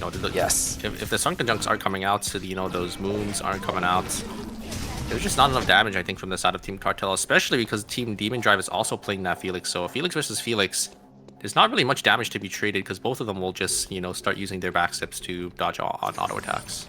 The mage value difference between the two teams were absolutely massive, but for Cartel, they can recover from this. It's not that bad of a situation they're in. It's just a day 2 death. It's, 25 seconds? Yeah, you can definitely recover from this one. And plus, your priority player of Pungwa was alive, so at least they got some experience around the map instead of being dead. Not going to be able to contest for that box though, because they weren't able to get their Bison just yet, but looks like they're going to be calling in Doctor down there. Team Rump Rebels are going to send the Rain of the Vampire Queen in. Going to try looking for the Felix here. They are able to completely focus them down, as, looks like Team Rump Rebels will be the ones to come out on top in this team fight. Great targeting there from the side of Team Rump Rebels, able to immediately kill Felix, and the Estelle using their ultimates, they're going to be stuck in there. So Rump Rebels 6 field kills already. I think they're going to do it. Yeah, that's just a little too easy for Wako, right? You know the objective's going to go down. You time your Reign of the Vampire Queen. Someone wants to stick it. Otherwise, it's the objective gone. It's just mind games at that point. And the Felix gets caught in it. Nicely played.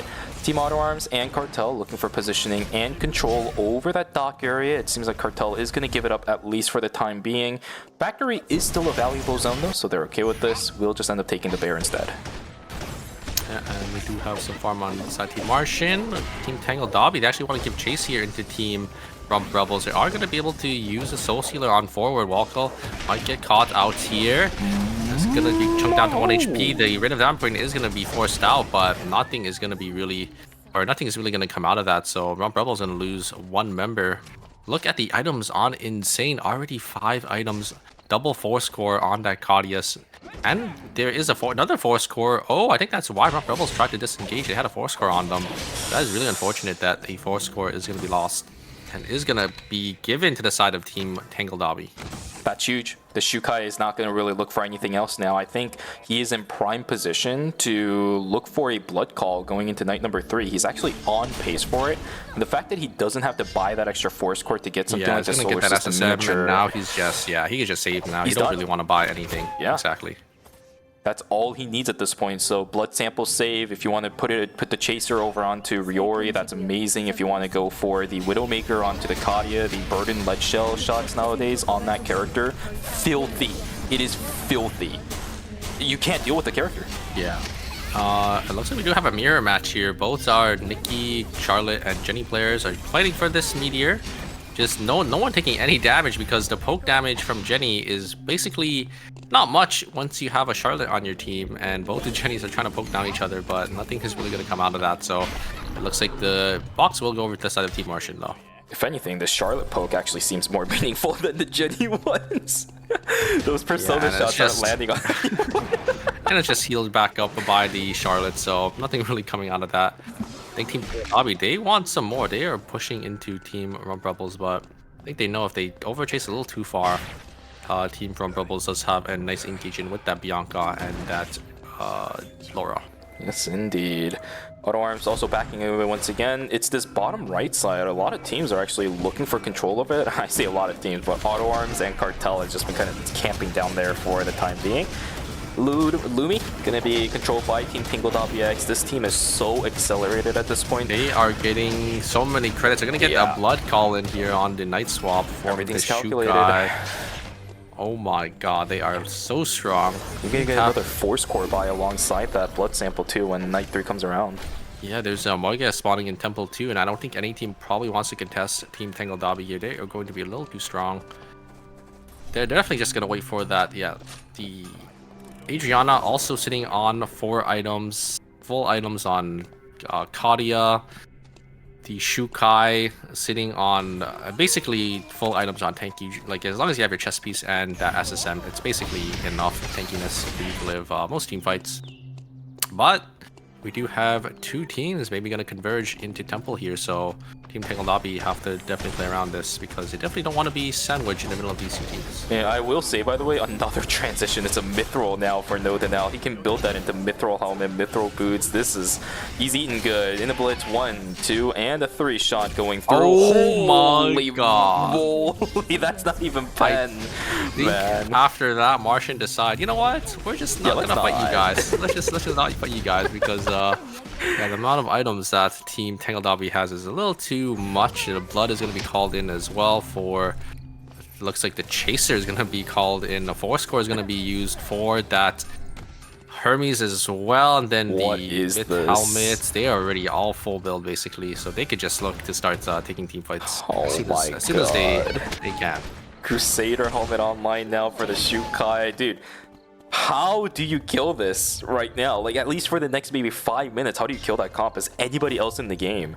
They're too accelerated, and even if you've been feeding your credits into one target, that Shukai is too damn tanky. You can't kill that thing right now with anybody.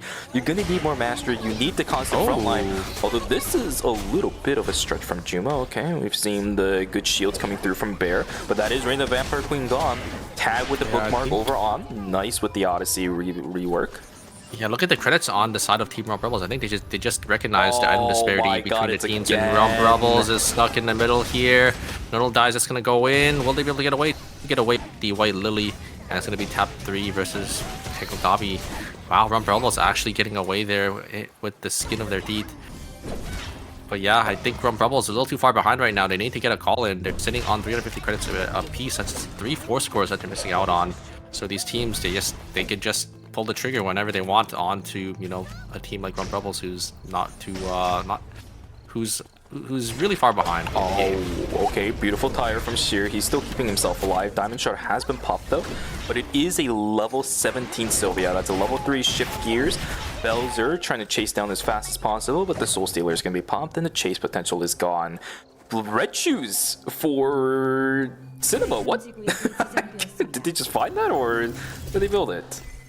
I'm guessing they probably got it off maybe a red box that they got in from the purple boxes. So yeah, that is pretty nice though for Team Auto Arms, as I think they are pretty strong for themselves as well. So a lot of teams that hyper accelerated going into day number 4 here. I think it was Team Saber. They did end up going into Beach, and I think there were 2 items there with Blood Colin as well for Team Saber as well. So they're gonna get that fail not up as well. A lot of teams having a lot of bloods, having a lot of items here. We're probably gonna have to see some fights coming in very shortly. There's still 8 teams alive. Narvik being pressured by the Adriana, but that's a lot of the oil slicks as well as the cocktail party's gone. That's going to be... Oh my no, it didn't pop in God. time.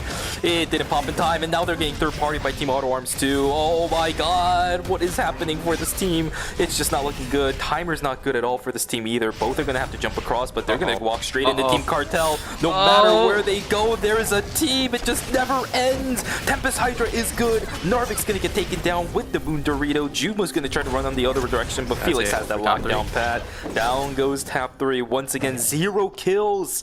0 kills, Super. Have their luck ran out. That is devastating, as they are in 8th place already with only 2, so they're only gonna have 2 points going into game number 3 and 4. Yeah, I think these teams maybe have adapted to how Tap 3 is playing these games. I think that's just a little unfortunate as well to just get hit with the third party. But it was a great engage from Tangle Dobby. Great stacks on the slows. I think the slow change where you're able to stack the slows now definitely helped them out there with the shoot guy, and the oil slicks from the Adriana was just a little too much there. No fight here, Team Saber. The engage is actually gonna be used onto Stan, but Stan's gonna blink away with 1 HP as the coup de grace is just enough. Curry's just gonna be able to just bow them down, and oh my God, the targeting from Curry is just too clean. He's able to finish off the Jenny and maybe get Horrific gear. Yes, Horrific is gonna fall as well, and that's gonna be both our Jenny, Charlotte, and Nikki teams going down in 7th and 8th place with 0 kills. Wow, wow, wow. This is a different story, my friend. Super. This is the reason why we're on Knockout Stage 6. Teams are able to deal with everyone else. It seemed like it was impossible. It almost seemed like these compositions were going to be able to sweep through the entire phase, but no, absolutely not. They're getting knocked down the peg entirely inside of Knockout Stage number 6. That is... But on the flip side, right, that is going to be our first place team and our 8th place team taken down. I think they know there's way too many teams nearby, but it will be Team Saber going to be able to claim that wick line for themselves. That's a late wick too. That's gonna last People, Pumbaa is the one that's stuck, and he gets crowd control stack. The shield from the helitag stack is not enough. He's trying desperately, but NCMP gets stuck in the corner too. Down he goes. Res is not even gonna be a possibility. The Estelle has to run of all the angles that Pumbaa had to land. It was right in front of all the crowd control sources. You know, I said I like the VLS, but I guess it was not the play there, and oh my God, they try to get the res off. They use that mobile kiosk, but Team Rump Rebels is right there to instantly punish, but the Suwa is dead, so Rump Rebels is actually going to lose their chance most likely to win this game. They need to get a Lumi res here because they are going to be playing down. Remember that Suwa did end up falling, but Cartel, you're right, maybe they can get double res here. I don't think they're going to be able to... Oh, they actually do get the res.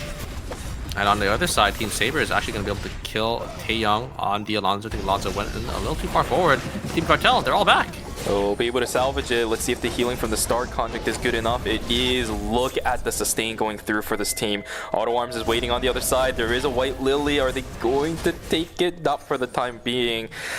What is going on, man? Team Auto Arms, remember, they don't have Taeyong anymore. Wakal also has to keep himself alive because the Suwa is still dead. They have the credits for it, but Lumi is just nowhere to be seen. Lumi is timer, going. Loken. Oh, Loken. Do you have enough to at least TP out? But where do you go? Cinema's stuck. Cinema, you go with them, go with them. Ooh, he's dead. Too late. I think Loken definitely wants to get the res here, but yeah, they can still get the res if they get the Lumi revive. I think he maybe teleported up down into beach. Looks like Waffle is caught out by Team Saber. Forest res. Oh yeah, I think he gets it here. Yep, there's one and there's two. All of Auto Arms is going to be back. That's really lucky for Team Auto Arms. Rump Rebels on the flip side, they're not going to be as lucky. Will be left with just the Laura alone. They do have a decent number of kills in this game, but I don't know if that's going to be enough because you need the placement points right now since the scores board is so close. Yeah, not enough credits as well to get the revives here. I think just getting as many placement points as possible is probably what Rump Rebels needs to do. Maybe wait out a couple of these team fights, just wait out your full timer in one of the zones, but you know, it's really easy to get sniffed out as a solo. Let's take a look.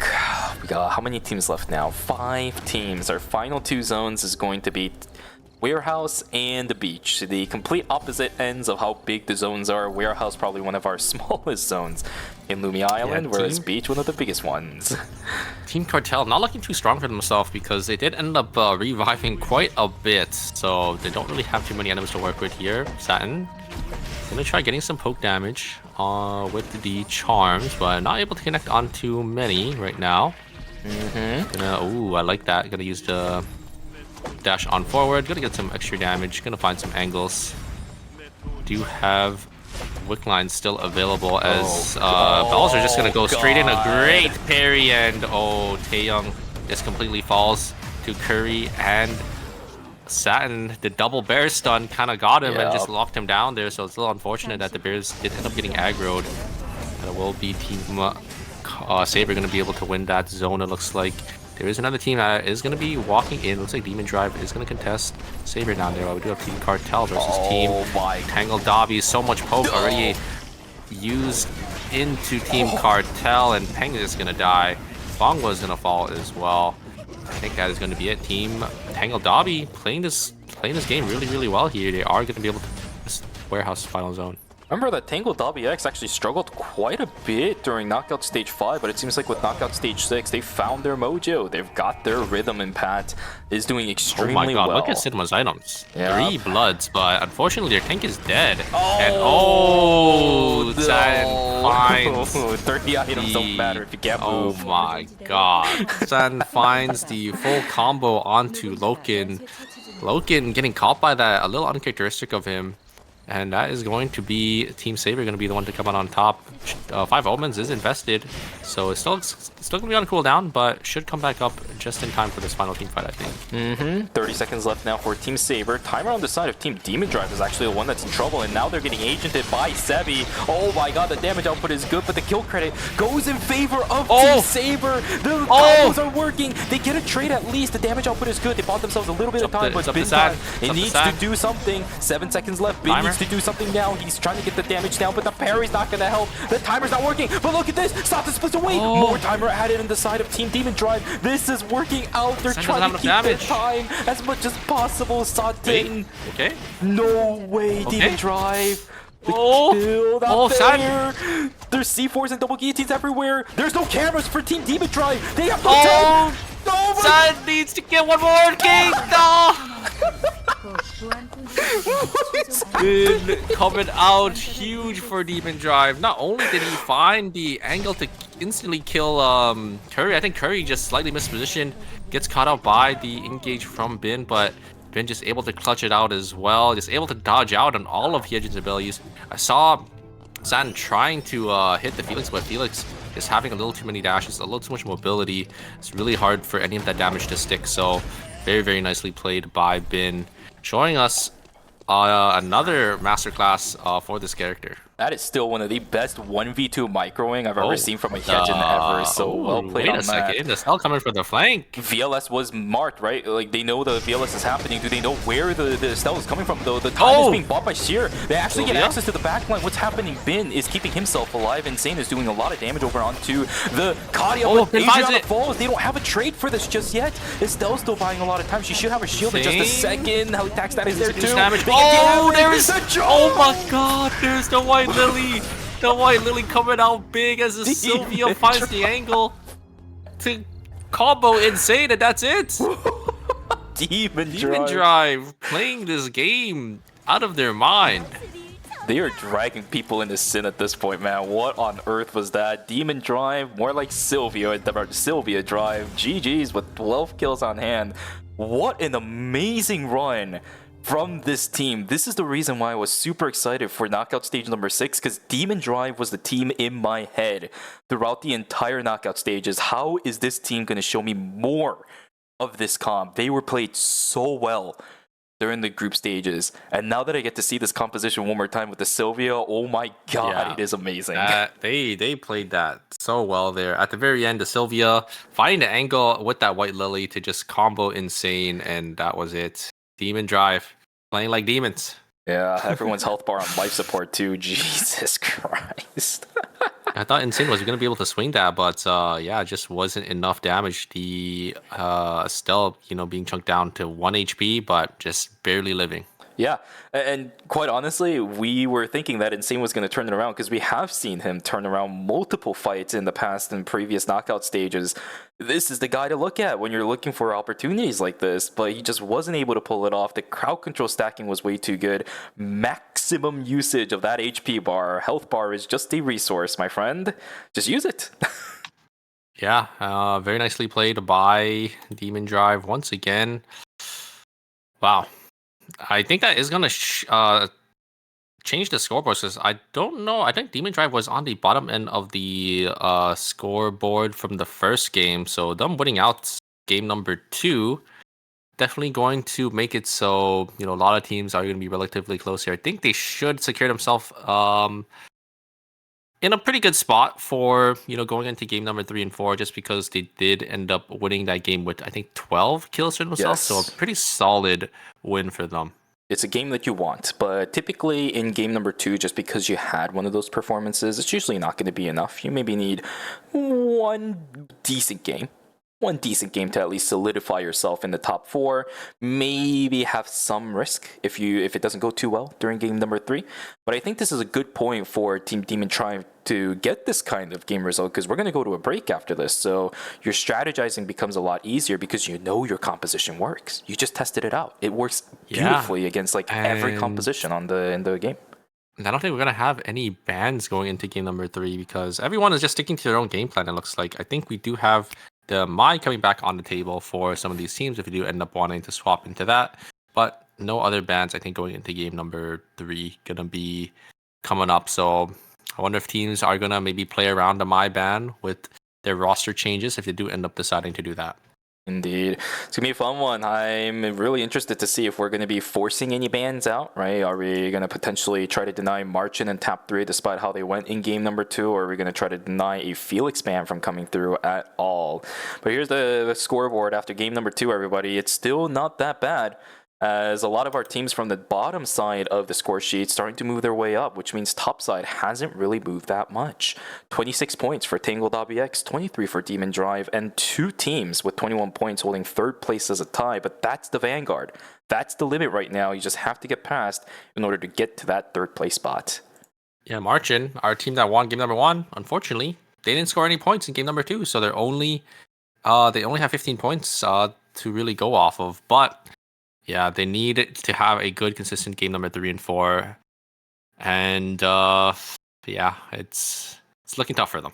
Indeed. We'll see how those games 3 and 4 go, ladies and gentlemen. Game 2 is over. You know what that means. We're going to go on a break for you guys to get ready for games 3 and 4. We also need to prepare a little bit as well. So grab up some water, go grab a snack, and go take a stretch. It'll be the last time you guys can do it for tonight for ERM. We'll see you guys back here for games 3 and 4 of Knockout Stage number 6. Take care.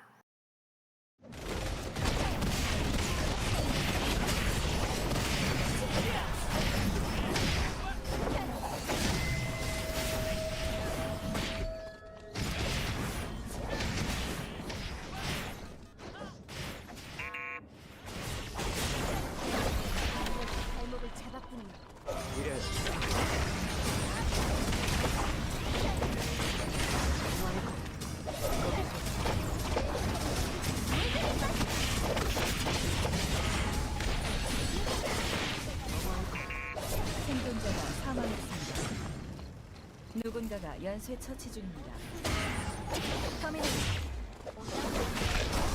생존자가 사망했습니다. 전장을 지배하고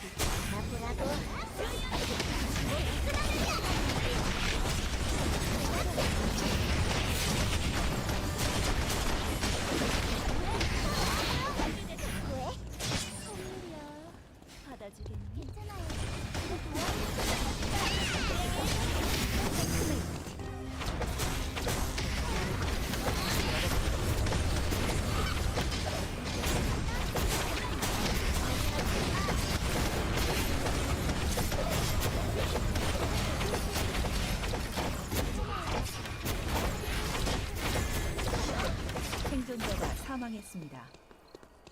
제가 곁에 있을게요. 생존자가 사망했습니다.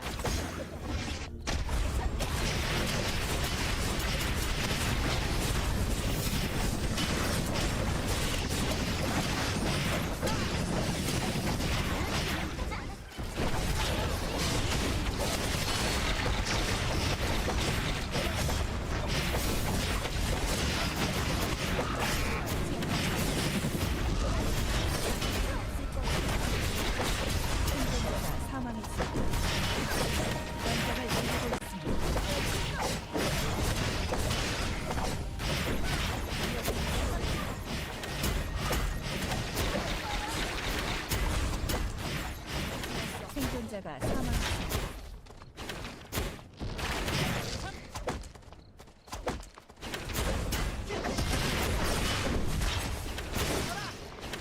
생존자가 사망했습니다.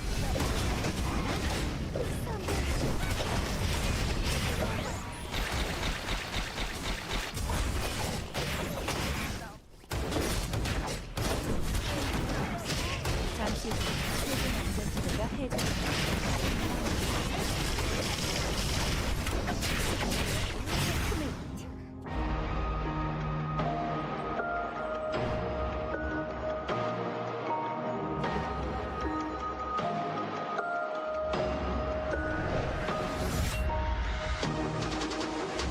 내 소속?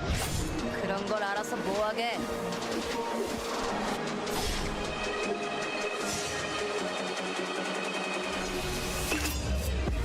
모든 것은 그분의 뜻대로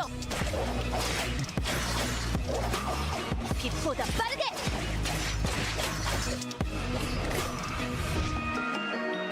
아, 미안. 다신 안 뽑기로 했었지?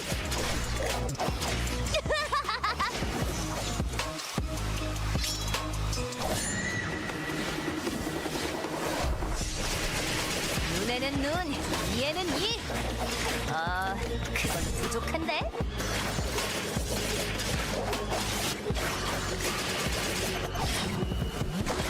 집어내 갈시!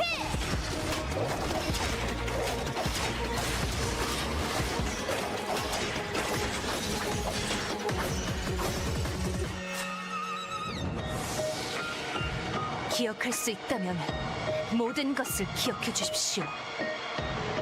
내 눈이 저지른 일들을, 내 손이 저지른 일들을.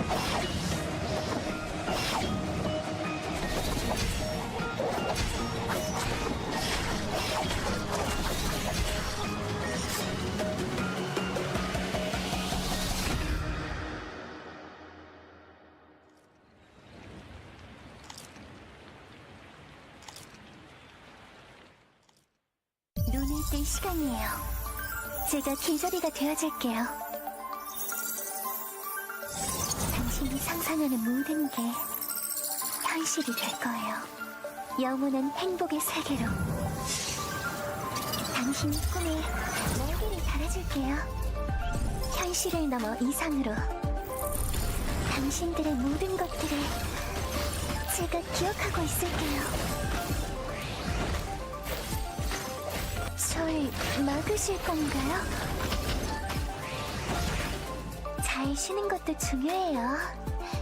그렇지? 제 날개로는 모두를 품을 순 없었나 봐요. 기다리고 있어줘요. 그 세계에서 새로운 세상을 보여줄게요. 지켜봐 주세요. 모두가 평화로운 세상을 만들어 볼게요.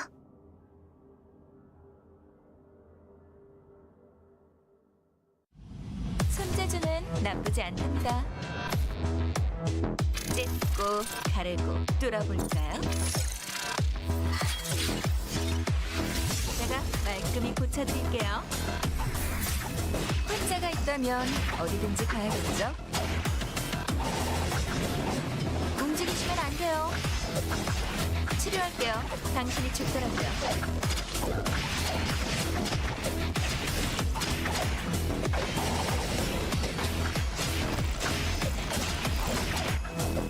맥박이 안 잡히네요. 부르셨나요? 병들어 죽는 것보단 나았겠죠.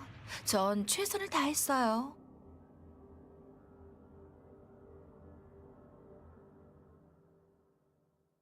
준비 완료.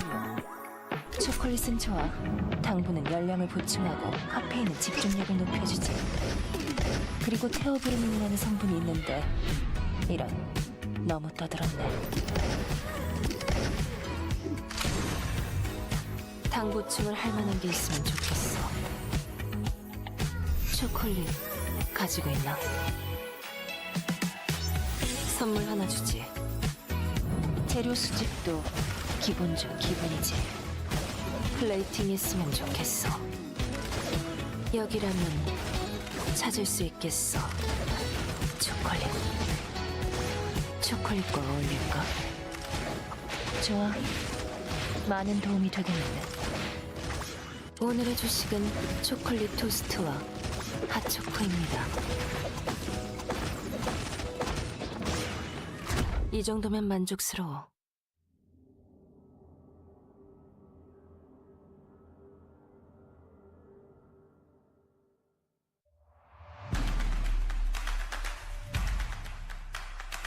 네, 그렇게 생각한 것 같습니다. KBS와 유유게이밍. 일단은 공 스택을 좀 봐야 되겠고요. 윌리엄이 그 섀도우 볼 스택 중요하고요.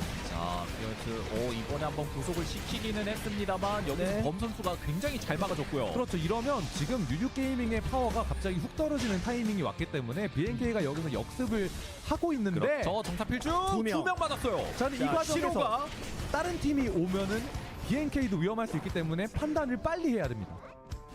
자, 전원 생존 가능할까요? 이거는 완전 쫓는 게 아니라 어느 정도까지 더 쫓아서 생명의 나무 다시 리테이크하지 못하도록 만들려는 거거든요. 이 싸움을 뒤집을 수 있나요? 잠시만요. 이거 오! 상처를 기록하고 있는 루미아 섬입니다. 자, 여기도 도전이 걸렸는데 와. 이안의 위치가 너무 좋은데요. 너무 잘 걸렸는데요. 그렇죠. 이거 이안이 벌써 지금 뒤쪽 라인 다 흔들어 놨고, 근데 이거 잠시만요. 이거 진월 선수가 너무 핑퐁 잘해줬는데요. 그래서 자, 그리고 이런 와중에도 난인도 계속 와이어 타주면서 최대한 거리 조절을 해봅니다. 그렇죠. 그리고 이안 궁극기도 꺼진 상황이기 때문에 이거 계속 시셀라가 윌슨 던지면서 추격 들어가면, 자, 이거 스라슬. 유유게이밍 그래도 살아나가네. 네. 한번 맞붙을 수도 있겠는데. 자, 이런 와중에 홈모너 선수야 아드리아나 이스킬에 빠져있는 상황. 아, 불편해요. 저렇게 네. 벽 끼고 아드리아나가 그렇게 던지고 있었기 때문에 불편했는데요. 3명 다 빠질 수 있을까요? 근데 이거 비앙카가 들어왔는데 체력이 들어오나요? 없거든요. 너무 맛없게 들어갔어요. 탱커 한 태만 궁극기가 들어갔거든요. 예. 그리고 나딘의 포지셔닝이 엄청 깔끔하게 들어가면서 상대방 들어오는 거 다 피해줬는데, 잠시만요. 자, 여기서 이거 근데 동키호테를 활용해 주면서 체력 회복까지 노리면 아니 이거를 와. 역으로 레이벌스가 이긴다고요? 이 그렇죠. 킬까지 자. 오고 갔다 보니까 자, 근데 이거 그냥 터지면 또 마이너스 되는 건 또 아깝거든요. 그 4초, 네. 3초. 아, 이거 서로 2초. 때려주면 우리 감사합니다 서로. 다행이다. Alright, ladies and gentlemen, welcome back to the Eternal Return Masters Season 6 Phase Number 1. We are just coming out of the break that we had after Knockout Stage 6, Games 1 and 2. Got 2 more games left to determine the 4 teams that'll move on into the finals, and after that, as I said, it is the finals. Yeah, and it looks like we're just gonna jump straight into a Shuvi.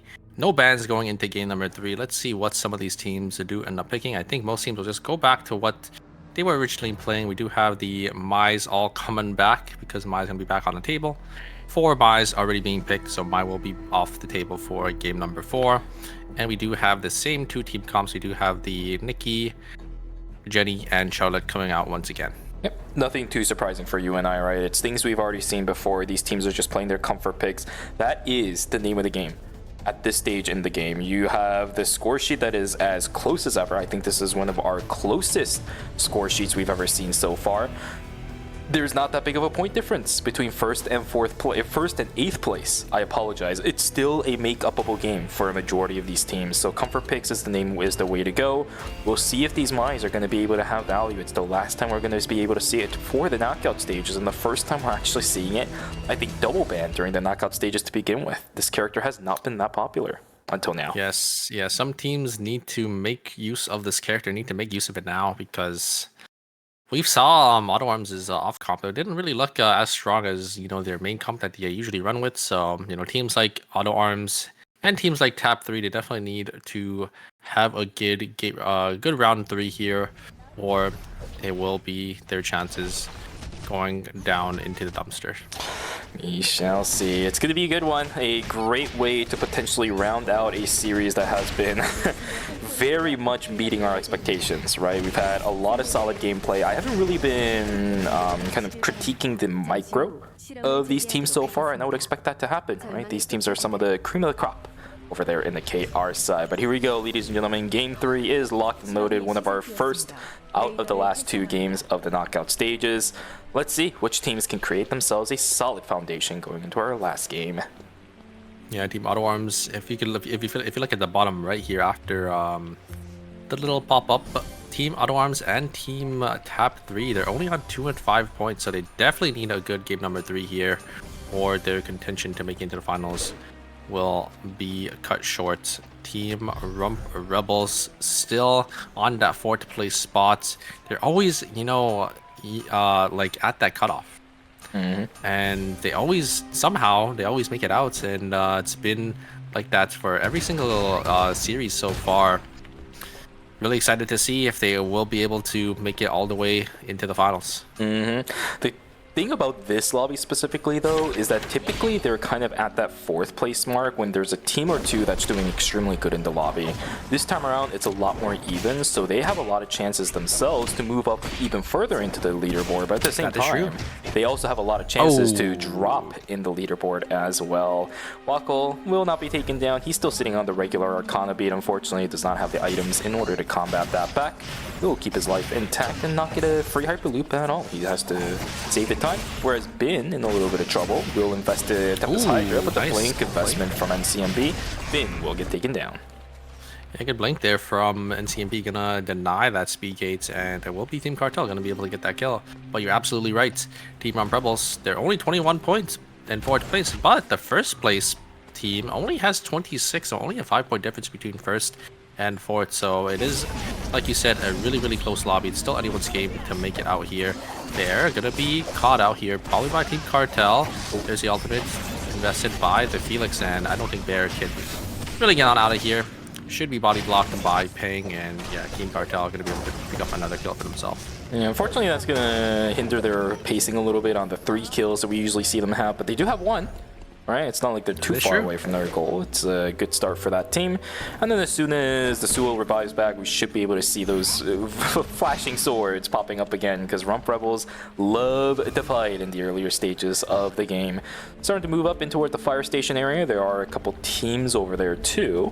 We'll see which teams are going to start flashing those red swords in just a moment. Animals are going to spawn for night number 1. Which teams can get the most value out of this time? Yeah, relatively quiet game, it looks like, for game number 3. I think teams have sort of adapted to where teams are ending. They want to make sure they don't give away free points, and they want to make sure, you know, they don't really slow down their tempo here. But it looks like Tap 3 have maybe found no die here. Looks like, but it is a Mai, so the Mai will just slowly walk on out of there with the Shaw Veils, and the Catwalk is going to be back up very shortly. Even more quiet than games 1 and 2. What did you say? Very low kill counts across the board, but the fight may begin. Royal Rump Rebels, as we said. There's the save over the Bianca, but the Divine Intervention is good. The Nikki is a little bit too split apart, but the Totem is going to buy themselves a ton of time. Blink follow through. Sebi's going to get taken down. It's a 1-for-0 in favor of Team Tap 3. They are going to look for a little bit more, but the White Lily is there. The early aggression for Team Rump Rebels not working out just yet. It was I think this is probably by far the best time they can fight up against Team Tap 3. It just didn't work out. Yeah, that's what you need as Tap 3, especially since you're in 8th place. You only have 2 points. Getting those extra kills is going to be really nice for them. And yeah, it's very nicely played by Tap 3. The Divine Intervention to counter the Raid of the Vampire Queen, and then the Totem buying so much time for the Jenny or Narvik to basically just kill the Laura. So very nicely done by Top 3. Going to be able to get a nice kill for himself. On top side here will be Martian's Nikki, a little caught out in the middle of 2 teams. Not really, not really much they could do, but it looks like this side of Team Saber and Team Demon Driver are just gonna grab their objectives in both Temple and Beach respectively. Yeah, taking him back on the end. Let's see if we can get anything done. Garden Reverse is good, so no Tetragon Bouncy House just yet, but Jumo still falls regardless. Beautiful red carpet will push away the members of Team Auto Arms. Tap 3 in a little bit of trouble, but they are going to be able to bounce back a little bit. Tree of Life completely left open inside of Temple as well. No other teams looking for a third-party yoink of this century. It's all good. Yeah, it's great. still extremely quiet, man. Yeah, great carpet from Narvik there to make sure they don't chase, but Auto Arms, they're on 2 kills as well. They also need as many kills as possible because they still have a lot of points to pick up as well.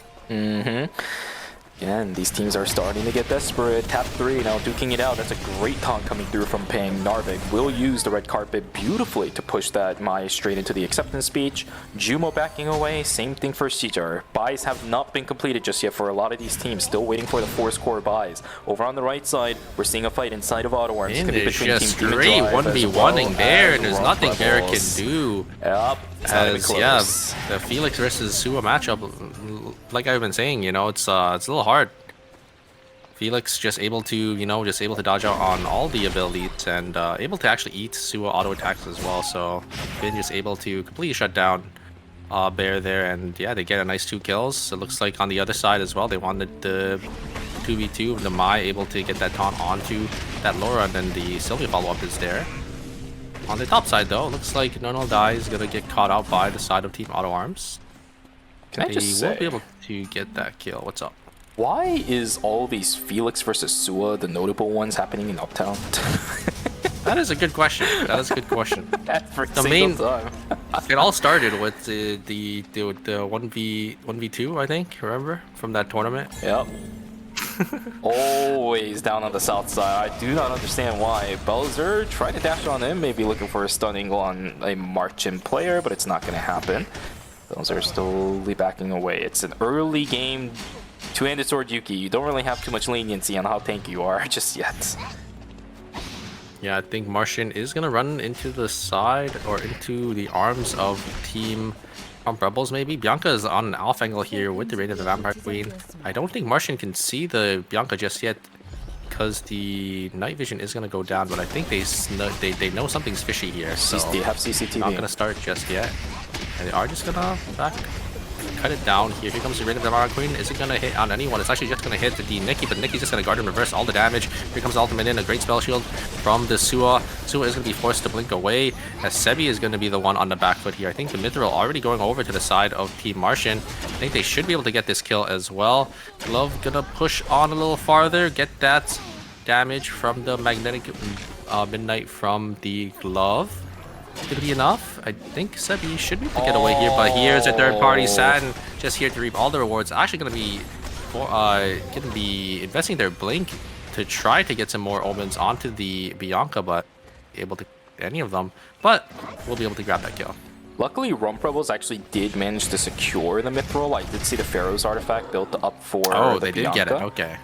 So Wako actually does end up getting value out of that. It's a bit unfortunate that they do lose Sebi off of it, but these kind of small It's leads only a day to is- that, yeah. Yeah. I think you take that Mithril any day of the week.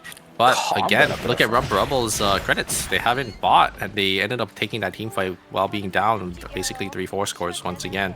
They need to look for these buys, and they need to I would say tempo well with their items here. Looks a great taunt coming out from Ping, but nothing to really follow up, as NCMP is going to be the only one to do some damage. Bongwa a little too far away. Lunar Embrace built up for Jumo. That's why he wasn't at the start of the fight. Auto Arms now duking it out up against Team... What is that? Is that Team Marchin? Yes, it is. Divine Intervention has already been invested. I don't know how Vesta died already. I guess Playdead wasn't available. I'm not sure. But Totem is going to pop as well. Charlotte now getting ran down by Cinema. This could actually be a wipe. Yeah, the death timers Yeah, are kind of long. The catwalk does end up coming up. There's no speed gates anymore. I think Cinema should be able to get the catwalk here. That actually There it screwed is with Prolific, I the think. blink, and I think that is going to be it. There's the ultimate. The Quake is going to be used as well, and that's Martian gonna fall in 8th place with 0 kills once again. I don't think you throw the Q there as the Charlotte. It eats up your eats up animation time. You just got yourself caught out by the Maya. That's really about it. Really brutal for Team Marchand. That's not the way that they wanted to go. In 6th place right now, in 5th place right now, 15 points. But again, the score sheet is way too close. With this game alone, the score sheet's gonna massively differ. 2 8th places is really, really bad, especially in a 4-point series. So, oh, it looks like Team Auto Arms TP'd, but I think the time swapped. So it looks like Taeyong is stuck down in Uptown. I wonder if they'll decide to come back to Taeyong, or if Taeyong will decide to go up into school here. It's a little awkward, but they should be able to group up relatively shortly. This is also really strange. Yeah, objectives just not being contested at all. Teams are not prepared for it. I'm not sure if it's because stream just opened up or anything of the sort, but we've seen this happen throughout this phase quite a numerous amount of times actually for an ERM. Typically a lot of these objectives get immediately picked up, but things like the string tree have been one of the least contested objectives, if I remember correctly off the top of my head. Yeah, Rebels gonna jump on out of there. Look at their credits. They still have not bought. They are sitting on 500 credits apiece. They need to look for a kiosk here. They are gonna fall farther and farther behind, because if teams find them without having their buy-ins here, with sitting over on 1,500 credits, it's going to be a really easy team fight for the enemy team. So we definitely need to start looking for the kiosk. I think maybe if I was them, I would go over to the hospital kiosk here to get some buys. They need to get their 4 scores, and they need to get them out. Yeah, I don't know why, but this feels like a Sebi classic. I feel like he did this a lot when he was on Team Blanche, where they just kind of kept a ton of credits and then bought all at once. Yeah, I know there was a team that did that. I think it's just awkward timing for them. I think they've been running into a lot of teams. It looks like they are going to be making their way over to that kiosk, so they should be able to get some items going very shortly here. Might have a fight between Team Auto Arms and Cartel. Simla maybe looking for an angle, but Bonghua going to be there to dissuade any engage potential. Gadget usage is also something that I feel like Team Rump Rebels have not been able to utilize as well as they have in the past, right? I always talked about this before, but it feels like KR players always have an extra set of gadgets they can have as a backup use. They always tend to have those mobile kiosks exactly when they need it. Rump Rebels, on the other hand, they don't see. Oh my god. They don't see San. Oh, they just caught it. Great MP. Oh my god, that could have been terrible. Good check. Yeah, great check from the Saber there, recognizing that we didn't check this blind spot, and there could be a team here, and that's exactly what was the case. So beautiful recognition and great discipline from that team to be checking these little blind spots that a lot of other teams probably wouldn't. Indeed, Team Cartel taking advantage. Can you pop like a red gun in that zone? Like, okay, is that even possible? I don't know. I tried, but I didn't pay attention to the result of it. So yeah, I should know, but I wonder if you could pop a red flare gun in. I'm pretty sure you can't, but what if you pop it before you go? Yeah, that's what I did. I popped it before I went. I just don't remember if it because I don't think I picked it up. Guessing that's the funny part. I'm guessing it probably will land where you entered. Yeah, the zone, but yeah. Looks like they are just going to pop it, so they do have that red box coming in 30 seconds. They definitely want to play for that on the side of Team Cartel. Loken maybe going to try looking for an angle onto Rio here. They are just going to blink. Rio is just going to instantly respond with their blink. Very nicely timed and a great reaction from them. Don't taking a little too much damage. Taeyong finding an angle and finds it onto Insane and gets the roundhouse kick into the wall. Taeyong is just a monster on this character. There's nothing that can stop him. He read Insane like a book. It's not even close, right? He dashed in, waited for the off limits, and then waited for the blink, and then did his entire combo. And also waited for comboed right after the exclusive. Yeah, and roundhouse kicked him into the wall. So I'm telling you, Taeyong is just a monster on this yacht. I don't think there's any other Yan player that could compare to him. Yeah, you basically just outplay yourself when you're fighting up against Taeyong. I don't know how he does it consistently. Reign of the Vampire Queen. Perfect! Across the truck. Oh my god. Yep, Demon Drive is going to lose too. Bin's about to fall down here as well. Good damage output. Unfortunately, the Omni Siphon from Aoyai is not going to be enough. That is what happens when you don't check your bushes. What do I say, Super? What do I say? Recon drone, Sylvia didn't use their finish line on the bush and instantly pays the price for it, as a Sylvia is the one that gets caught out first. And Demon Drive minus 400. 2 kills going into the side of Team Rebels. That minus 400 could have been saved by a minus 15, right? That recon drone. Recon drone, yeah. Sylvia, I mean, Sylvia could have also just used her finish line, but yeah. That's true. Yeah, that's something that I noticed as well. I played Sylvia once after a long time. The last time I played Sylvia was when like the Elegance tank build was this thing back in early access, and I decided to give her a try again. I really realized how easy it is for Sylvia to check vision. Yeah, because she can angle her W in a way that just slightly tags the bush, and then if the W is in the bush, it should show the full bush. Yeah, and the range of it is so long. Yeah.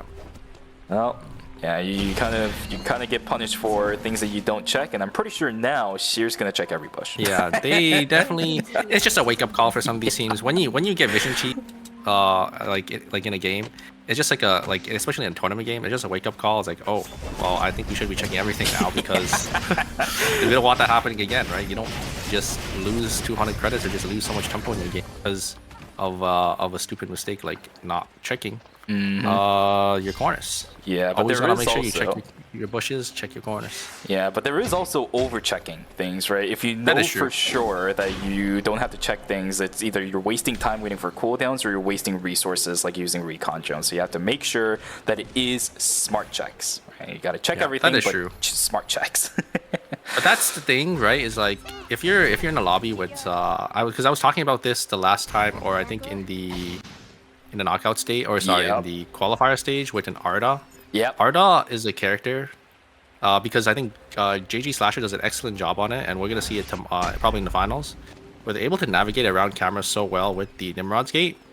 So you actually have to check everything, even if you think there's gonna be no team there, because if an Arda sneaks past with a Nimrod's Gate and they get into a bush where you think it's safe, it's really easy for them to obviously get the vision play onto some teams. But here comes Engage. Oh no, the third party is there in Team Rebels. I don't think there's much that the side of Team Rebels can do, but Saturn does get the here just barely and is able to use that White Lily to get out of there, so they actually will be able to pick up that kill and get out safely.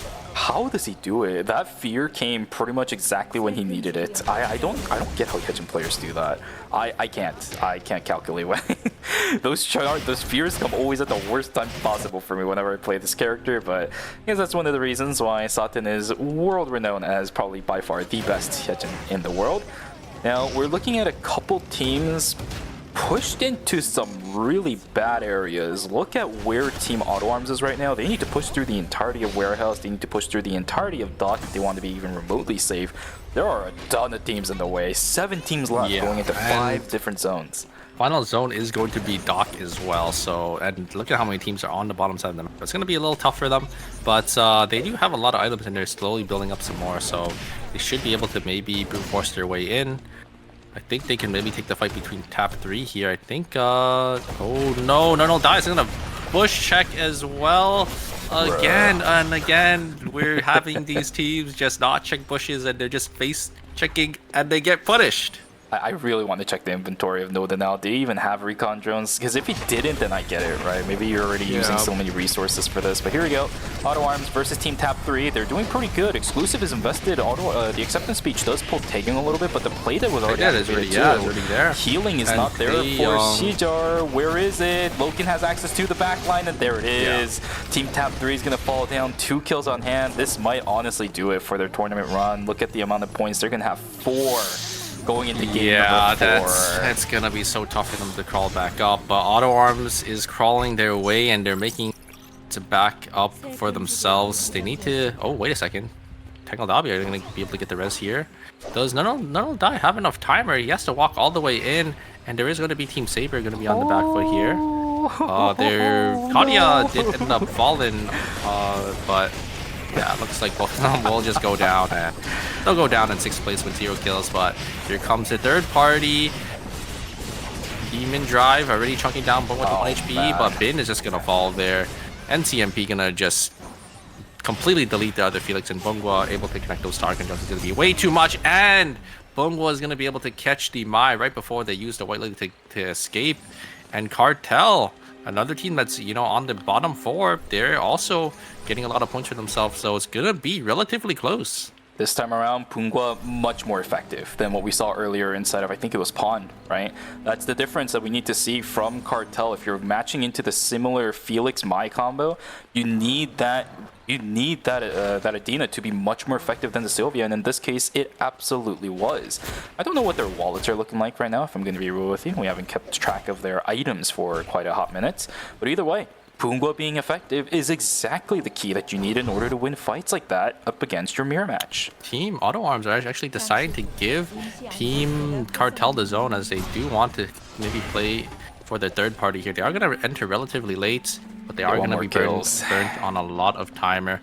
I don't think it's they want more kills. I think they just want an easier time in the zone here, but an easier time also means it's going to be more risky, because there are going to be a lot more teams in the zone, so third party is relatively likely. Team Rump Rebels, they need to hold strong. They need to hold here, otherwise their tournament run is in danger. Only 3 points right now off of kills alone. That is usually not going to be enough. Team Auto Arms does have control over the temp zone right now, but they are going to get sandwiched eventually. They need to make good use of the free time they have inside the temp zone, otherwise they are going to wipe, but they're walking away now. They know there's another team. Yeah, they need to somehow do something. There's a White Lily access. What other things Loken can they is get? gonna Loken get is in jumped. danger, but Curry's in danger now too. Loken beautifully maneuvering around the fight, and Taegyeong somehow kills Salton. He 1v2s on the backside. And once again, Rump Rebels third party. They always come at the perfect time, but this time they're actually going to set their sights on the solos. Yeah, it's too late. They're actually not going to third party the full team, so now they're going to actually have a 3v3 into Auto Arms. Auto Arms in prime position to win here. Oh, the coup de grace hits all three before Belzer goes down. And wait a second, Loken is going to die here. It is going to be Sebi. Sebi has to push up here, but the double knock-up from Taeyong and the double roundhouse kick is going to push them in. Taeyong is just too good on this yawn. How does this guy just farm clips every single time I see him on my screen? Taeyong is just too good, man. This guy is crazy. What the hell, man? Dude, I wish I could swear on this. No joke, this guy's performance is nuts. I can't say any words that would properly express my thoughts and feelings on those kind of plays. How does this kid do it? Taeyong is the reason why I think this character is so good. No one can play Yon as good as he can, but this character's skill ceiling is crazy. Like, oh my god. Wow. This guy keeps reinventing the way that I look at it, and I do not. He's a connoisseur at this point. Like, I don't know how he does it, but he still has a bit of ways to go, right? Cartel versus Team Auto Arms. This is a rivalry as old as time. A lot of good damage going down onto Taeyong. It's thin corridors all the way in, up against Nadina. That's not exactly going to be the greatest. Good poke coming down from Pungwa. They need to force their way in. Loken's already used the gun involved. It's going to be tight corridors once again. Cinema in a whole heap of trouble. Exclusive is forced out. I think it might be completely caught out here. Yeah, and that's going to be it. Loken gonna try getting some damage. Gonna try getting that burst, but it's not going to be enough. I think, yeah. Fighting into that tight corridor into that Adina with the Sun Conjuncts, it's a little hard for Team Auto Arms to play into.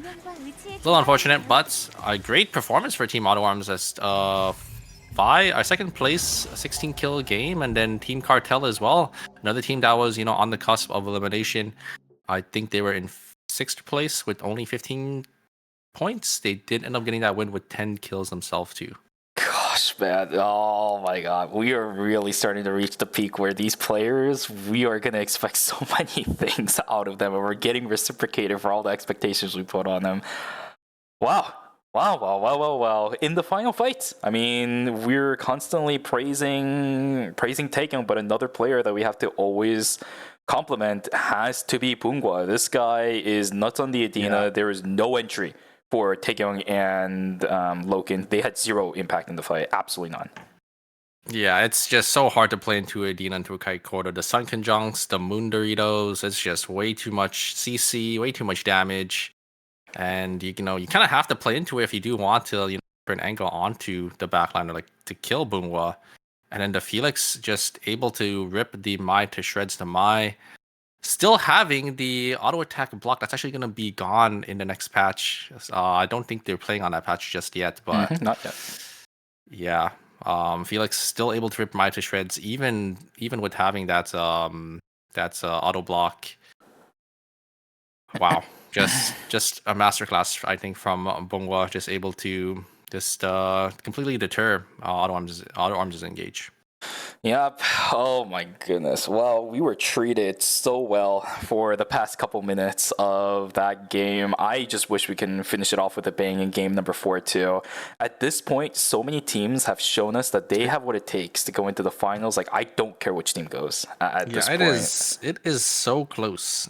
I think it is definitely anyone's game to win here, or anyone's game to qualify, because Auto Arms got about 21 points, so they should be in 4th or 5th.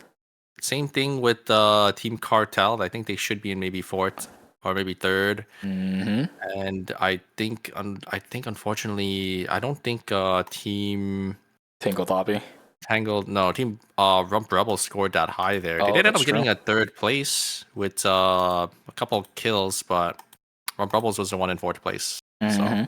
The big factor there too, by the way, is the fact that our first place team, Tangled ABX, fell down with 0 kills. If I remember correctly, they are going to be in the down low. We shall see what the scoreboard is going to look like. You're right. They died really early. My god, look at how close the points are for this. It's literally anyone's game. Cartel only having a 4-point or 5-point buffer. First place only having a 5-point buffer from 5th. Cartel 32, Rump Rebels 30, Saber 28, 28, 27, 26. It's only a 6-point difference between 1st and 6th.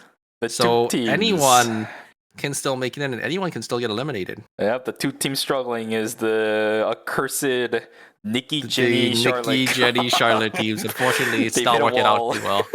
Yeah, it's not working out too well for them in knockout stage 6. Yep, top 3 has had a heyday, honestly. They had a really good run with the Nikki, Jenny, Charlotte combination. They did really well during the entirety of the knockout stage that they've been playing in. Joined Team Rump Rebels, I think. If you think about it though, Martian, they won game number 1. So that is true. As long as they win 0. That is true. They got 0 in both games. That is true. Teams are really good at adjusting at this point in the knockout stage. I think Margin has got a severe wake-up call in regards to that. Going straight from a first place with a 7-kill victory into 0 points 2 games straight is...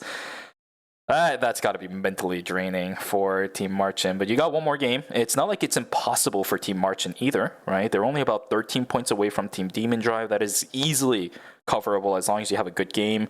Top 3, on the other hand, I feel like this really 24 points. I think that's the end of the road for them, unfortunately. But, I mean, a 12th place finish is not too bad for them, I would say. Absolutely not. Absolutely not. They get some, circuit points to play off of, especially going into phase number 2.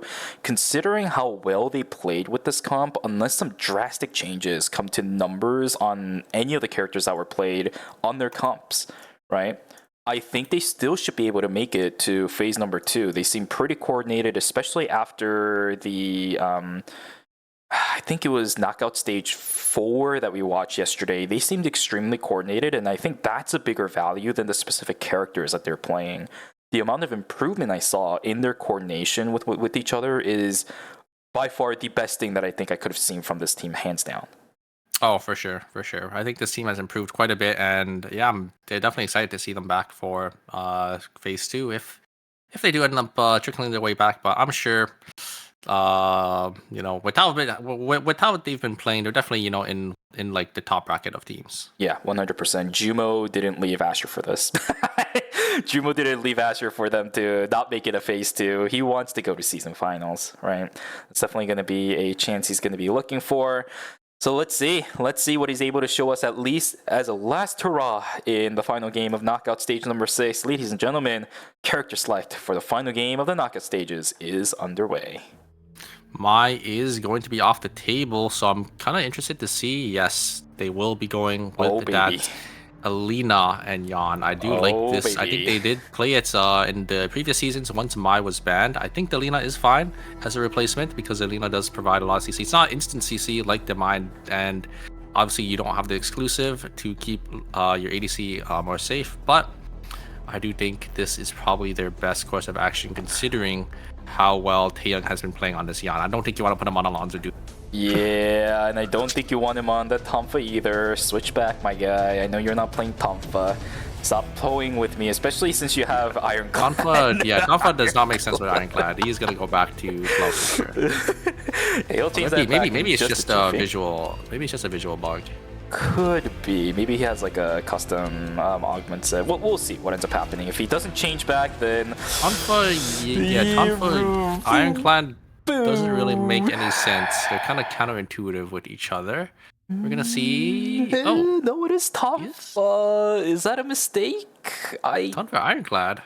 Okay, the thing is. Oh, maybe he Ironclad- starts with Tonfa, but he uses the bamboo in his build, Oh. and he goes to Glove. Wait, what can you use with it? Does Dragon Dobok use it? Let's see, what else I does don't he know. go? I don't Dragon know. Dobok. That's gonna be my guess. I'm pretty sure he's on Glove. There's no way you play Tonfa on Ironclad. Yeah, you shouldn't. Let's see. So what other things did he build? I think it was. I forget what the the red gloves were. It's not the Bloodwing Knuckles, but there's the other one. I forget the name of it. 1-inch Punch, I think it was. I don't think that uses a bamboo. I mean, maybe something else in his build uses the bamboo. Or maybe his would be my guess. teammates use it.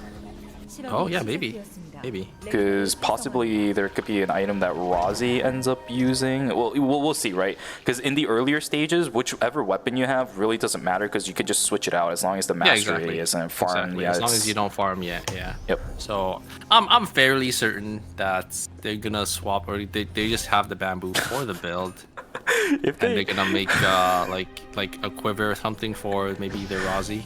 if they have this bamboo for somebody else on their team, that is one of the most base cooks I'm for the guessing. items. I'm guessing it's like quiver maybe or something. Yeah, we'll see. I mean, Taegyeong is not somebody I've really seen run Tonfa at all, right? That's reserved for people like Fauna. That's reserved for people like oh gosh, I'm forgetting the names of some of our EM players in KR, but there's somebody else that plays a lot heavier on the Tonfa EM or something like Glove EM. Taegyeong's not one of them. Right, and plus the Ironclad, it's just what he uses all the time on gloves. Ironclad does not make sense. Yeah, so look, there he's it back is, on Glove. He's That's back on a dead Glove. giveaway. Yeah, so. Wait, Brazil Gauntlet? That's different than the 1-inch Punch we saw him on earlier.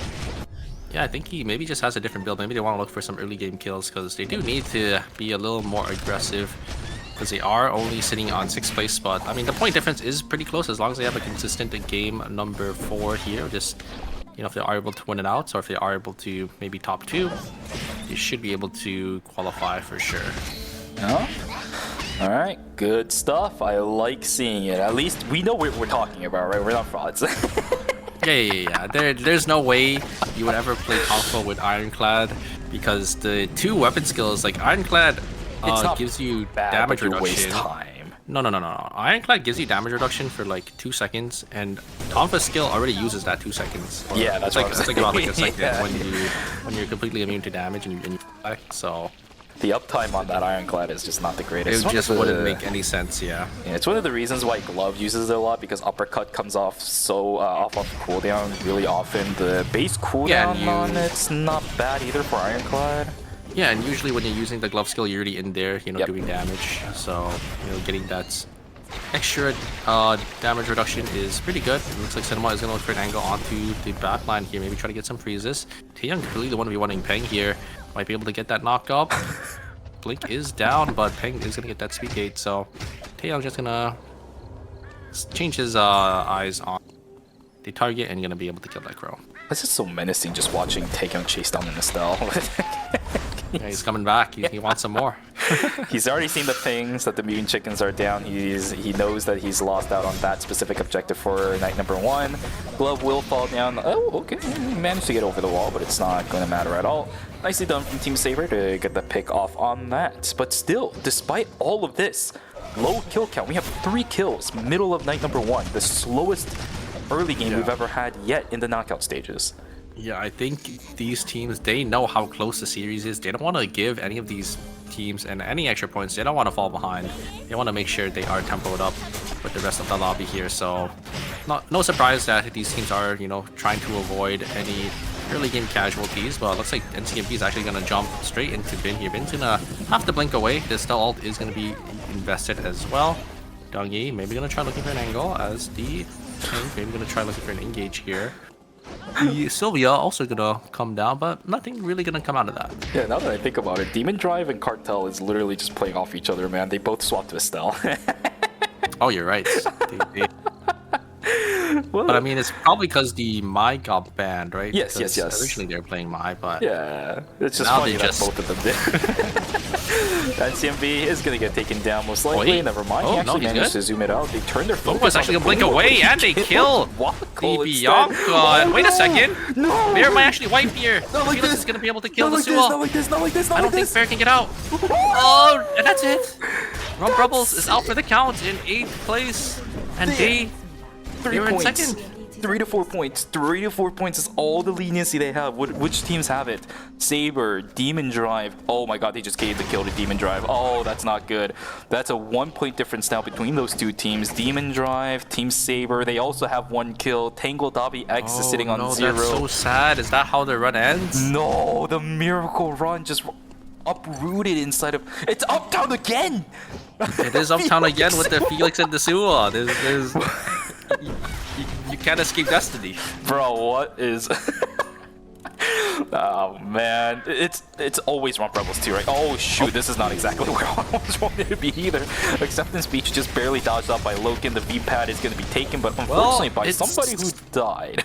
It's good Taeyong didn't go with them, because if Taeyong went with them, that would have been auto or also over. So those two just gonna fall there. Taeyong gonna be the one to get on out, just barely with his life, as they will be respawning back in 10 seconds. Yeah, the universe is playing some cruel tricks on some of the teams around here. Auto Arms almost about to taste the fate of Team Rump Rebels, or what could be the fate of Team Rump Rebels. But if to be on the flip side, right? If Auto Arms do die, that makes it a little bit easier for Rump Rebels to keep themselves in, because now they have to just worry about one other team instead of two. No, there's other still teams. there's Tangle Dobby, Demon Drive, and Auto Arms. Right. That's what I mean. Like, if Auto Arms dies, they only have to worry about Tangle Dobby X like moving up maybe 1 or 2 spots, and that's Oh, that's about true. it. Yeah, That's true. The more I mean- teams in the top 6 that follows, that's not I forget who's in first place right now. The easier it is. That is true. That is true. I mean, there's still Martian as well that could still maybe make it in, because Yeah, we'll see. That's Rump Rebels had 0, so 30 points. I mean, they only have to score, I think, about 15 points here, which isn't that bad as long as they have like a solid game. They got 15 points in game number 1, so it is a slower game for most of these players. Tap 3 also trying to fight for their tournament lives. They only have 4 points right now. With the 3, they've nearly doubled their points in the 4th game. So they would need about 26 points, which is an 18 kill win. Yeah, we've seen it. Quite a bit. We I mean, saw. we I think have it was seen it. 19 We have seen yesterday, I think, right? That is true. That is true. It's not a possibility. Engage that's out from of the Auto Arms. world. Are they going to be able to kill Belzer here? They do get a lot of damage on him, but the B-Shard is just going to block way too much. Curry is going to just shred through Cinema. Loken going to have to be the one to blink on out of there. Sign actually going to chase, but not going to be able to find anything. Taeyong is going to walk away as well, so kill won't go over to the side of Team Saber there, as on the top side, Team Tap 3, they are able to get one from Demon Drive. And with that, Team Saber is officially tied with Rump Rebels as of right now when it comes to points alone, just as it is right now. March in, trying to chase down Insane to the best of their abilities. Tangle Dobby X is extremely split apart. Yeah, I don't know where the Shukai is. Glove is going to be able to buy a ton of time for Vesta to come in. It all comes down to whether or not Riori can buy time for his teammate instead. March in, they are desperate for kills. You know they are. They're chasing this Kadia down to the ends of the earth, eating a ton of timer for this. They don't even care about the Adriana. They just want the kills. The Sandstorm. How much time are they investing for this? The Sandstorm is there. Glove trying to look for an angle. Is off limits available for this? Still chasing. No, it's not they get there. it. They get the kill. It was 1 kill for all of that. You could tell the desperation plays are coming through mad right now. Taeyong in a little bit of trouble himself. Should get taken down in a moment. His teammates are here, but Pumbaa is not going to be in any danger. Loken should fall down here too, I think. Oh, no, the bear is there. This is bad for Auto Arms. Fall still, I think. I think Insane should be able to get up here. Wait a second, maybe Loken can turn, get 1 kill. No, it's gonna be that one up. But yeah, Taeyong split from his team, and stall enough time because his team came a little too late. So though unfortunate, we do have Team Demon Drive gonna look for the engage onto Tap 3 here. There's the Soul Seal invested by Team Demon Drive. There's the ultimate coming out from the Nikki. Is it going to be enough? Sylvia doesn't have any more fuel for their bike here, as they will be able to kill the Sylvia. Surprised they didn't wait a tiny bit longer for the time swap, but I don't think they were probably paying attention to it. So the Sylvia will be back up coming into day number 3. Lucky for them, it's the chance that Demon Drive really needs, right? Again, they're 1 point away from at least tying Team Rump Rebels. They can't get that 1 point. It's going to be one of the saddest ends for Team Demon Drive. This is a team, again, that I was super excited to watch when we were coming into knockout stage number 6. If they fall down like this, it is going to be a national tragedy at this point for me. The levels of disappointment I am going to face is going to be immeasurable. Yeah, Sylvia character you don't really see too often in... Oh, God. Oh, no. Sylvia spawning right on top. There's a lot of damage. There's a lot of trading coming out from Bin, and Bin finds an angle in. He's able to do so much damage. Here comes the Estelle ultimate. It's not going to be enough. It's not going to shield him enough damage, and I think Demon Drive are on the back foot here. They could actually wipe. Wow, the White Lily is going to be used before the Inner Blitz is proc there, so the Estelle is actually going to be able to get away safely. So close to get that tying point, but it's just not enough. Shukai stays alive, and plus the bonus, well, I say love shot, but the love shot knockup between the two characters actually bought enough time for the Kadia to pump in just enough damage to kill the Felix before he's able to land and use the crescent sweeps to dodge. So this is bad. This is really bad. There is nowhere for these teams to live. Tap 3 versus Tangled.bx about to happen, but a lot was invested just now in the fight. So Tangled.bx not looking for this at all. Sylvia coming down. Maybe try looking for the rest, but there's so many teams nearby. It's really unsafe here. I think they are going to walk for it. Looks like Jumo is going to set their sights onto Team Auto Arms here. Auto Arms caught in the middle. I think they see another team nearby above them, so they don't want to take any fights. They don't want to risk any third parties. Ooh. The Nikki getting caught back in the ultimate. Here comes the ultimate from the Yuki. The coup de grace is going to be completely negated by the ultimate coming out from Charlotte, and it will be sad going to be the one getting caught. Fortunately, Team Saber only knocking down the play that they don't actually get a kill credit for that one. That means they're still the same amount of points as Rump Rebels. We are keeping track of these numbers like no tomorrow. It's like I'm a Hawkeye at this point. Odenel getting taken down to about 2/3 of their HP. It is going to be a fight over this purple box. Tap 3, they need to find things. They need to get things done. The box is not open, unfortunately, by Jumo. A lot of health investments from both of these teams. They're going to try to target down Riori, and it's a bit too far. Yeah, he's dead. They pick up a couple kills for themselves. Party, oh no! Party comes in. This is not good. Insane's gonna get taken down. The White Lily is there for Riori, but the teams are just in complete shambles. Look at where Riori is right now. There is no opening. If Team Demon Drive just plays it a little bit better, then Adrian is gonna get found out too. Although the third party comes in. Auto Arms pick up a kill for themselves too. Demon Drive in trouble. There goes Sheer down to the ground. Sylvia is gonna get taken down too. But now Demon Drive is also tied with Team Rump Rebels with the amount of points they have.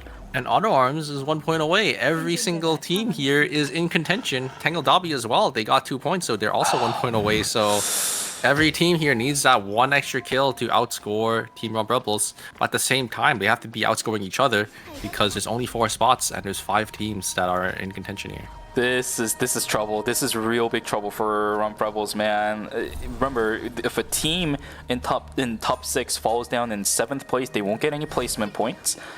And if they don't get any additional kills, I think Rump Rebels is secured then for Rump Rebels to be out, because the placement points are guaranteed for some of these teams already. We'll see. Well, here comes the engage from Tap 3. A lot of damage into the Estelle there, but there's a Soul Stealer proc to get them on out of there. Good finish line from Sylvia to stop any more chasing coming out from Team Tap 3. Team Tap 3, they are desperate. They need these kills. They need these points if they want to qualify. But they're a team that doesn't run the Soul Stealer. We just saw how pivotal it was to get Team Demon Drive out of that fight.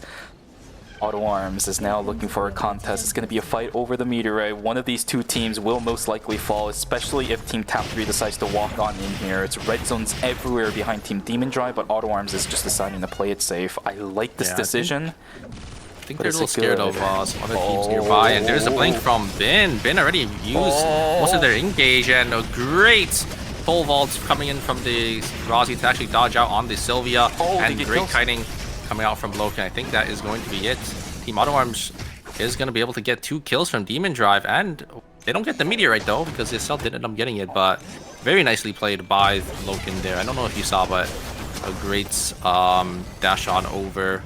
I think the Sylvia tried to engage there and just was able to block all that damage. But with that, Demon Drive, Auto Arms both exchanged kills. It's going to be good for Demon Drive. They have now one-upped Team Rump Rebels in terms of the points they have. Auto Arms as well. Auto Arms is also in the exact same spot. So Team Rump Rebel is now kind of down to what that 4th place spot. Every other team that is now looking to contest for that top 4 needs to die without getting a single additional point. I think, let me do the math here. Is it doomed? The Team Saber has to 30. If they die now, then that's okay.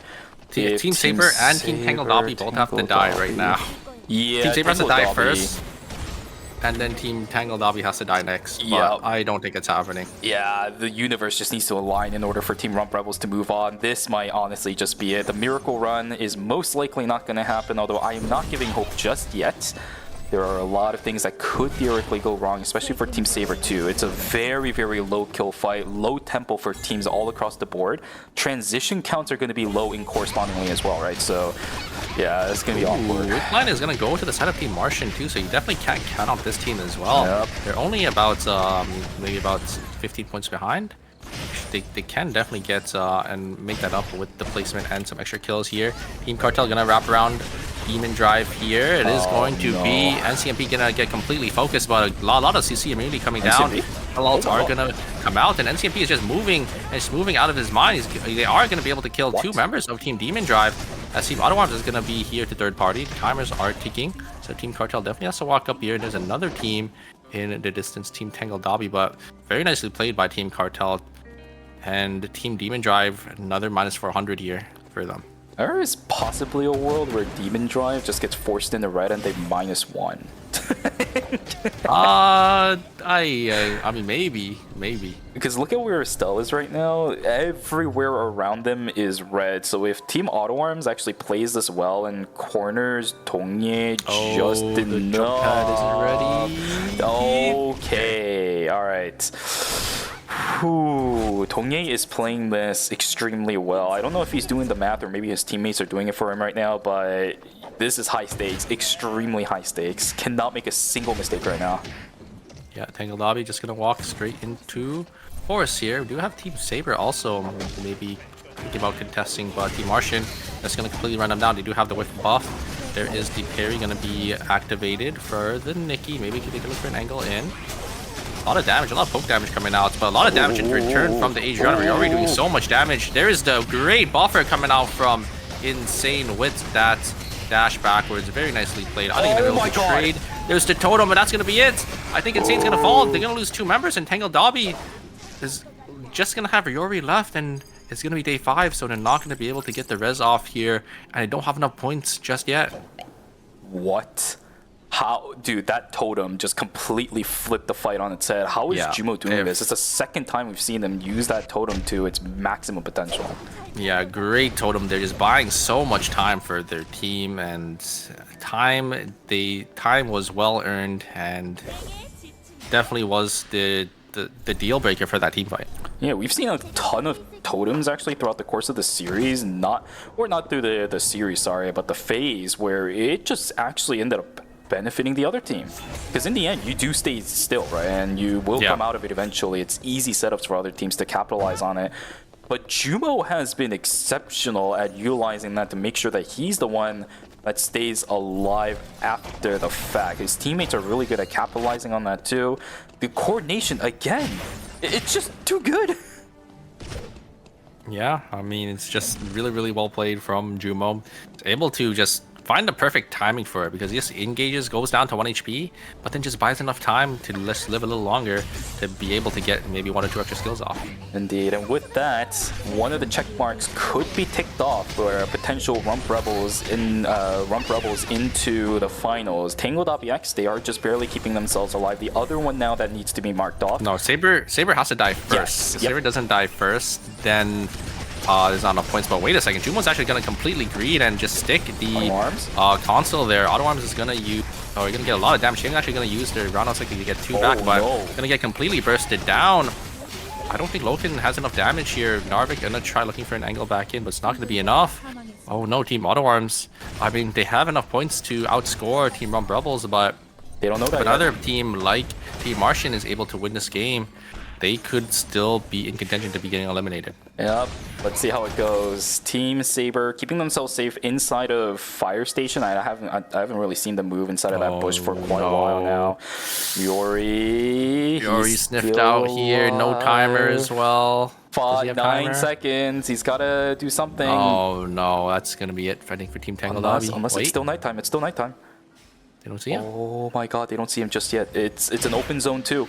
Remember, this could still work out in favor of Team Tangled WX. That camera doesn't see it. Daytime's about to pop, but no one's within the vicinity to check this. Oh my god, my heart is thumping. Vesta trying to play around this as much as possible. Once again, Divine Intervention is actually going to be forced out. It does tag all three. Cartel now is trying to push their way back on out. Shield from Ping actually got a ton of value. Divine Intervention duration was actually completely whipped out thanks to that shield. The ultimate. A lot of good sustain coming CMP. through. Gloves Good staying up in the damage. front side. The Ping 1 totem HP. is good. Ping forward. Yep. Oh my god, the fight doesn't result in anybody dying. Team Saber, they're kind of fighting it out over on that side too. What the heck is happening over here? Team Auto Arms now getting chased down by the members of Team He's Saber. still not found. Logan. He's in that bottom. What the heck is Oh, going no. on? Logan's about Loken to is the fall. one Down he getting goes. caught out here. Oh no, you're right. And it's gonna be Team Saber. Are they gonna find Riori down here? Oh, They they need that 1 do. point. And that's it. I think the Wait. zone is closing. Wait, he's gonna minus Wait, one. Tingle Dobby. What? Oh no, he's just gonna give it over. But I mean, they didn't have enough anyways, it looks like, so. Wait, but with this, then Team Saber is in. Yeah, I mean, Team Saber was probably already in, unless Team Saber dies here right now. Pop. Doesn't Okay, look like that's it is one. going to be the case. Okay, I don't know if the kill credit actually went over. There's another one falling down. Satan should be falling in just a moment. Team Saber, they have 3. If Satan minus ones, there is a world. Satan minus ones, there is a world. There's a world. There's a world. There's a world. Oh my god! No! No! Is that no? Because they got a kill. No. They got a kill and they got the placement, so I think they're okay. Oh, maybe you're right. Okay. Oh, okay, now I'm being really scared right now. Let's see how this fight goes. Oh my goodness, Team Marchin, they don't really have that much time. I think this should go in the favor Yeah, of Team Cartel. they're They're going to dead. be able to win it out. Marchin, I believe Top with that. 3, I don't think Martian can make it in. Top 3 definitely can't because they only have 6 kills. A little unfortunate. So it's going to come down to Auto Arms, Saber, Cartel for sure. Demon Drive? I don't think Rump Rebels is good. I don't think Rump Rebels has enough. I don't think so either. I think they're eliminated. Miracle Run might be over, ladies and gentlemen. But well, for now, put that over to the side, right? We still have a fight that we need to watch. Tap 3 Ooh, I like versus this. Team I like Cartel. this vision play here. I don't know if Cartel will check.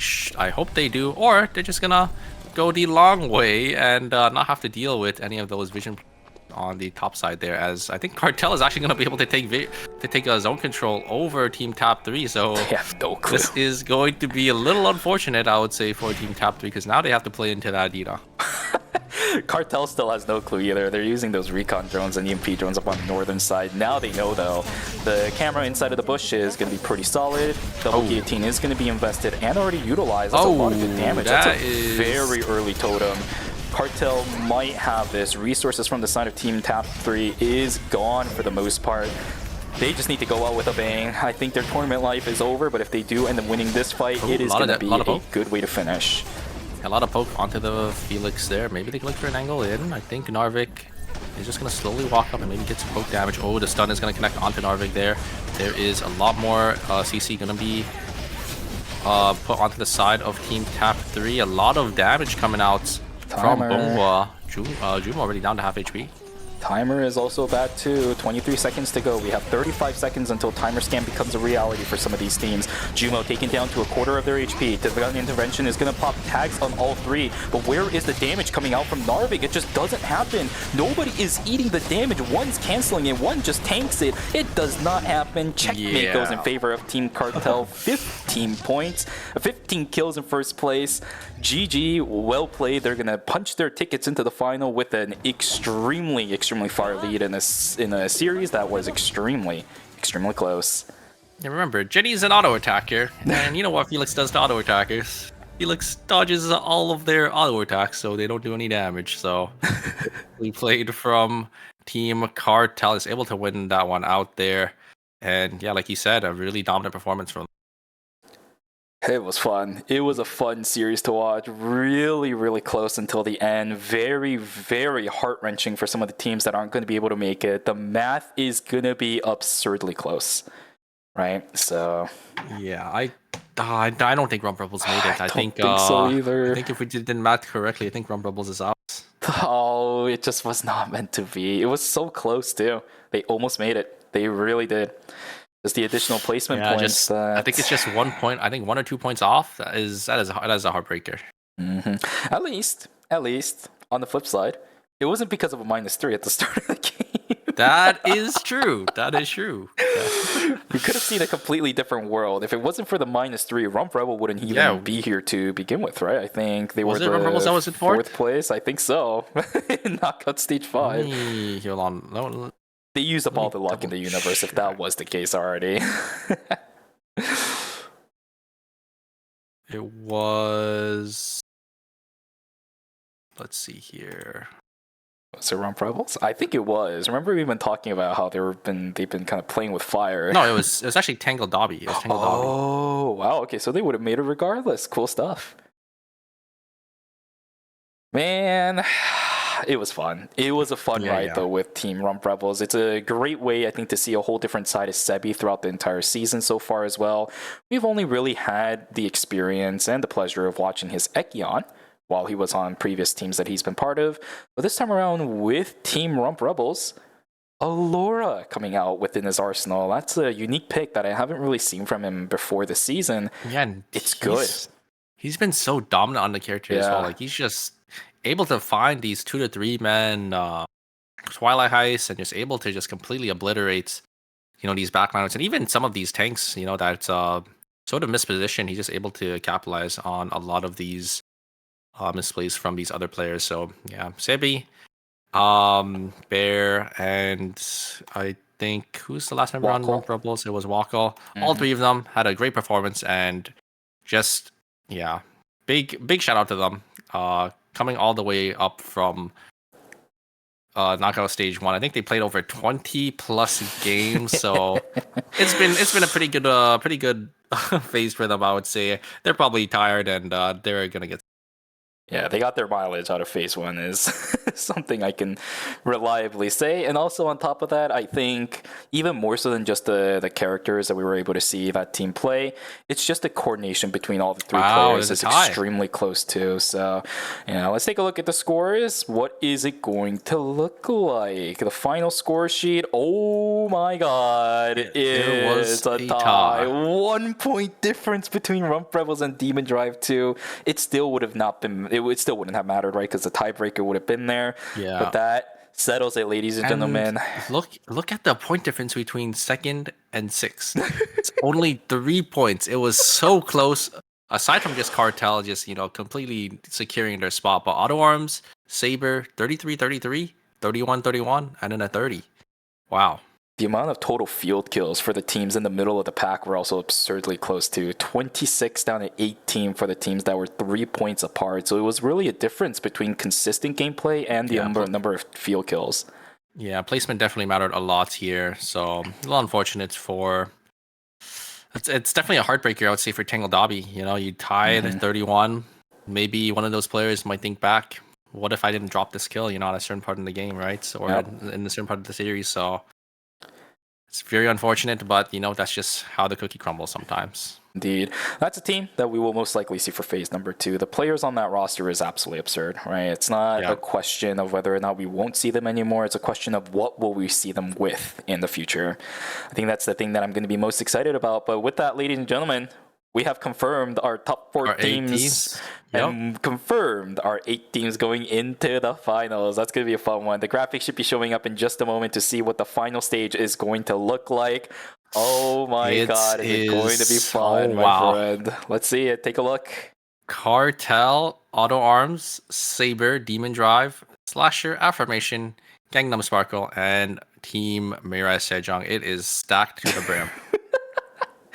Holy crap. And At this point, I think Gwangju Slasher, Gyeongnam Sparkle, and Mita and Sejong have something to prove, right? The rates and the odds for the sponsored teams and National League teams has not there are final 3 left. great. Yes. There are final 3 left. And I have also heard, I think somebody mentioned it in the chat, they kind of got ratioed by Nightbot, but the new meme is uploaded and on his Twitter, so I'm going to be looking at that as soon as we're done. But here it is, everybody. We've ran through everything. You could see which teams, unfortunately. It would look so cool to see Rump Rebels all the way from Knockout Stage 1 light up all the way to the finals, but unfortunately, just barely not making it in, not getting knocked out in Group Stage 6. But you could see, how far they've come. Yeah, it was an amazing run, considering the fact that they struggled so much during the group stages. I think the amount of improvement I saw, especially with the new roster, well, not exactly a new roster, because Sebi and Bear's been playing with each other for quite a while, but with Wako joining the fray and completely swapping up their team composition to a different identity than what they ran before, I saw massive improvements throughout the entire knockout stages, and I'm excited to see what they can bring for phase number 2. Yeah, I think our lowest knockout stage team was, team, they just showed it just now, it was team, I think it was team Cartel, who came in from knockout stage 5, and every other team was from knockout stage 6 and onwards. It makes sense, right? It definitely makes sense. Once you start going into the higher stages of the knockout stages, you get better and better teams, and they have a higher and higher chance of moving on into the knockout stage number 6. If this is a trial run of the new format, I think with this phase alone, it was a massive success. It was, yeah. I definitely enjoyed watching all these teams, and watching a team like Rump Rebels just slowly crawl their way through stage after stage, playing games after games. It was definitely a treat to watch. Yes, indeed. The Korean side is finally going to be doing an interview with the knockout stage winner this time around, Cartel. I mean, can we continue to talk about this team more and more and more? You and I signify... Well, actually, not you, because you were somewhere else during the season I was finals. not watching, but I did end up taking a look at it, after coming back. So I did end up seeing Cartel winning out. I saw their final team fight. With it was actually a really, really nice fight from them, where I think it was G-Works team was, pitted against them, but I think the Nadine, I think it was Zhangyi, was able to kind of completely negate the engage from the Nikki with the monkey wire, just able to buffer it so nicely, and it was just so well played for them. Exactly. They definitely deserve that win. And in a lot of cases during the season finals, we really highlighted Pungwa because he was stuck in a lot of 1v1 situations that usually wouldn't be the easiest to win as an Adina, but he always pulled through. And as casters, we always look at those moments and we're like, oh, Pungwa is the star of the show. But I think today it was completely different. NCMB on his Felix, we talked about it at the beginning of the series in the phase today, but holy moly, this guy is just...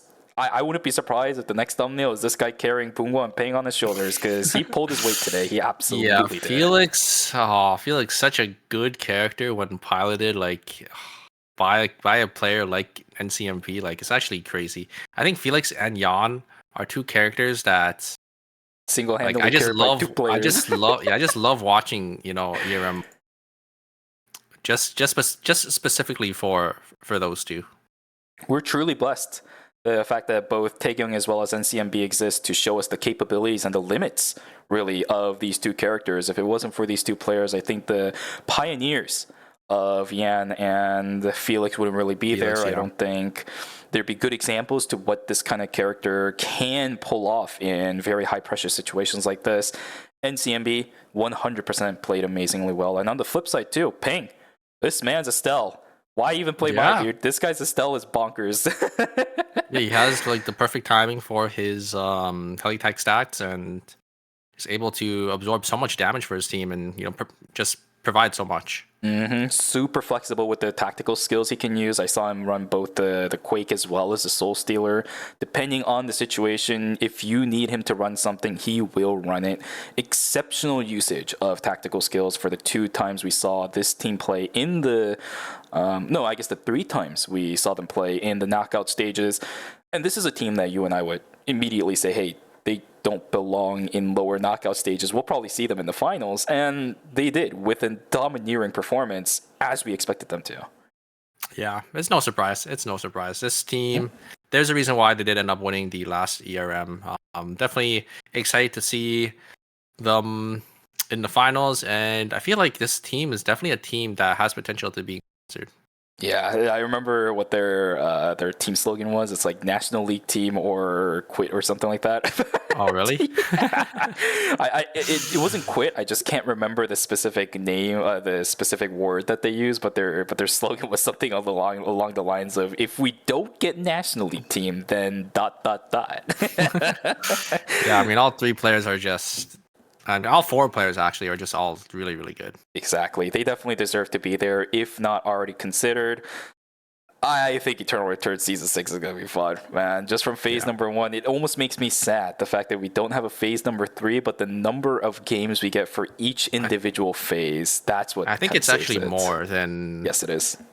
Than what we had originally. So a lot more Eternal Return for us to watch, but obviously it is going to be cut down only into, like you said, those two phases. Indeed. Unfortunately, the next phase, I'm kind of going ahead of myself here because I do want to buy some time to let the Korean casters continue their interview. I know they have a lot to ask Team Cartel. Unfortunately, we're going to have a pretty big gap between phase number 1 and phase number 2. And the reason why is because there is the Korean Super Cup that's going to be happening right after ERM phase 1. And now the Super Cup is basically National League, but not National League, right? In theory and in concept, it's the National League, but we're not calling it the National League. Think of it like the off-season National League at this point. That's going to be happening right after ERM. Unfortunately, we won't be covering it here, but you guys can watch it, or maybe you guys can check the VODs of it if you really are interested in watching those kind of things over on the Korean channels, like the YouTube channel should be uploading VODs. Chichijik will always have it. Afrika will have the VODs as well if you want to go over there.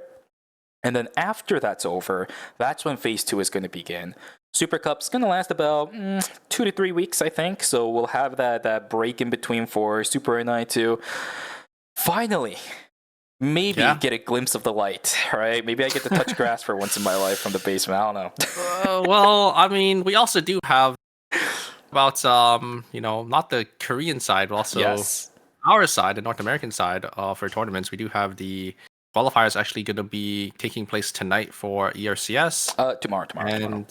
Tomorrow. Yes. Well, yeah, tonight is... Sunday. Yeah. You're mixing things up.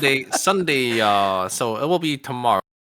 And then we do have the ERCS season going to be starting very soon as well. Yep, we're going to be busy tomorrow. ERM for the finals, and then we have the qualifiers during the evening. So just because we're done with the knockout stages does not mean that the action is going to end just yet. This weekend is still going to be action full of Eternal Return competitive, so make sure you guys are keeping track of that.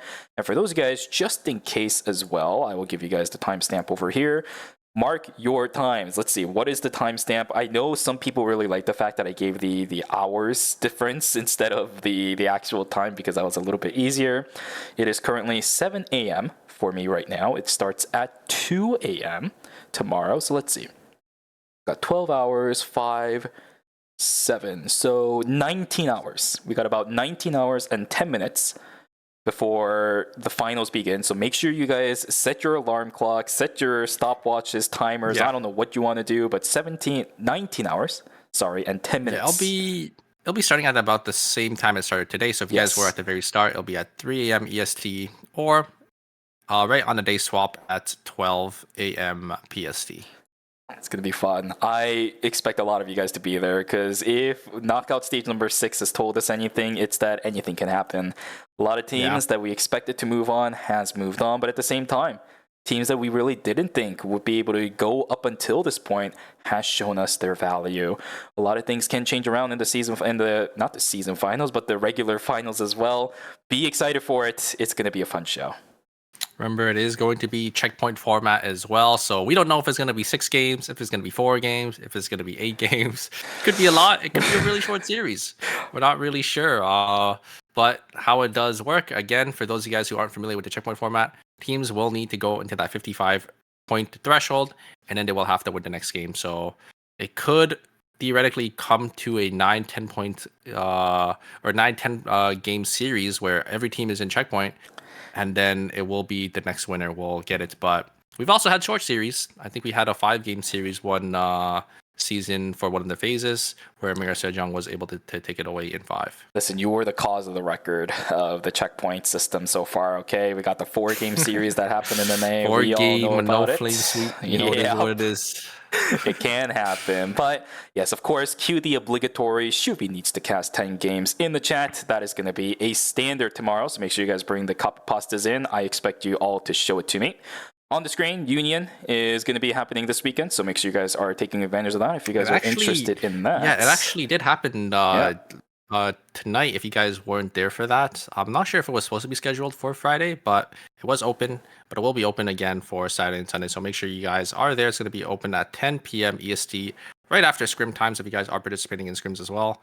But yeah, I think we do have, I don't know what this is. It's the night market thing. I think I mentioned it the night market, too, right, for the artists. Yeah, it looks like they're looking for people to apply. So if you guys are an artist in Korea and you guys want to, you know, maybe sell some of your stuff, go and make sure you guys sign up. And this one right here is the drops because it's the mid-season and we all want you guys to make sure you guys get your drops.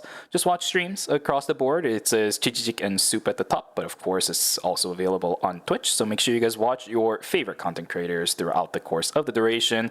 And last but not least, hopefully this is the last one so that I look like I know what I'm talking about. The esports team support packages, bro. The art's so good. Come on, man. How does it just get better and better every season? Yeah, it's really nice. It's really nice. It looks like there's about the 8 National League teams. So actually, there's 9 because there's Sparkle now that is included. Which was your favorite, by the way?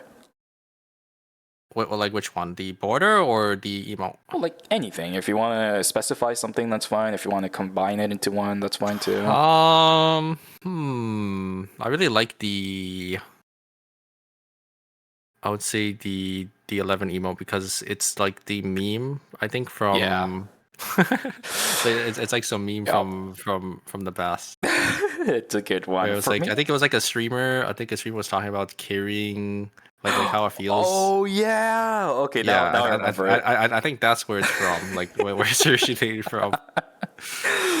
It is quite hilarious. Make sure you guys also claim the code on the screen as well. Val Razi for you. That's going to be some additional A coin boosters, XP boosters if you guys need to get those, as well as the coins for the shop if you haven't bought the Vanya skin already or you need it or you're saving up for the My skin as well. It's going to be beneficial there. 8 coins plus the event MP. Please, please, please get this before the 20th. It's beneficial. I need to claim it still, but yeah. Well, I haven't got it yet as well. I got to do that too. Yeah, I'm going to do it probably right after ERM is over.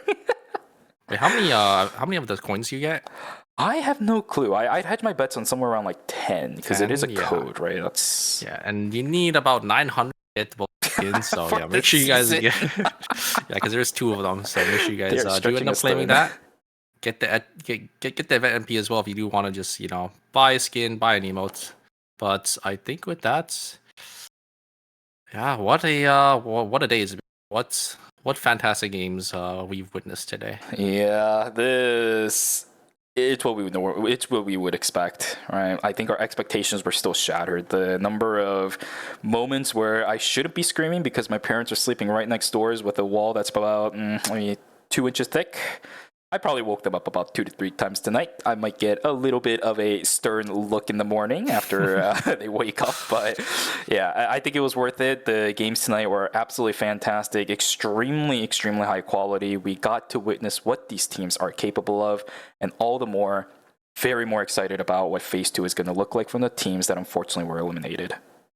Yeah, and tomorrow it's the finals. It's going to be even higher quality, I would say, but there's also checkpoints, so there might be some politics going on. But I think with that, Shubi, I think that is going to be it for us today. Indeed. Ladies and gentlemen, thank you so much for joining us for the knockout stages. Be excited for the finals tomorrow, but outside of that, we will see you guys tomorrow at 3 a.m. Eastern Time or midnight Pacific Time right here on the Eternal Return Game channel.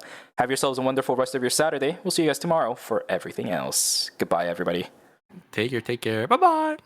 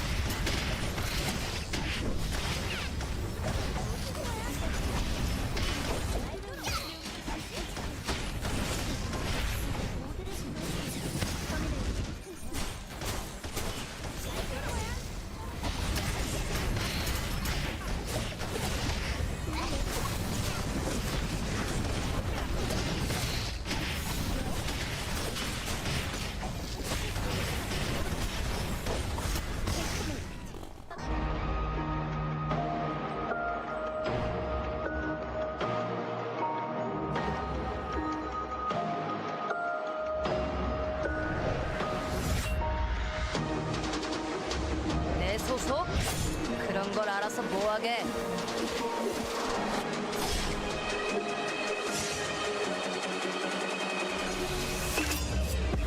모든 것은 그분의 뜻대로. 빛보다 빠르게.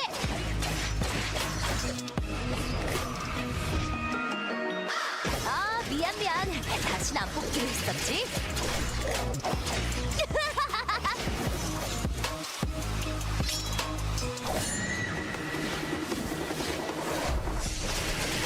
눈에는 눈, 이에는 이. 아, 그건 부족한데?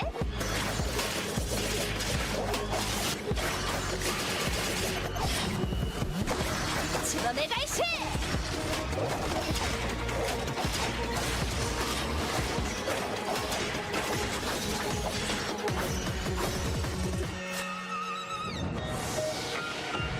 기억할 수 있다면 모든 것을 기억해 주십시오. 내 눈이 저지른 일들을, 내 손이 저지른 일들을.